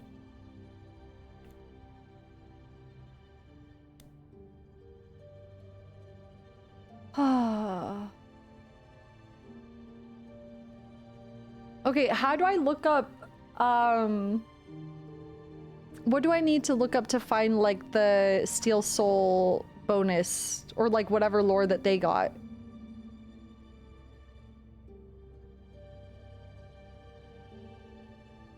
Also, someone said try leaving the kingdom now, but I think because it puts you pre-game, I don't think there's gonna be any difference. Oh my god, a third game plane as the Hollow Knight would be peak. That would be so cool.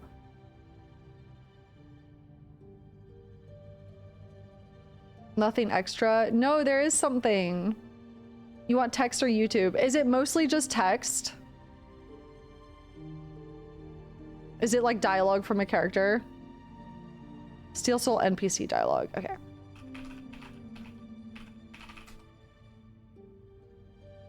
Silksongy.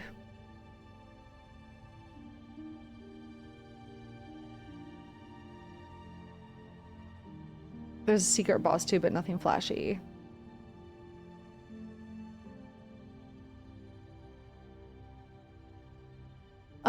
Okay.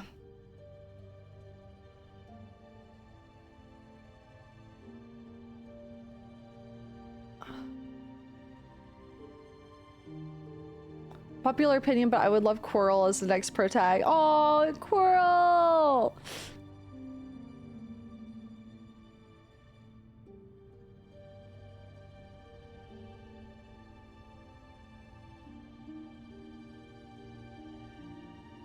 I have bad news. Big dinner box. Not the Pizza Hut fucking ad. Big dinner box. Okay, let me see this.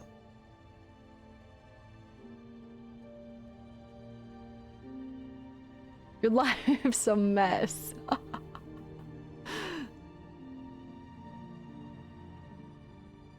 Thanks, Azur.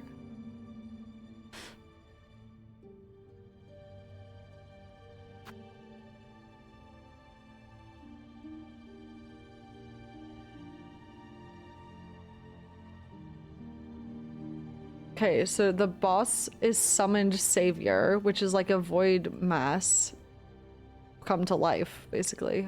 Void given life form.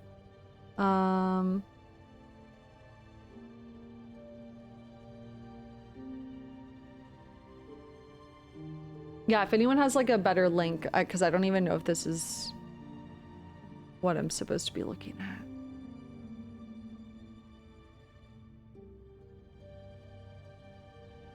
Link is in stream game. Thank you so much.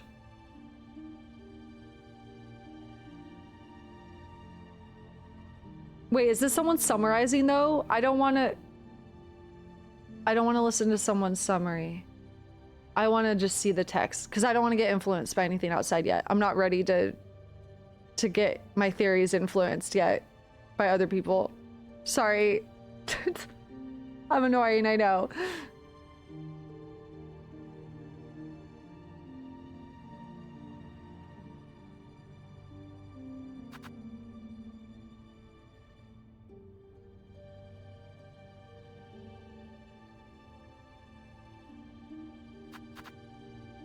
NPCs. Okay, this person's talking about it, and I'm sure their analysis is amazing, but I just want the raw text.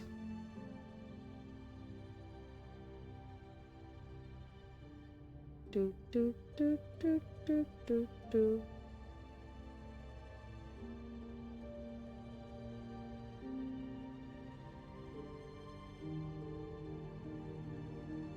Who do I send the link to? Power Surge. Thank you kindly.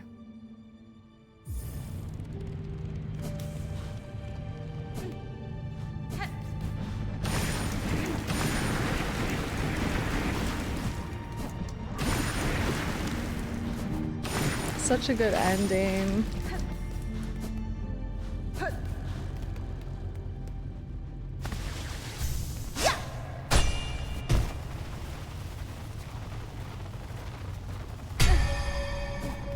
I like Lace's character a lot, by the way. A lot. A lot. One of my favorite lines, Benji and I were talking about this last night. One of my favorite lines that Lace says.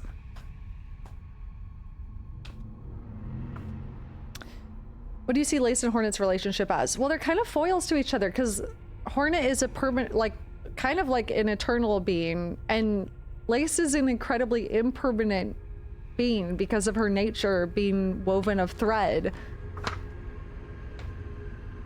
They both come from mothers that they barely got to know, right?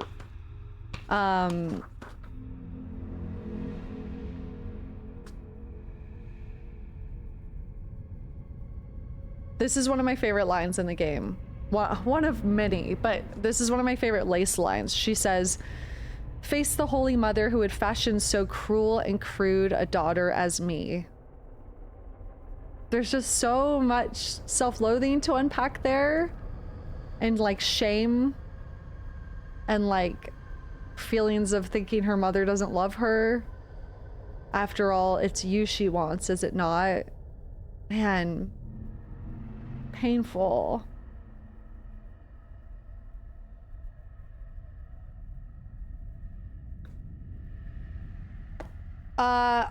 Aren't they cousins because Grandmother Silk is the mother of Weaver? Well, we found out that Grandmother Silk isn't actually the mother of Weavers. The first sinner said Grandmother Silk was lying when she said that, which technically she's a divinity that rose them up and granted them power. So mother's in the sense that like she is a god to them that granted them power.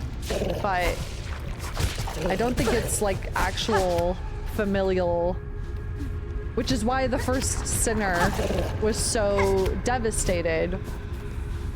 She said we were her daughters. She said we were divinity. She lied, right? And then what did the Grandmother Silk go on to do? She went on to, well, unclear on the timeline when she made Phantom and Lace, who are sibling thread sisters. But at some point, she utilized the Weaver's silk to try to create new daughters. Real daughters. Woven of her silk and nothing else, right? Link to the video. Thank you so much. Thank you. The new SR-509 Express. No! Shut up! Add silence.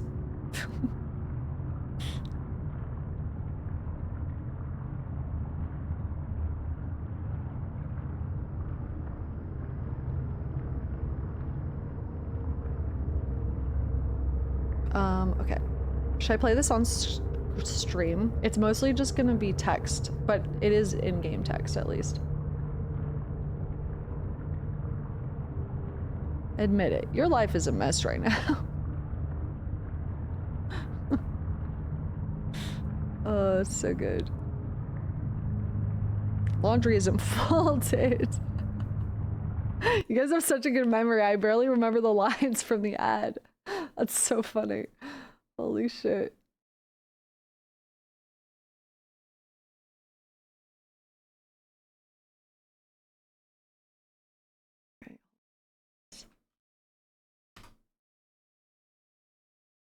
What game were you playing? I was playing Near Replicant and I was looking up one of the endings that's like really fucking sad.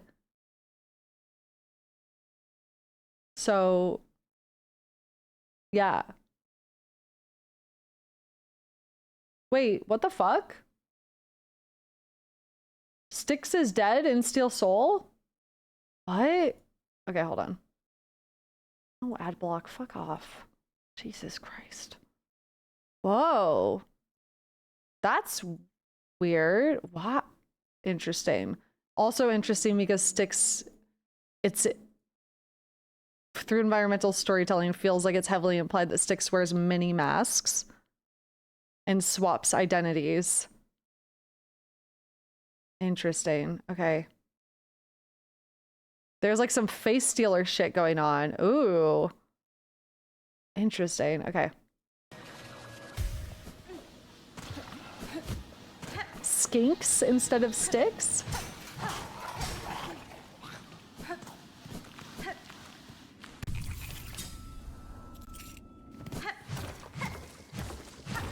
Oh my god, you can literally see his body. Hold on, sorry. Oh my god, and his little weaver thing is broken. Oh my god.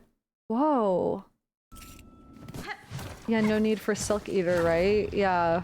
But still, like, the whole NPC being dead is crazy. I can sense you there hidden in the dark. Oh my god. Who reads this fast? Holy fuck. Jesus Christ. I let the subtitles sit on the screen for so long. I know this is probably just for the YouTube video, but holy shit.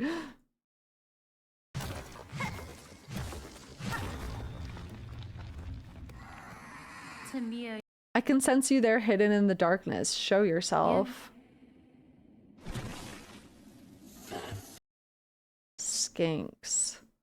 The morsels, give them, take. Give Silk Eater. Take my reward. Jesus fucking Christ, dude. This isn't a goddamn speedrun, bitch. Yeah, Bonsai, that's what I was just talking about. Through environmental storytelling, it's implied Styx changes masks. Because if you silk soar above his room.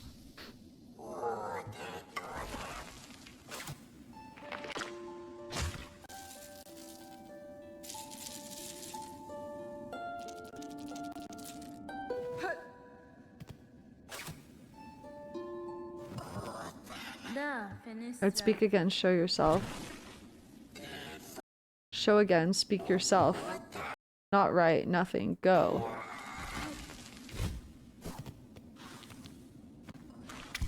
Thanks to Twitch, I've discovered that a large majority of people play games exactly like this. Oh, what? What? What?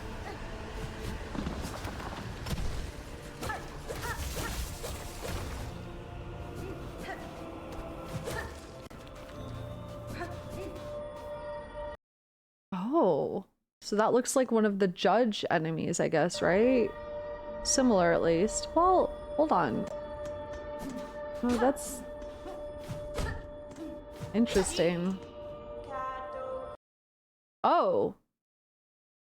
Interesting. Okay, Steel Seer Z.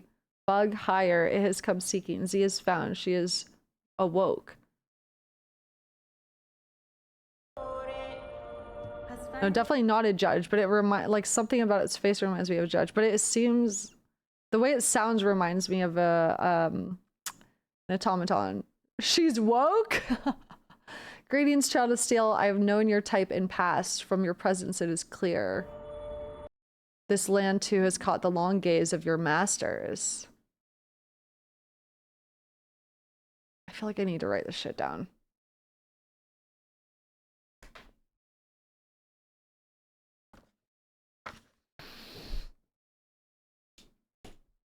Meh.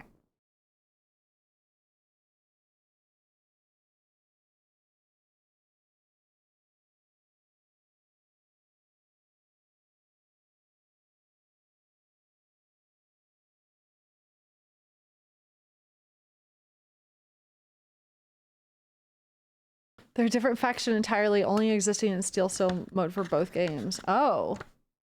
I never did Steel Soul for Hollow Knight either, obviously.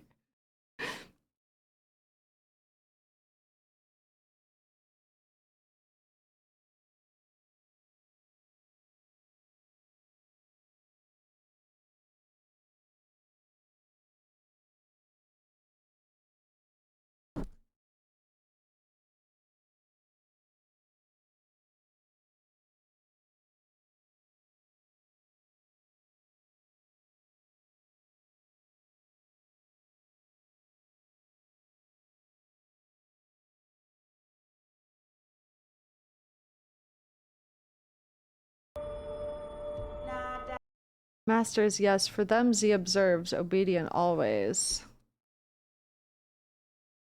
Masters being the pale beans? Don't think it means weavers. Especially if steel seers were in the other game too.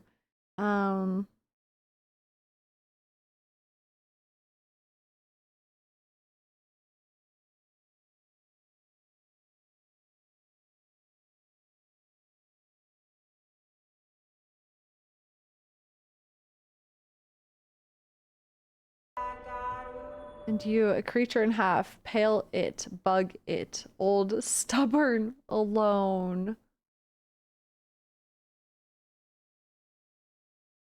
I'm gonna kill myself.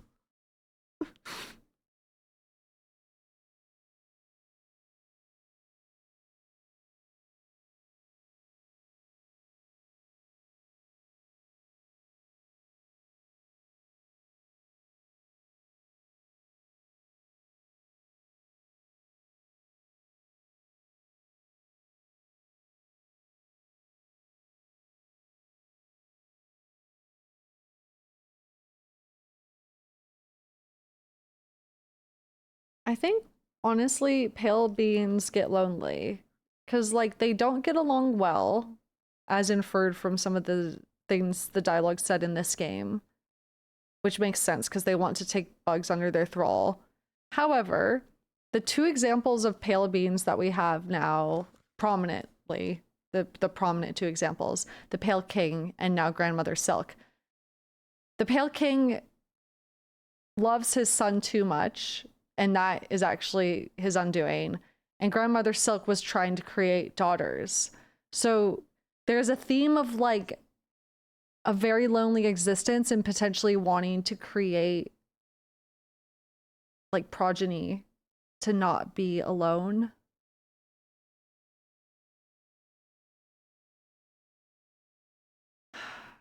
And Hornet's journal musing as well, living those long, long, long lives alone.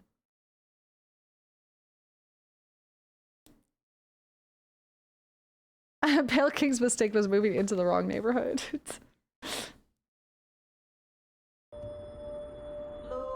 Creature higher, it's meeting, Z's awakening. It is not chance. It has been sent to Z, yes, by masters served to retrieve her vassal lost. A vassal lost.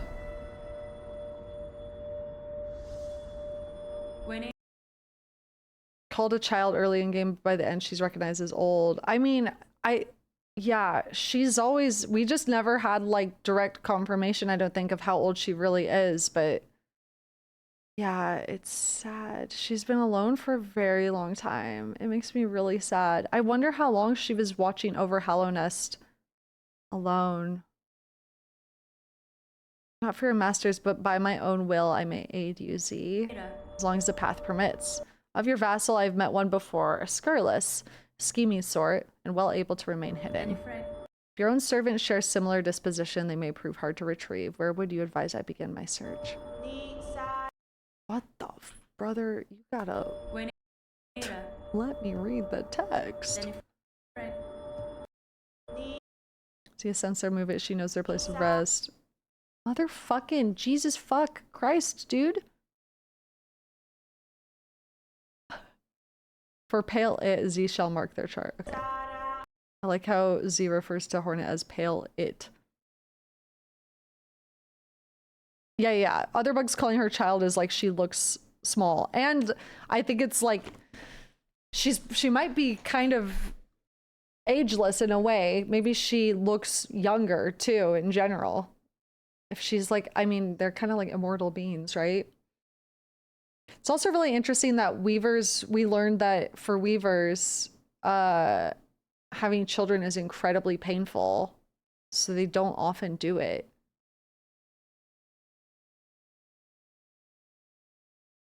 Yeah, exactly, Nico. That's what I was thinking too.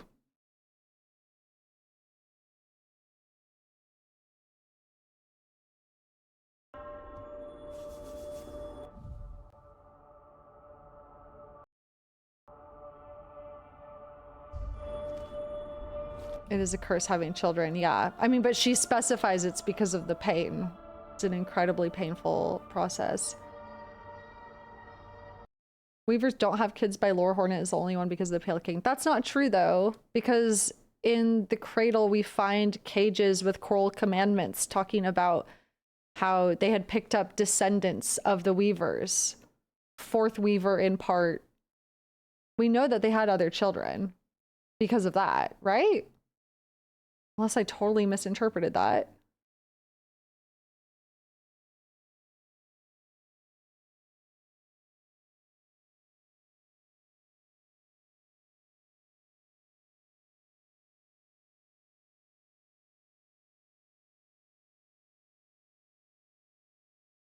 Yeah, because when you go to the cradle and you see all those cages that Hornet was also kidnapped in at the start of the game, a bunch of them talk about the exact weaver that they were bringing to the Citadel. Let me try to find it.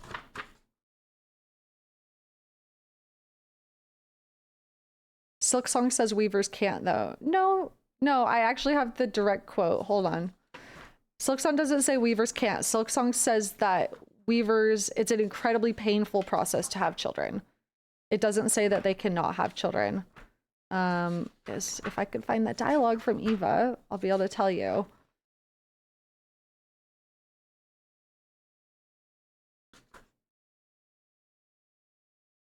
I thought Hornet was unique. She is. She's part Pale Bean.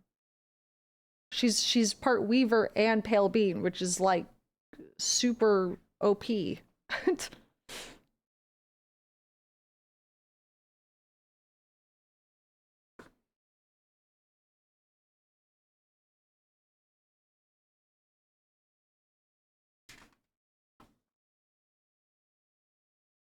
She's Worm and Weaver.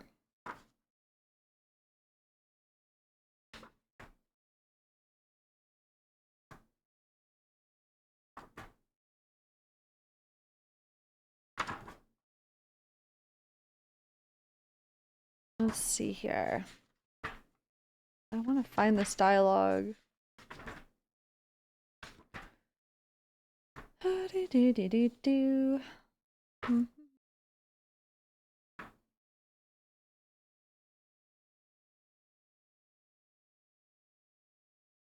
Someone will be able to find it faster than me. Online, probably, at this point.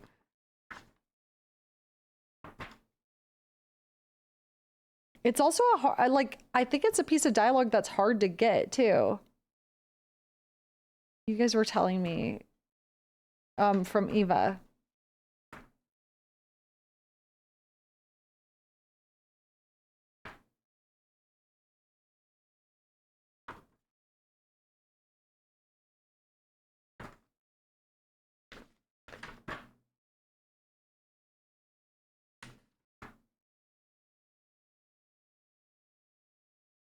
Because we definitely got it before the Union dialogue, because I went past that. I'll accept your union. Unless I didn't get it and you guys told me about it. I can't remember, but I know I wrote it down somewhere.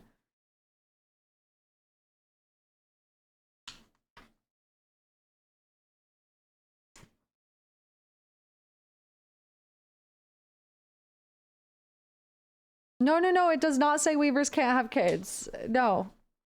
Thank you, Thanos. I am unique, you see. My mothers shared the curse of their tribe. To conceive a child is a painful, near impossible task. I know the curse well, Eva, for I am also its victim and spawn of one who managed to overcome its limits. Near impossible. So not impossible, painful and near impossible. And again, all of the cages leading up to Grandmother Silk show that weavers have had other kids. Where is another? Oh my, I just told you.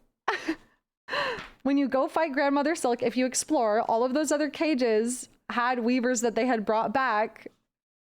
And it says like, last of her line, fourth in part. Fourth in part implies that it's 1/4 weaver. So they were not fully a weaver, which means a weaver had a kid. And a kid and a kid.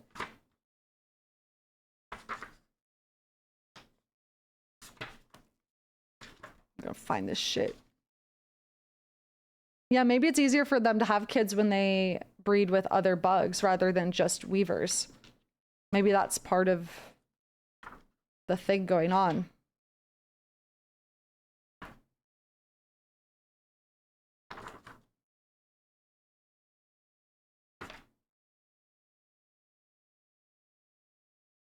Weaver in 8th part, last of their line, frail with age, tracked and taken in sand sea wastes. Weaver in 8th part, last of their line, mortally wounded.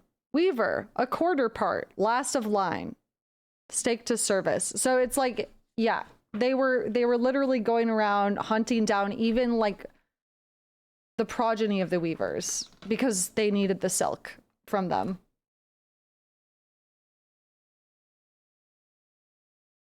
Yeah.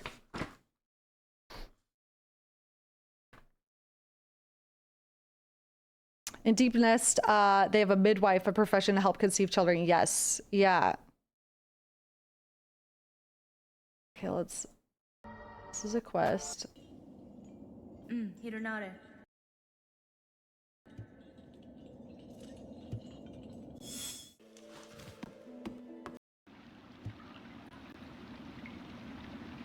Megina Fora.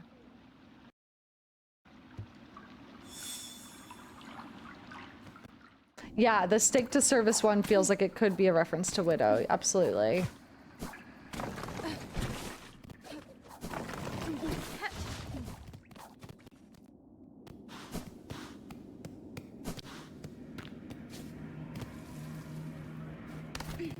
Regina Fora.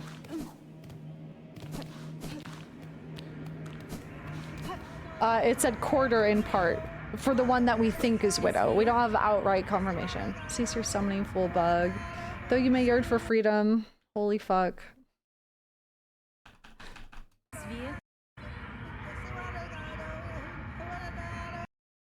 That savior you hope to call will only bring death.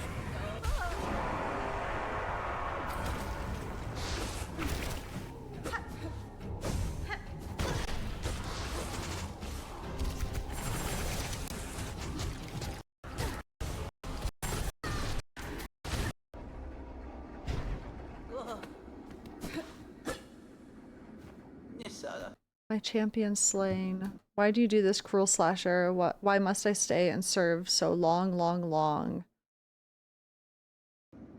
Yeah, it was just a void mess. That void must not be called bug, not ever. None can control it, though many have tried. Any strength you hoped it offered would fast be proven false. That's fine. Consider yourself fortunate. I arrived in time. Your shell is saved, all by wish of your still companion, in fear of her master's punishment. But the seer knows nothing of the pain, all small sulas to bear, to watch these lands dying, slow the bug's suffering, falling, while our shell sustains. The steel hearts feel so little, but we forced to serve. We endure it all. We alone. Why? Interesting. Others may know that pain. Small bug, or at least something similar. So will you chain me again, herd me by point of your blade, and knowingly return me to that pain? I will not. I will inform the child of steel of what has transpired here, but I cannot force any bug to return to a task so cruel. Then Sula is free, at least to run. By your mercy, Bug. These legs must move quick, quick, and far, far. Oh. Oh.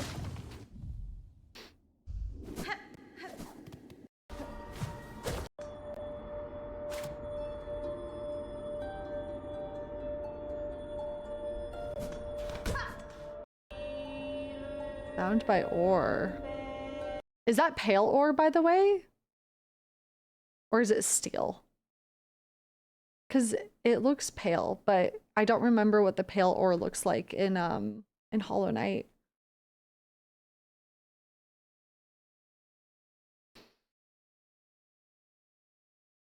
Yeah, above them. Yeah, sorry. You'll see in a sec. Okay, cool. Bound by ore forever.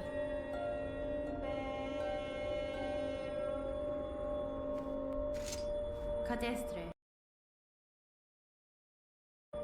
Your vessel's gone, alive, fled beyond these lands. Chose to allow their escape even if your wish may not be granted. The wish, no, pale it. Z sensed clear your meaning. The right, the vassal is tarnished. They have touched the dark. By the masters, they will now be hunted, no matter the distance fled.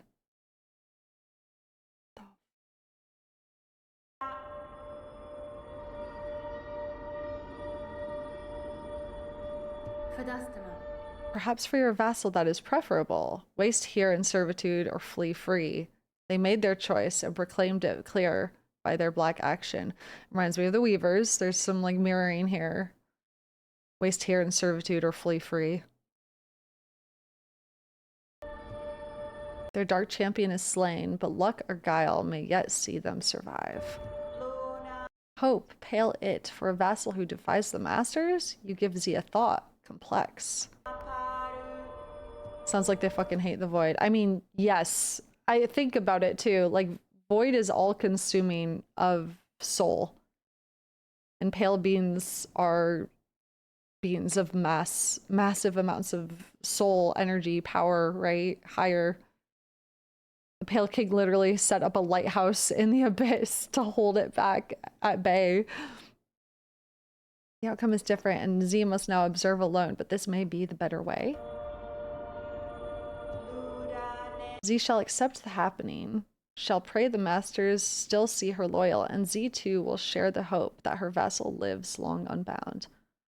Was Radiance a pale being or just a higher being? I actually can't remember right now. I feel like just a higher being, right? Yeah. Okay, that's what I thought. Yeah. I don't think pale is used for her either. Yeah, pale beings are like the highest subset of higher beings, but it's a very important distinction because pale beings seem very unique and have like a more interesting, stronger set of like rules that we have from the clues that were given in Hollow Knight and this game too. Pale beings seem seemingly more powerful, seemingly stronger in that regard too, and how they function as well. I also don't know. It's interesting, like, our examples of pale beings versus higher beings. It kind of seems like pale beings don't necessarily naturally integrate with nature, whereas like something like Un or Un, which is a higher being, feels like it's more natural. Do you guys know what I'm like getting at? Like pale beings feel like they have to exert their will, whereas, and I'm not, obviously Radiance did that as well, but I don't know.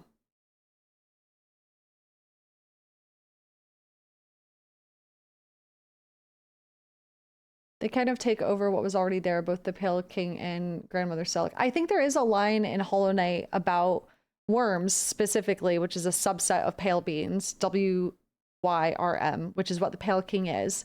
First of all, worms travel the lands looking for places to bring bugs under their thrall, grant them sentience in exchange for worship, essentially. And it's just their nature. It is what they do. And I believe worms also have the gift of foresight to an extent, right? And they can shapeshift as well. The Pale King casts off his worm shell and changes form, which is, I think, why Eva discusses Hornet's nature being so transitory. And it's why Hornet can take in so many different souls and bind them to her, and it changes her nature. I think Worm's nature is more transitory in that regard. So if you refuse these request, Pale It, you would reject the role. Are you not tamed, bound by masters? You would know obedience is essential. Recall the fate of those who defy, even you higher, especially you higher. Compression. We have suffered it. We would never wish it upon another. Whoa. So that implies there's like a hierarchy even beyond higher beings. Interesting. The masters. That's really interesting. What the fuck?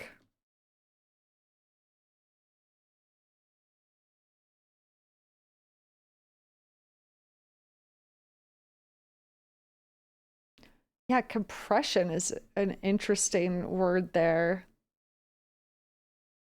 Obedience is essential. Recall the fate of those who defy. Compression. We have suffered it. Interesting.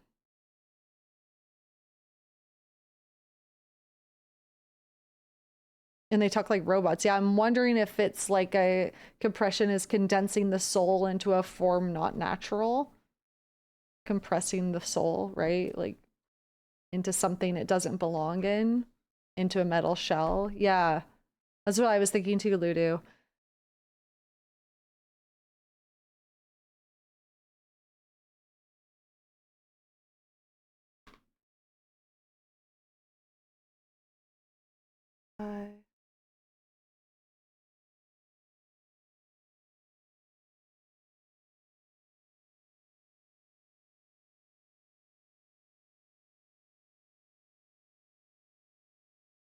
Yeah, forced into a shell and bound to servitude. Yeah.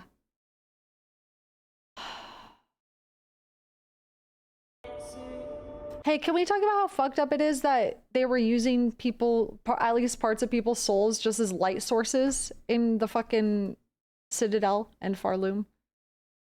Are those canonically just, are Lumaflies just souls, or are these different from Lumaflies? I'm gonna have to look at the Lumaflies from Hollow Knight, but I was calling them Soulflies all throughout because I didn't know if they were identical to the Lumaflies. Super. Yep, the old and infirm. Yeah, I remember that Coral Commandment being like, hey, we got purpose for you. If you're old and frail, we're gonna suck your soul out, bitch. Use it as a light bulb. The silk flies are more defined. Okay, I'm gonna call them soul flies.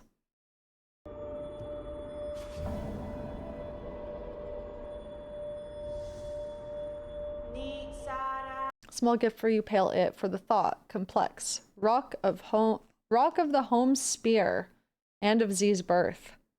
May it aid your further action in this land. Growstone. I mean, that looks like shards. No. Cold, steely stone with remarkable regrowth capacity. If shattered into shell shards, it will reform over time. Oh. From the spear, huh? Interesting. I mean, that doesn't look like the thing that's above them. Endless shards, though. Damn. I need to look up pale ore. Pale ore, Hollow Knight.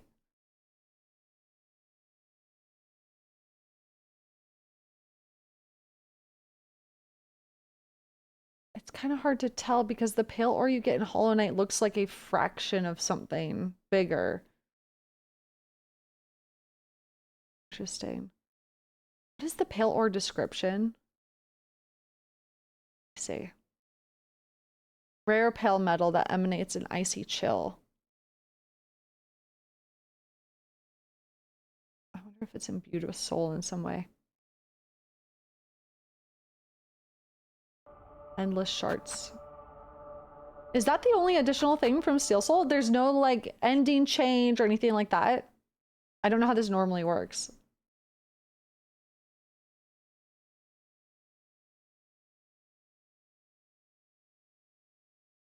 Has a new tool that increases your tool capacity. That's cool. One tool difference.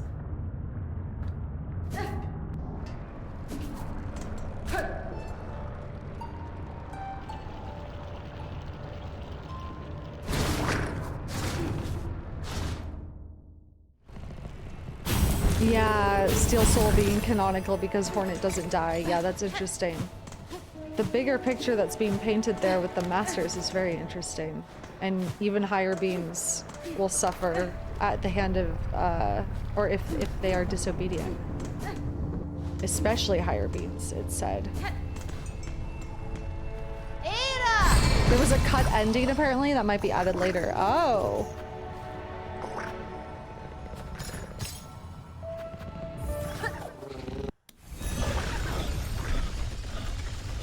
The super secret zombie Pilby ending.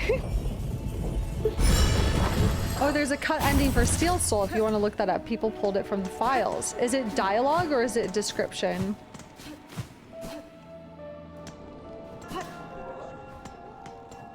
Do you have a theory about when Hornet dies and wakes up on the bench to later find a cocoon of thread? I have one. I don't know if it makes sense though. I'm trying to remember if there was a strong in-universe reasoning for when the Hollow Knight had to go retrieve his... I mean, because his is void. I mean, Hornet's is also void though underneath the cocoon, which is interesting. It's like the soul that makes her up is mostly just the silk part of her. I'm curious about your theory though. It is interesting when you die, Hornet seems like she's coming to on the bench, like she's just woken up from like a dream kind of thing. Yeah, I love the gramophone music. It's so good.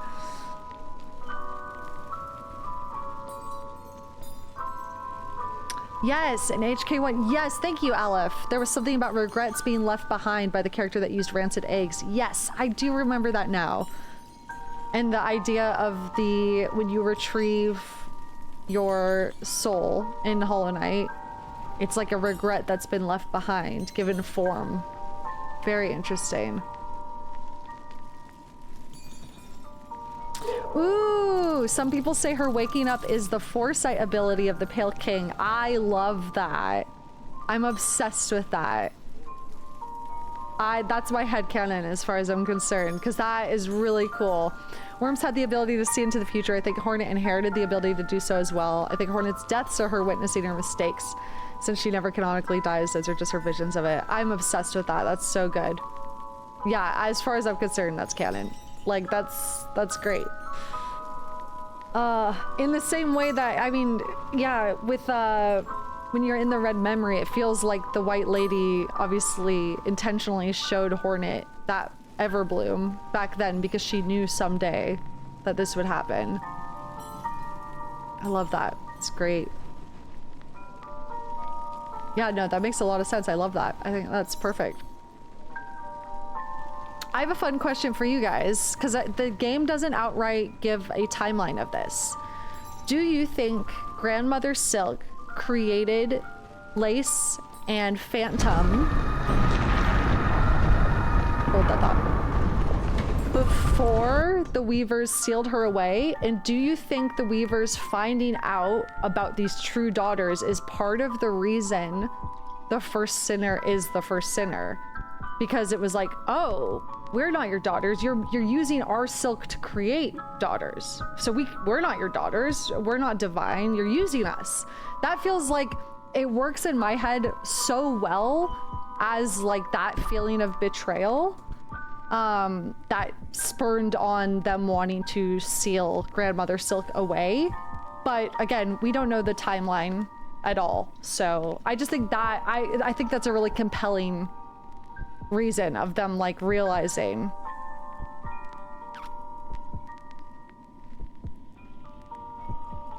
Because otherwise I'm not sure.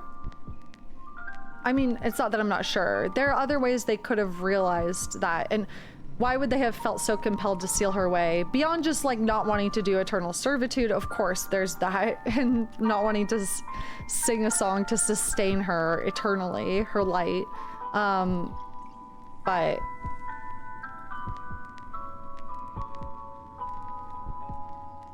yeah, if the grandmother silk was sealed away, how did she create lace and phantom, I guess, too, is the other question. So it feels like it has to have come before she was sealed away, but like, what would the betrayal be, if anything else? Yeah, I mean, and it feels so pertinent because the first sinner literally says, like, she said we were her daughters, and divinity, she lied, right? So it's interesting.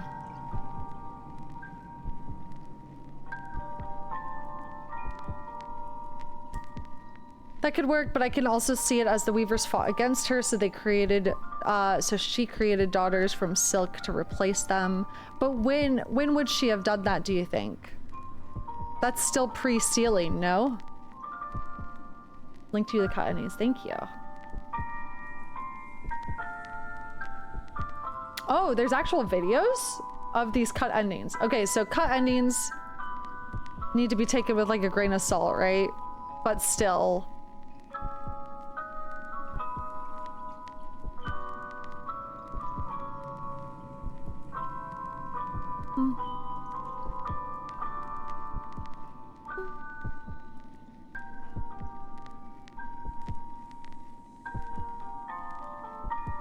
Okay. So.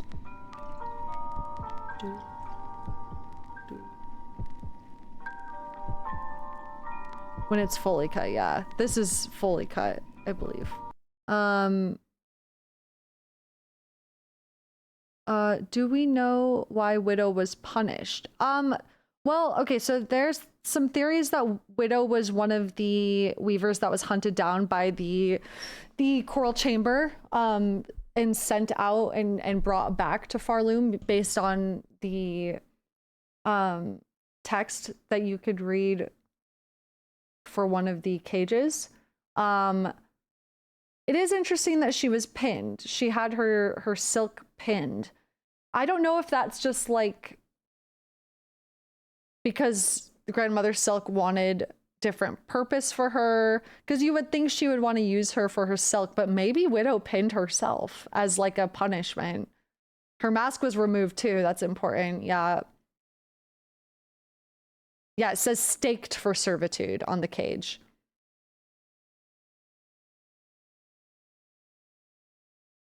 Maybe it was like self-flagellation or something in a way where it's like, this is me repenting for the sins of my ancestors.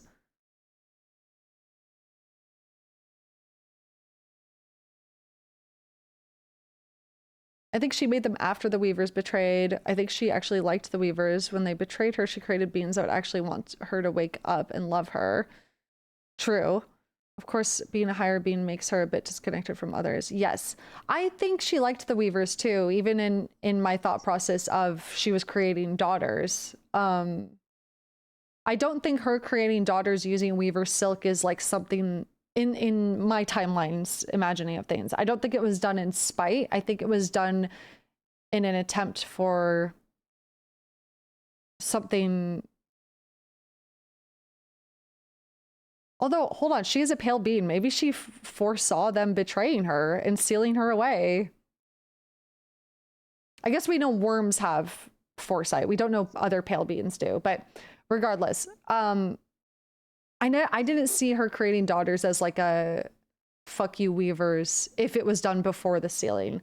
I feel like it was in my head done as like I want to try to make actual children that are my own. Yeah, like something of her own making rather than raising up something that exists. But yeah, that is true. The third silk heart does say, she talks about better a child. What does she say? Oh, she's be yapping. I know what you're talking about though. I think I remember. Oh, yeah. Widow calls Hornet a rare birthling, further showing weavers can have children. It's just rare. Yes, it says, for sure. Good clock. Doesn't some of the Silkheart dialogue suggest she created her daughters after being bound as a means to be freed from her cage? I'm gonna have to find it again, but potentially, yeah. I just wonder how she did that from in there. It's not beyond possibility. And also, did she think they would be able to eventually do that? Free her? I mean, she was probably desperate and trying anything at that point, but yes, it does feel like, oh, the daughters I raised up betrayed me. I'll create daughters of my own now is also a very compelling timeline of things. Like I said, the timeline is not concrete in the game. There's no like explicit, this happened, this happened, this happened. A daughter to wish our waking. Yes, true.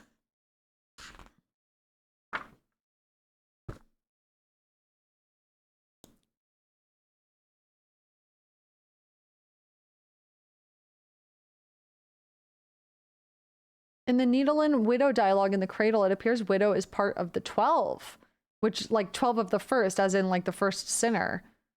Maybe Widow is a conspirator was a conspirator with the first sinner. They punished her and took her mask to make her servant. Maybe so.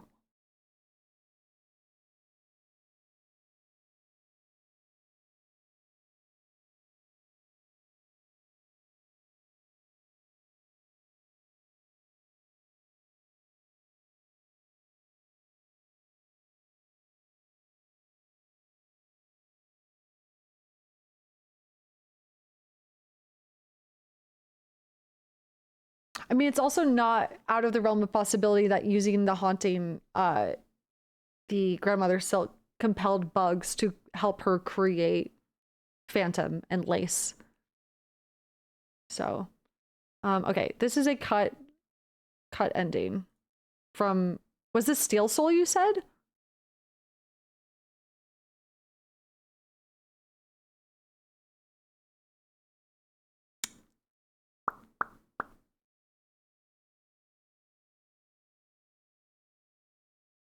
Not exactly sure if it was Steel Soul. Okay, that's fine.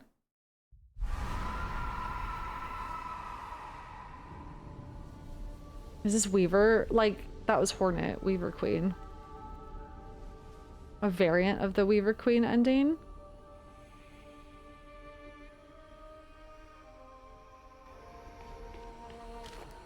Oh, wow.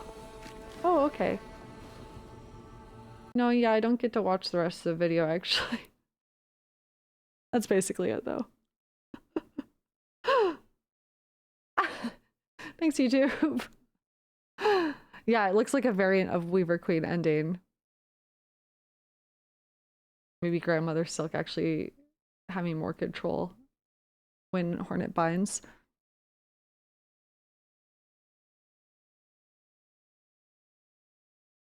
This one happens when in the normal ending you do not bind Grandmother Silk. There's an option not to bind her in the normal ending?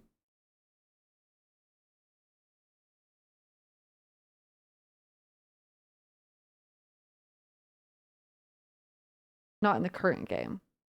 Oh, so it I see. The assumption is that if you didn't bind her, maybe that ending. Interesting.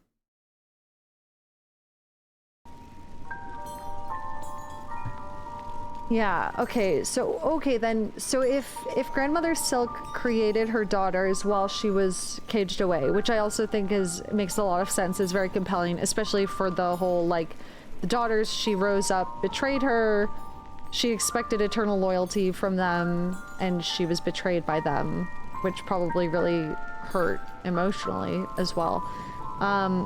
How do you think the first sinner and co-conspirators figured out that they were being used to, or what do you think made them turn on her? Because we know their song was sustaining her eternal, and they felt like they had to do eternal servitude to her. Maybe just that alone. I think it's interesting that first sinner literally says, like, she said we were her daughters, she said we were divinity, she lied.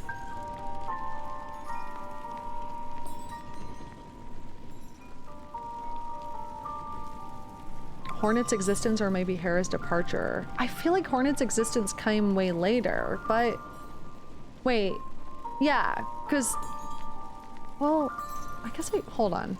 Let me think about that for a second. Hera's departure probably came after. That's what I thought too.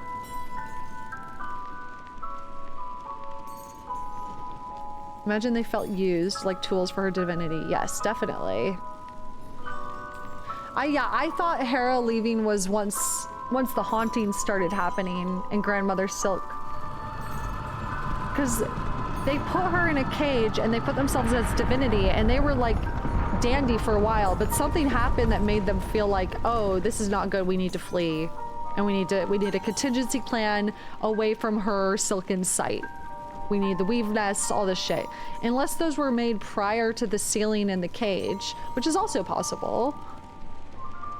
Maybe they fled before sealing her.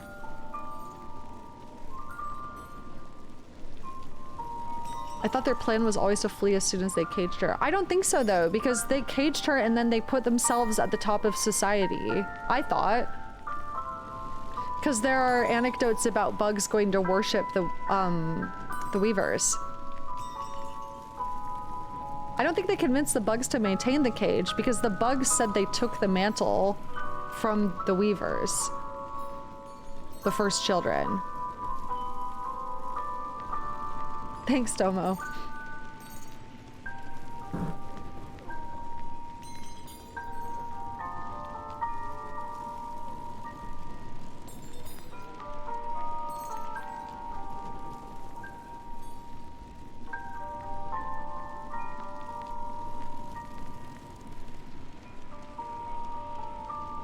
Yeah, Mask Maker says something about... That's what I'm basing this off of.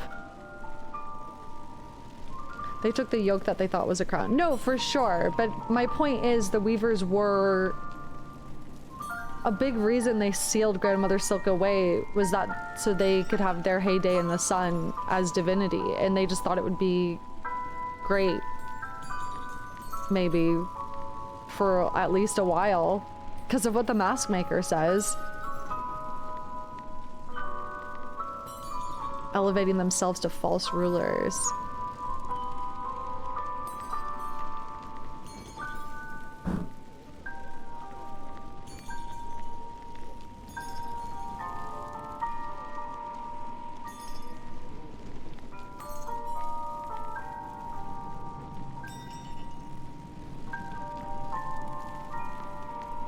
I don't think all the, like, I don't know if I agree with that because of the relic that talks about making a pilgrimage to visit a weaver at the top of this, I mean, implied at the top of the citadel.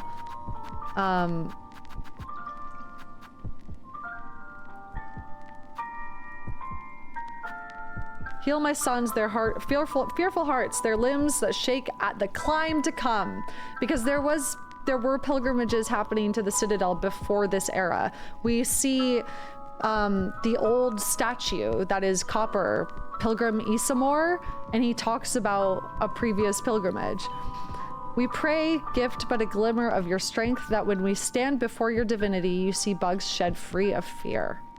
So there were still pilgrimages being done to weavers. The Vault Keepers even say that they deferred to the first children specifically. The weavers were in rule only to a first child. Yes, exactly. The bugs were the false rulers that realized the true monarch slept. Yeah, that's according to the conductor's dialogue, and that's later.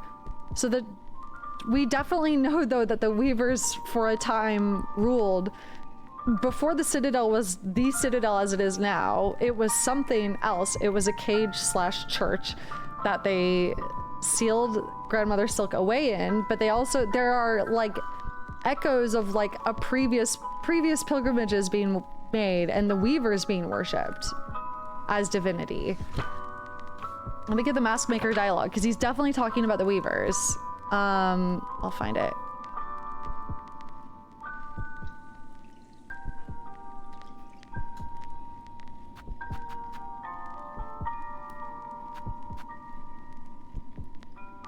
Sister Spiders, the burden is past. These simple bugs shall bear it full, never to cease, never to silence. Yes, that reinforces the bugs took the mantle from the weavers, which also the conductor's words also reinforce that as well, where he says, blah, blah, blah. The mantle of rule claimed greedily from Farloom's fading first children, those bitter weavers.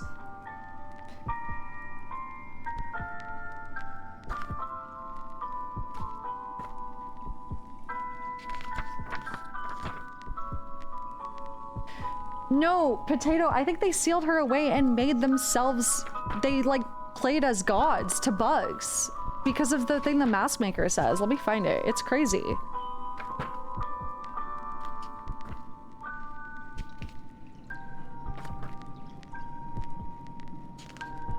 Also, yeah, only to a first child must a vault keeper defer. It implies that there were vault keepers deferring to weavers in the Citadel prior to the bug's rule.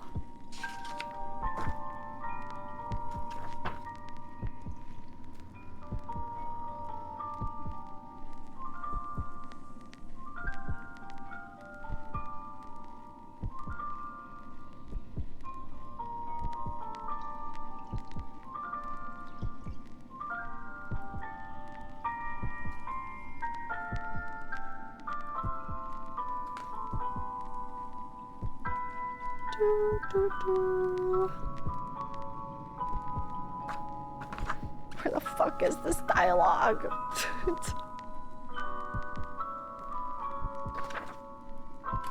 I'm gonna find it.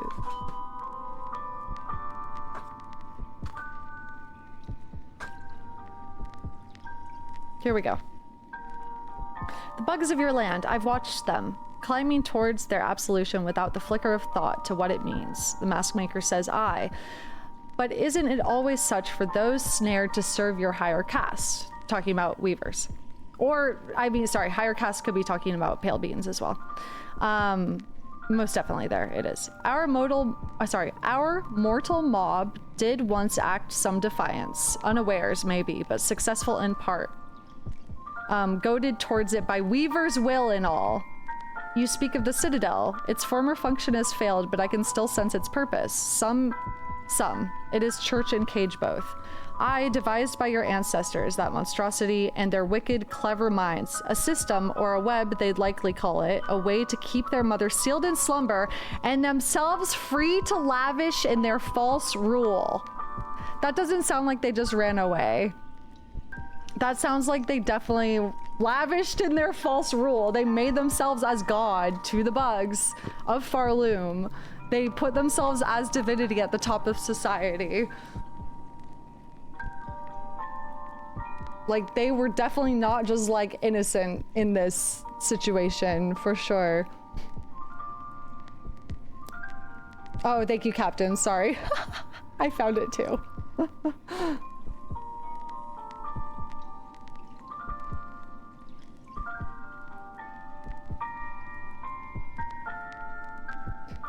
It's interesting, some weavers seal themselves in tombs to pass their power to one of silken strength who would liberate them, definitely. Yeah.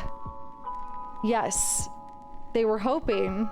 It's interesting. I mean, I do wonder if any part of them was hoping that, or not hoping, definitely, with their attempt to make Eva, which was supposed to mimic divinity, they were probably inspired by Phantom and Lace's creation.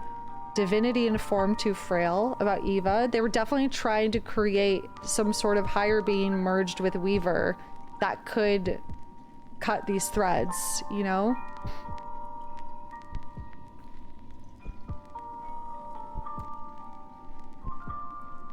I have a feeling the Weave Nest, them trying to run away in secret, was after they realized that this cage was not going to hold Grandmother Silk forever, and that she started to, through her threads throughout society, she probably started to do stuff.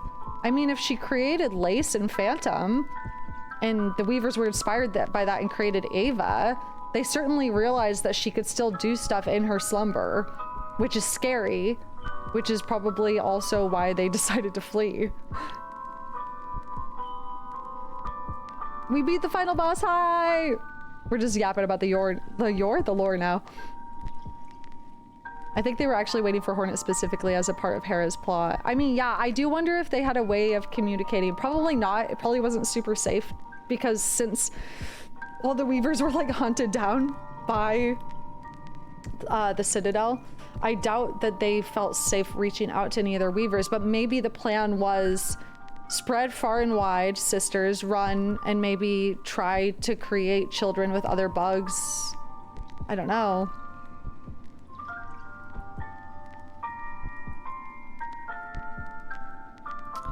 Oh, true. The snare in the weave nest. Okay. So they were fleeing before she was put to slumber then. That's fine. I mean, that still works with the whole she was sealed away. They put themselves at the top of society. They let bugs worship them. Hell, they may have even ensnared bugs in their thread.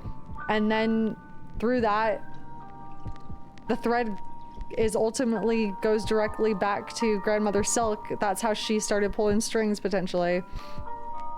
It seems like some fled and some stayed for sure, because others were literally worshipped as divinity. You have churches dedicated to them. I mean, look at this carving of Atla, Weaver of Time. A prayer is etched upon it. Our voices, our frail shells, our voices weak and still offer your protection. How great your mind to care so much for one so lowly. They definitely played as gods after being enslaved by a god, essentially.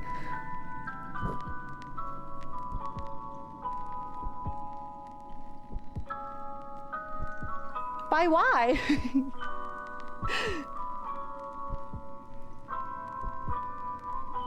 No, yeah, sorry. I don't think Hera had like some ultimate plan to have like a godchild. Don't get me wrong. Especially if the timeline is she fled before they were able to seal away Grandmother Silk, which again, it seems like it's pointing that way. Although who's to say they didn't use the weave nests after sealing her away too? Also, I always imagined her silken sight didn't have to necessarily mean when she was before she was sealed. She kind of has silken sight through her web that she's ensnared so many bugs in. So to me, that works even after she's sealed away.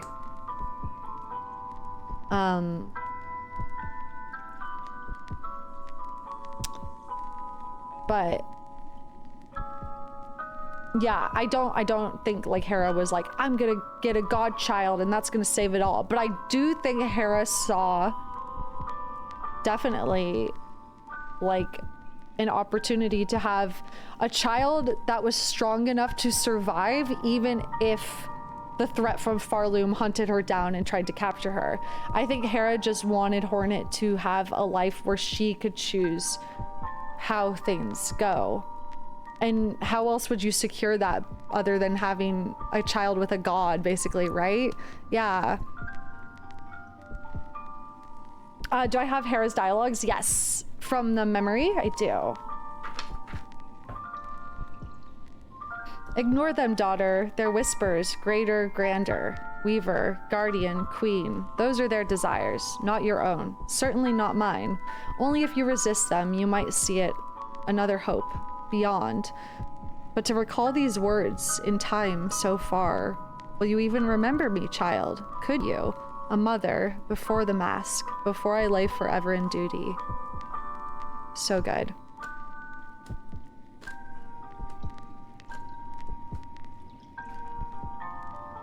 Random thing I'm confused about. Are the bugs who are loyal to Grandmother Silk currently... Oh, you pressed enter.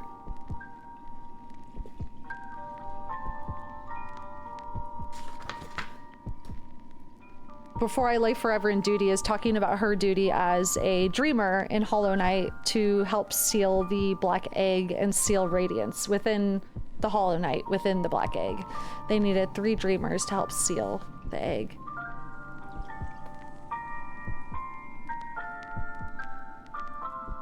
Yeah, it's possible the only weaver that stayed faithful to Grandmother Silk was Widow. Absolutely. Definitely possible. It's the only one we have evidence of being loyal to her.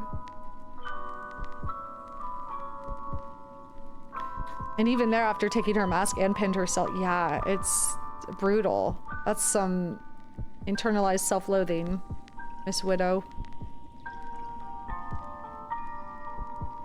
What still confuses me is not much on the origin of higher beings still. I think they just...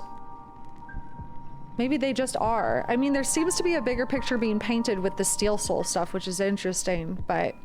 Are the bugs who are loyal to Grandmother Silk currently in game period doing that of their own volition because of the haunting or because of the mark of fealty or... So there are technically no bugs who are knowingly loyal to Grandmother Silk. There are bugs who make pilgrimages to the Citadel because the Citadel has been... It's kind of like the mythos of the Weavers and their divinity at the top of the Citadel has been warped into the Citadel itself, granting hope and riches and clean water and healing and all of that. It's kind of like how through time, like these things are lost to time and their myth gets changed over time. So none of the bugs knowingly, besides Widow, worship Grandmother Silk. It's more that they want to make a pilgrimage to the Citadel. All the bugs within the Citadel don't, like, some of them are aware, like the conductor is aware that, like, it's all a farce, and the thing that's really pulling the strings is this higher being, pale being, Grandmother Silk. But no one, notice how you're not finding any effigies worshiping Grandmother Silk specifically, because it's more of a general worship of this promise of something greater, the Citadel, which is now in place of what was there before, which was the Weavers, which is why we have the Weaver effigies. This promise of something greater. They would pray to them, da-da-da-da-da. Yeah, the existence of Grandmother Silk is a secret kept by the Weavers because that is also in favor of their worship and their divinity at the time. And then obviously kept secret from the bugs who took the mantle from them, because now it's like, oh, it's your problem now. You know, like, oh yeah, you can have the Citadel, sure. You'll love it, you know? So yeah. But yeah, the ones that are under the spell of the haunting don't have a choice in worshiping her. They're literally, their souls have been imbued with silk, which is allowing her to control them and service eternal. Their song sustains her. I mean, like, what she did, the haunting with the bugs is literally what presumably Grandmother Silk did to the Weavers, because what do all the haunted bugs do? They sing towards the Citadel. Their song sustains her. So presumably same thing that the Weavers were doing, right? It's just a replacement, essentially. She found a way to replace the Weavers, essentially. Is Eva not a normal birthed weaver? From HK Wiki, Eva was the despised child of weavers, a life spun from rune and shell, birthed in a weave nest, Atla, within a shell of iron, which sustains her. She failed attempt to defy a curse shared by the weavers, which makes conceiving a child near impossible in an attempt by the weavers to mimic divinity. The difference between her and the weavers brought only distance between them. No, yeah, I think she was literally their attempt at probably creating life through their silk.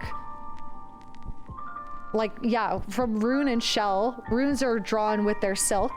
So I feel like she was an attempt. And maybe that's also an attempt to conceive, yeah, because it's nearly impossible. But I more so saw her as an attempt to mimic divinity and a potential solution to their Grandmother Silk problem. So... yeah, I have a question. Why, after playing the threefold song, the statues talk about a pilgrim going up the cradle to meet what is up there? Who created this and what purpose? Why would the pilgrim go to the cradle? Yeah, I do wonder if... I agree with Potato there. To the bugs, the center of their worship was the silken cocoon. Either that or they just expected no one would be able to. But yeah, it does seem like... I mean, it also could be mimicking a previous iteration of pilgrimage from when the Weavers were in power. Maybe originally, because again, you find Pius Isamor, that old pilgrimage statue, chucked aside from a previous generation of pilgrimages. And he also talks about a song. Actually, let me just pull up his words. They're kind of hard to parse through because it's all cut up. because he's like broken. But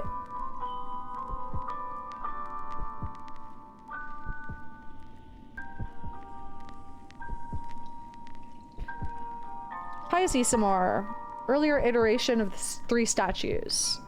Hark, pilgrim, you climb our eternal embrace, who stand something the threshold, our stark citadel of stone, mind you, back then.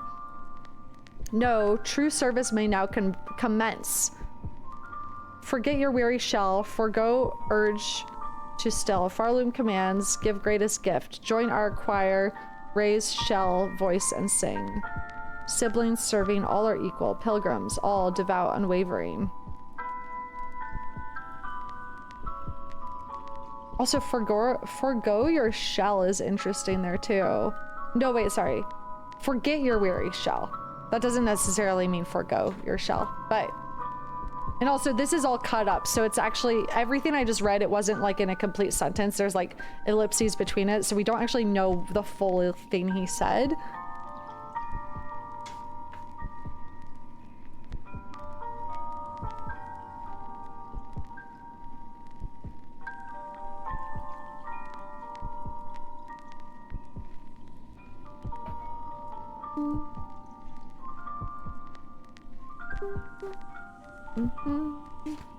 He had more dialogue too. I wrote it somewhere. I forgot. Yeah, the lore is so good. There's definitely, again, like there's definitely multiple interpretations of this timeline because it's not concrete by any means.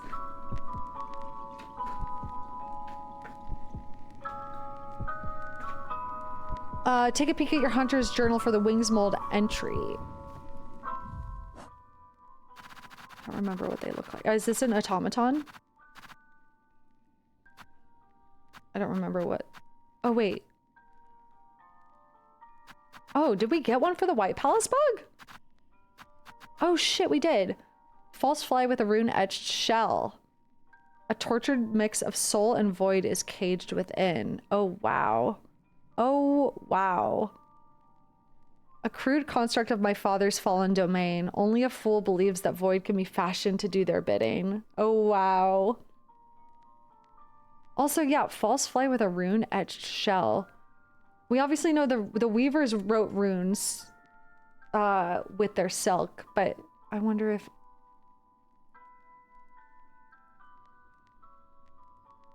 Runes can be written in other ways probably too. Tortured mix of soul and void is caged within.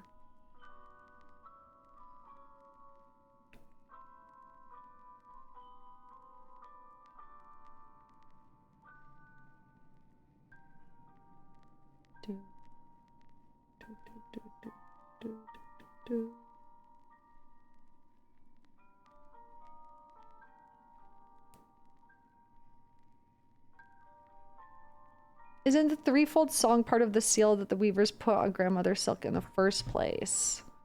I don't know if we have something that outright confirms that. I would like to know.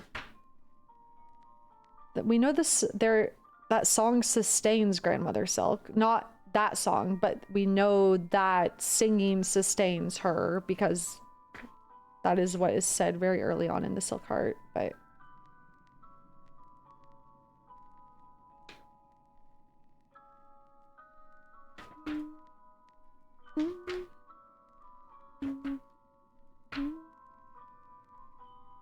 do we know a song sealed her? Where are you pulling that from? Just out of curiosity. Because the mask maker says the only thing... so hold on. Keep their mothers... A way to keep their mother sealed in slumber. Do we know for sure it was a song that sealed or was it just runes? Because they specialized in runes. Obviously we know they used song in their society as well, but I'm trying to remember, does anyone outright say that? The wiki says it. Yeah, but does the wiki source it?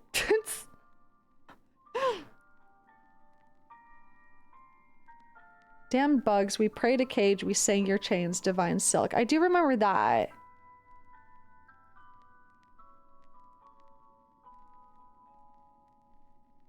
Okay. Right, and he's quoting something he read about the Weavers. That's probably the Weavers writing. That makes more sense. The Weavers are saying, damned bugs. We pray to Cage, we sing your chains, divine silk. I think that makes sense. Because he read something that was disturbing to him. He found a dark truth, right? That was like the whole thing with the pontiff, the vault keeper. Okay, yeah, that makes sense. So using wish and song, they were able to seal her, it seems like. Because praying is like wish, singing. The yoke that the conductor spoke of, Jesus Christ, was them having to keep up the song that maintains the cage. That makes sense. Yeah. And unfortunately, in keeping up the song and the society that is built there, they're also helping to sustain her as well, because more and more beings become haunted as time goes on.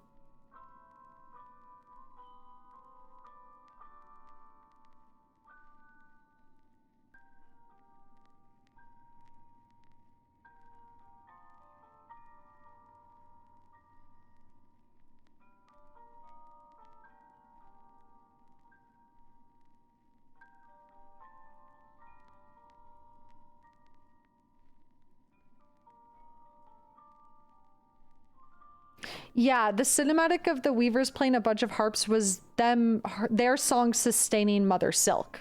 That was my impression. Grandmother Silk, that was them sustaining her light eternally. That was their eternal servitude after being raised up by Grandmother Silk. Was them playing song for her to help sustain her. And I imagine their song is also giving her silk, I imagine, but...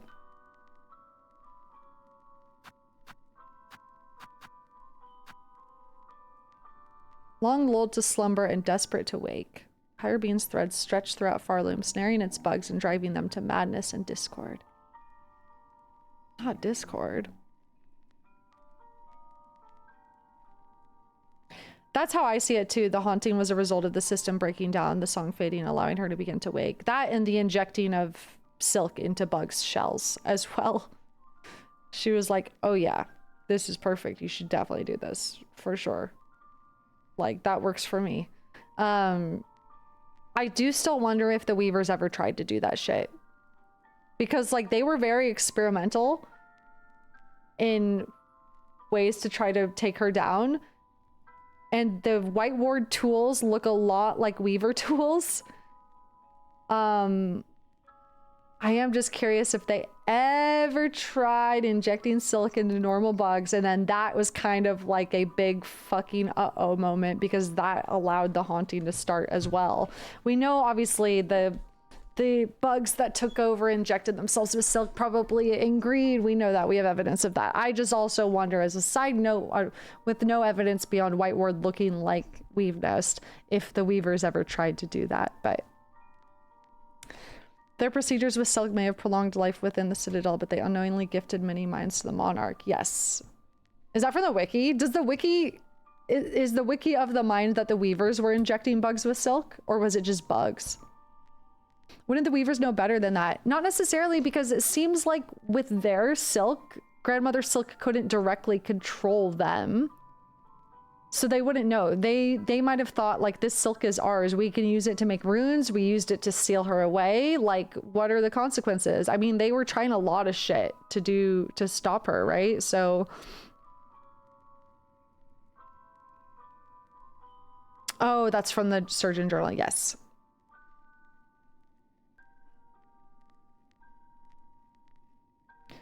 Now, what do you think happens to lands when the higher being is left to rule unabated? Well, I mean, it doesn't necessarily always have to be bad. Like, when Radiance was ruling before the Pale King got there, things seemed okay. Radiance coexisted with other higher beings, no? The issue stemmed from the Pale King, like, dethroning other higher beings, essentially, right? So it seems like higher beings exist. That's why I was saying earlier, I feel like higher beings exist in a more natural order, and then pale beings, which are a subset of higher beings, seem like they disrupt that natural order in some ways.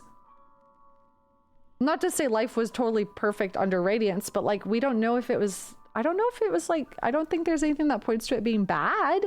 Only once the Pale King shows up and the worship switches to somebody else.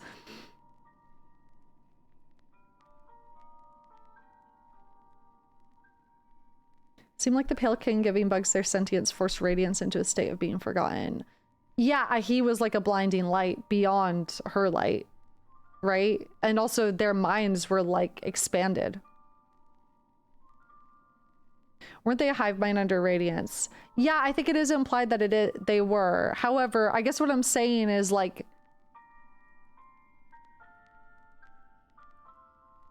what was I gonna say? We don't have evidence of Radiance until the Pale King got there trying to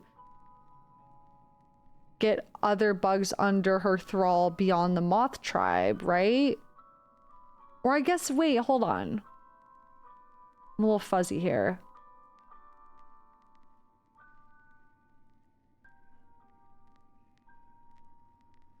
Was she worshipped by all of Hallownest before it was Hallownest?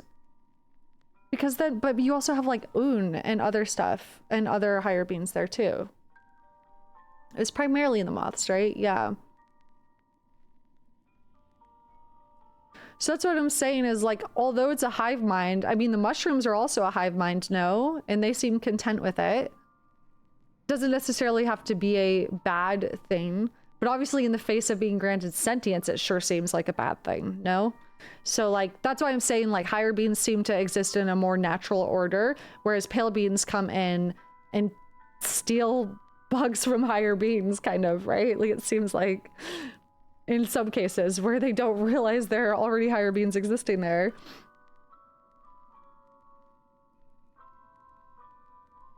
Yeah, we don't know if any of the others worshipped her. Statue atop of Hallownest does imply that Radiance ruled that area to some extent. Yes. Yes.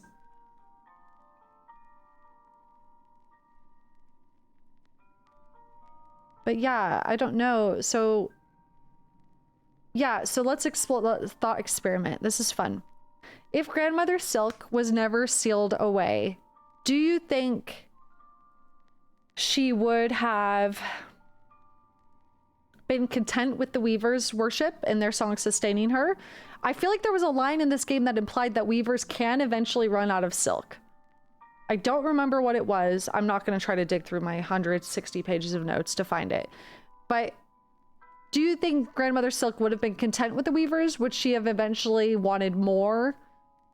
If the Weavers had just been, which is not fair to the Weavers, obviously, just given her eternal servitude, which is awful. What do you think would have happened here?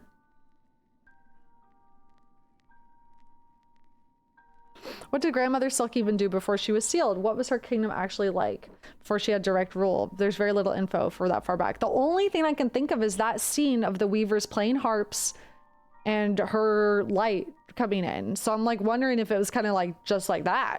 Like, was it just a bunch of Weavers sustaining her? Like, was there a kingdom at all? Like, it's interesting. She might have coexisted with other higher beings too. Yeah, I mean, hey, presumably, because it seems like those other places didn't really start getting fucked over until the Citadel started expanding, which is presumably after she was sealed away. Again, though, totally unfair to the Weavers to just be in eternal servitude, even if it means the rest of Farloom being fine, right? Nyleth was a higher being potentially, yeah.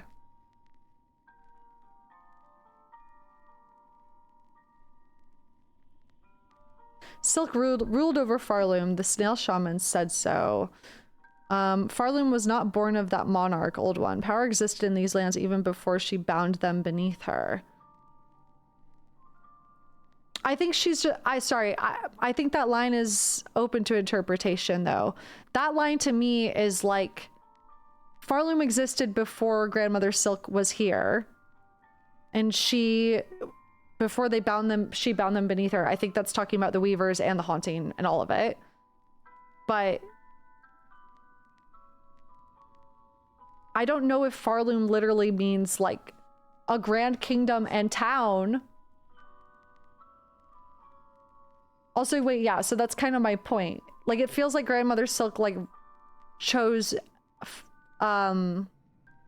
Farlids to raise up to Weavers and have them worship her for eternal service. Would she have just been content with that? Because power existed in the lands even before she bound them beneath her. It feels like... I don't know if... Yeah, I don't have the full picture. Because it feels like the Citadel and all of its expansion feels like that happened after she was sealed away. Because we know the Weavers created what the Citadel used to be, a church/cage. I thought most of the Citadel's expansion probably came from when the Weavers were in power and then when the Bugs were in power. Because they needed resources to run it and sustain that cage. I thought that meant that they bound the ancient civilization beneath them. Let me read it again. Power existed in these lands before she bound them beneath her. I just feel like that means like under her rule, personally, but... True, yeah, it is up for interpretation. There's a lot of double meaning in a lot of things that are said in this game, but...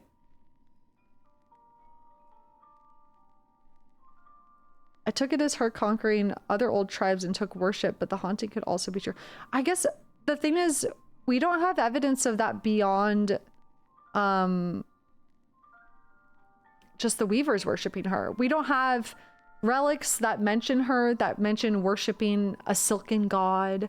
We don't have anything like that that points to like them having knowledge of like being worshiping even prior to her sealing. Yeah, to me it feels like the Radiance thing where it's more dominating like a specific facet. I mean, like for a pale being, it seems like her motivations really were just, she was like, I'll raise up these Farlids, they'll sustain me eternally with their silken song, and it will be epic. All to bow, all lost to fear, remember our strength, remember our rule. Now none resist but us alone against the pale light. Yes, that dialogue, definitely. But I guess where does that fit into the timeline?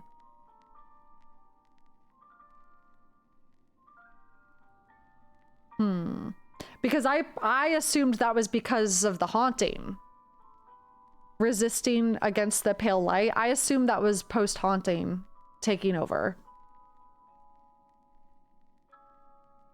But again, the haunting has been going for a very long time too. So, yeah.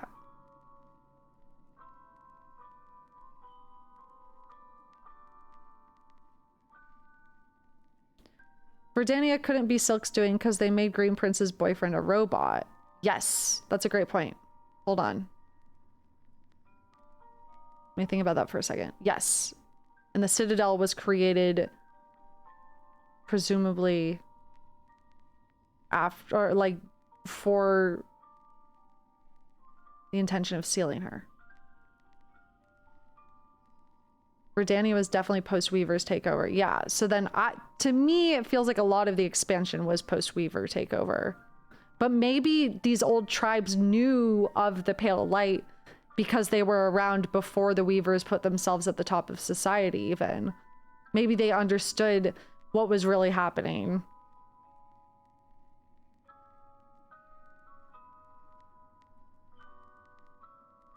The timeline's so interesting.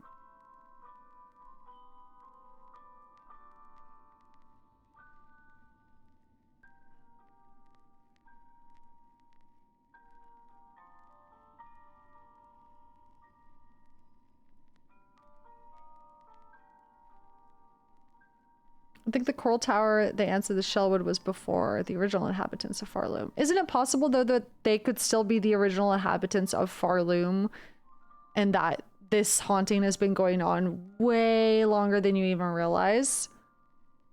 And that they had to deal with all of this once she was sealed.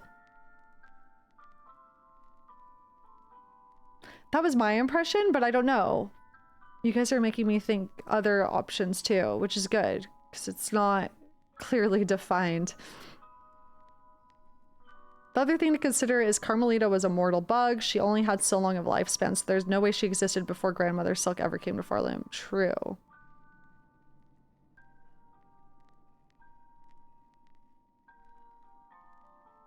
Carmelita's lifespan puts a limit on how long ago these other powers could have been resisting. True. I agree with that. Yeah.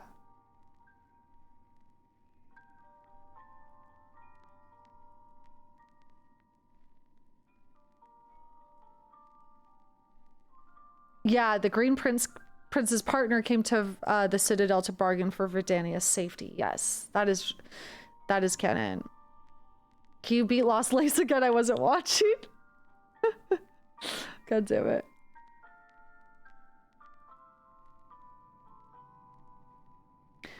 Yeah, Carmelita might have been the last active one, but presumably from an era where all of these other tribes were existing, because the hearts, I just feel like the way they talk about the hearts in these memories feels like it's all at least from a similar generation or era. Yeah, it's implied that all the memory areas are from the same time. I agree.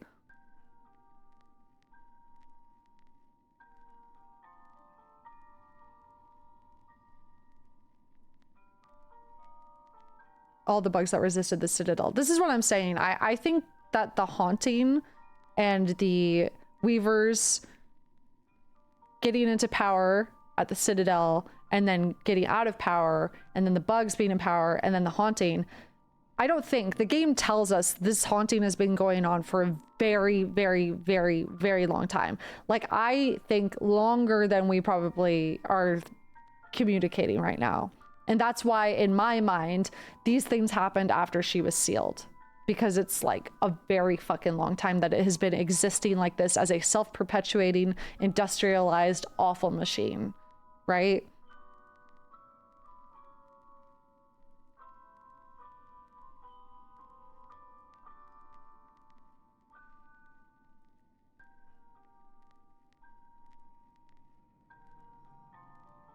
Yeah, Carmelita is one of the powers the shamans talk of from before Silk bound the land, so I feel like that supports it being the haunting that pushed the other powers out. Yes. Hornet says to Carmelita, I would know you as you were before the Pale Monarch. Yes.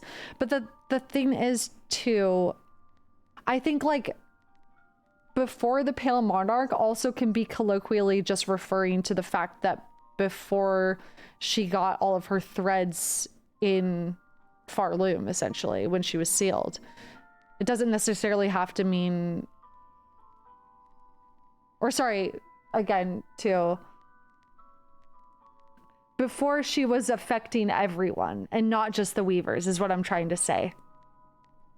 Before she was affecting everyone in Farloom and not just the weavers, because we don't really have evidence that she was trying to take others into her thrall beyond the weavers. Again, we don't have any relics that point to that right now. The weaving ones beckon. Yes, from the surface. There you go. The weaving ones beckon. Sweet promises whispered from depths below. Friends seduced. Now only the wind. Yes. And the surface bugs do not have silk in them. The weaving ones, which is weavers. Yes. So that to me says that was the expansion. Was actually the weavers with the Citadel. They are beckoning.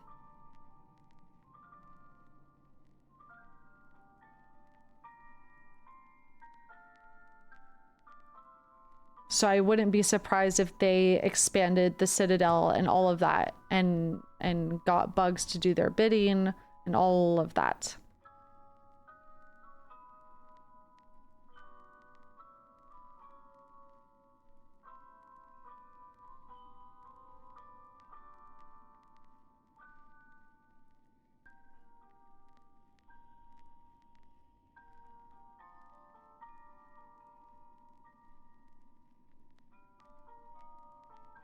Yeah, the Sands of Karak, they talk about being some of the last to resist the haunting. Oh, wait, yeah, Gilly says something about the ants being some of the last to resist the haunting because of Carmelita's presence, I believe. Gilly says something like that. Like the fact that Carmelita is still alive. Didn't they say Nyleth had to deal with the Citadel? Oh, yeah, hold on. Weavers worshipped... Hold on. Yes, that's important. Hold on. Yes, wait, that's a great point. That helps the timeline a lot. Nyleth had to deal with the Citadel. Yeah, let me pull that up. Hold on. Thank you for that. So Nyleth is connected to all of Shellwood's living things. Presence once maintained the wood's fragile order. Let's see. Here we honor the seed that sprung the wood. By her grace, may all bugs pass safe to join us and our song, which is the Citadel. The one who sowed the first seed, they're the very essence of the place, nub of it all. Ain't really a bug, powerful presence nonetheless. I heard the Citadel once made grudging accord with that creature, and there was some reverence over it. So the Citadel making an accord with Nyleth. Yeah. The shamans say that. We'd heard the Citadel once made a grudging accord with that creature, sent their servants in reverence, even built a shrine up there somewhere. Yes. That helps with the timeline for sure.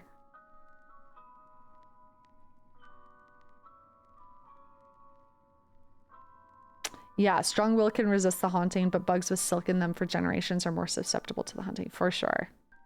There's that like strong sense of self again coming into play.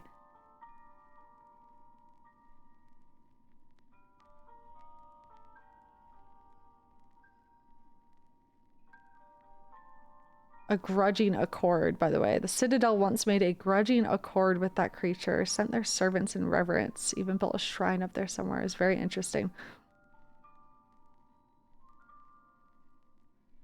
What's with the entire musical theme of Farloom and the Citadel? Was it just to keep Grandmother Seal sealed? I think it's dually to help keep her sealed, original purpose, but also song seems to help. Song doesn't seem. Song sustains her. We know that because the Weavers said that their song Eternal would sustain her light, basically. And so that's why under the haunting the bugs sing to her, because it's helping sustain her, I believe. But I think song maybe is in the way it reverberates up the silk and how it comes from your soul. Maybe it's like a powerful reverence kind of thing that empowers.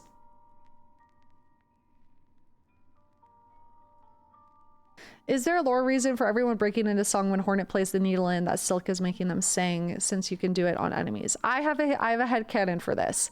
I think because Hornet is playing with Silk imbued with soul, the reverberations literally resonate within someone's soul and they cannot help but sing. That's my like headcanon about it, which I really love. Even more so when it's enemies that literally have Silk inside of them. But yeah.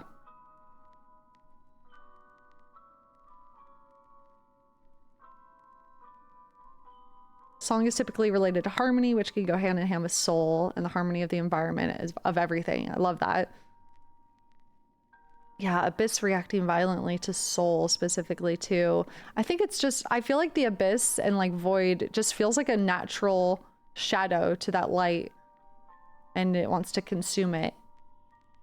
It doesn't, we know that Void doesn't have will, which interesting with that ending. But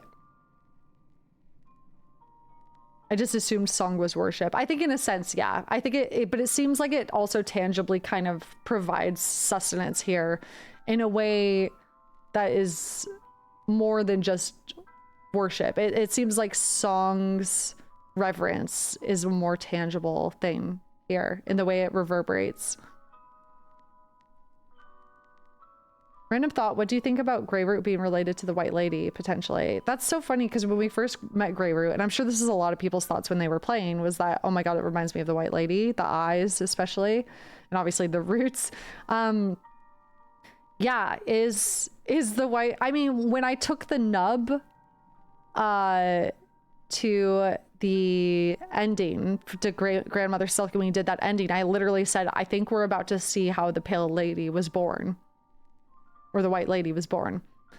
Because I wonder if she was of root merged with a pale being. Bound of root binding a pale being to her. Because something hatches in that ending from the like petrified gray root. And it's something that consumed a pale being. So yeah, I imagine that might be how the White Lady was born, something similar.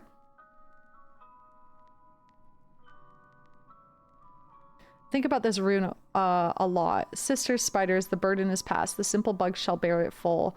Never to cease, never to silence. We shall die and wait and pray that one may come of silken strength enough to weave us free. Yeah. Yeah. There's lots of potential thoughts that come from that one.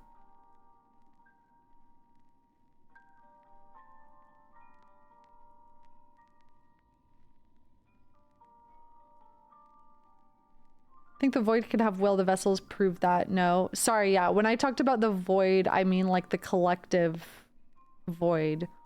But yes. That's why I said the void doesn't have will, which is what we are told. But I said obviously that ending implies something else, but...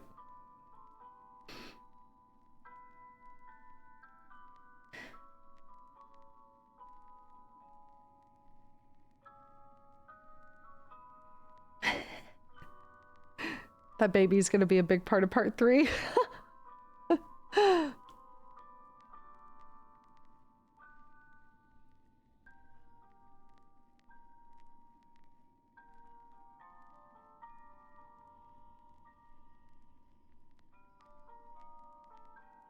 Yeah, I'm also curious what form the DLC will take. I'm wondering if they're gonna do something similar to God Home again, where it's just like boss fight gauntlet with lore.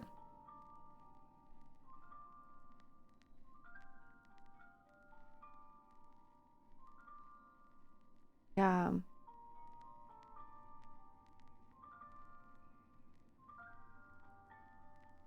Please no. Yeah, people love a boss rush. They really do. Not me.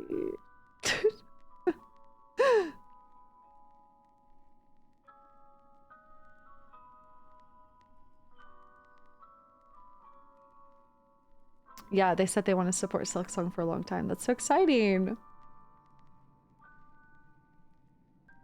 Ooh, instead of pantheons, it would be symphonies naming wise. I love that. That's great. Very thematically strong. Silksong Battle Royale, yes. Okay. We've yapped a lot. Such good talks. This game was phenomenal. Even with my issues and complaints, which are, I feel like a lot of the things I didn't like or struggled with are like subjective complaints. This game is an easy 10 out of 10 for me. So good, so hopeful and beautiful. Some of the most beautiful lines came from Hornet in comfort to other characters. I love it so much. It's so good. I just can't believe how just resoundingly hopeful it feels. In the face of like the environment, literally, you see like so many environments that have died off and bugs that no longer exist and all of that. But in the face of all of that, Hornet is imbuing hope all around her. And it's so hopecore. It is. It's so good. Yeah, thank you guys so much for joining me on this Silksong journey. It was so beautiful. I love it so much. I don't want it to end. But all good things must come to an end. Passing of the age. Our next game will be Silent Hill F. And let me look at my schedule. I usually take like a week off between games, and by God, this was a long game. I didn't think this was going to be this long, by the way. It didn't help that I sucked at bosses. Maybe on the 15th, we start Silent Hill F. Wednesday the 15th. That's not even a full week. But I'll update you on like Discord and Twitter and all of that for like actual confirmed dates. But in the meantime, feel free to join our sub-only Discord. I will definitely be posting about Silksong in there in the meantime, because I'm now finally, I can like look at art and like memes and stuff and not worry about spoilers. And I'm definitely gonna be thinking about the lore more and more and more in the coming week. So if you would like to yap, Discord. But otherwise, thanks for always being so supportive, even when I was like really depressed during the boss fights. I really appreciate it. Thanks for, you know, dealing with my cringy self and being so supportive. I really appreciate it. And yeah, another chapter closed, another notebook closed in the lore saga of our stream. So this is a really brilliant one. And I'm happy we could all enjoy the lore together and discuss it. So yeah, have a good rest of your days. I'll see you guys next week. Take care of yourself.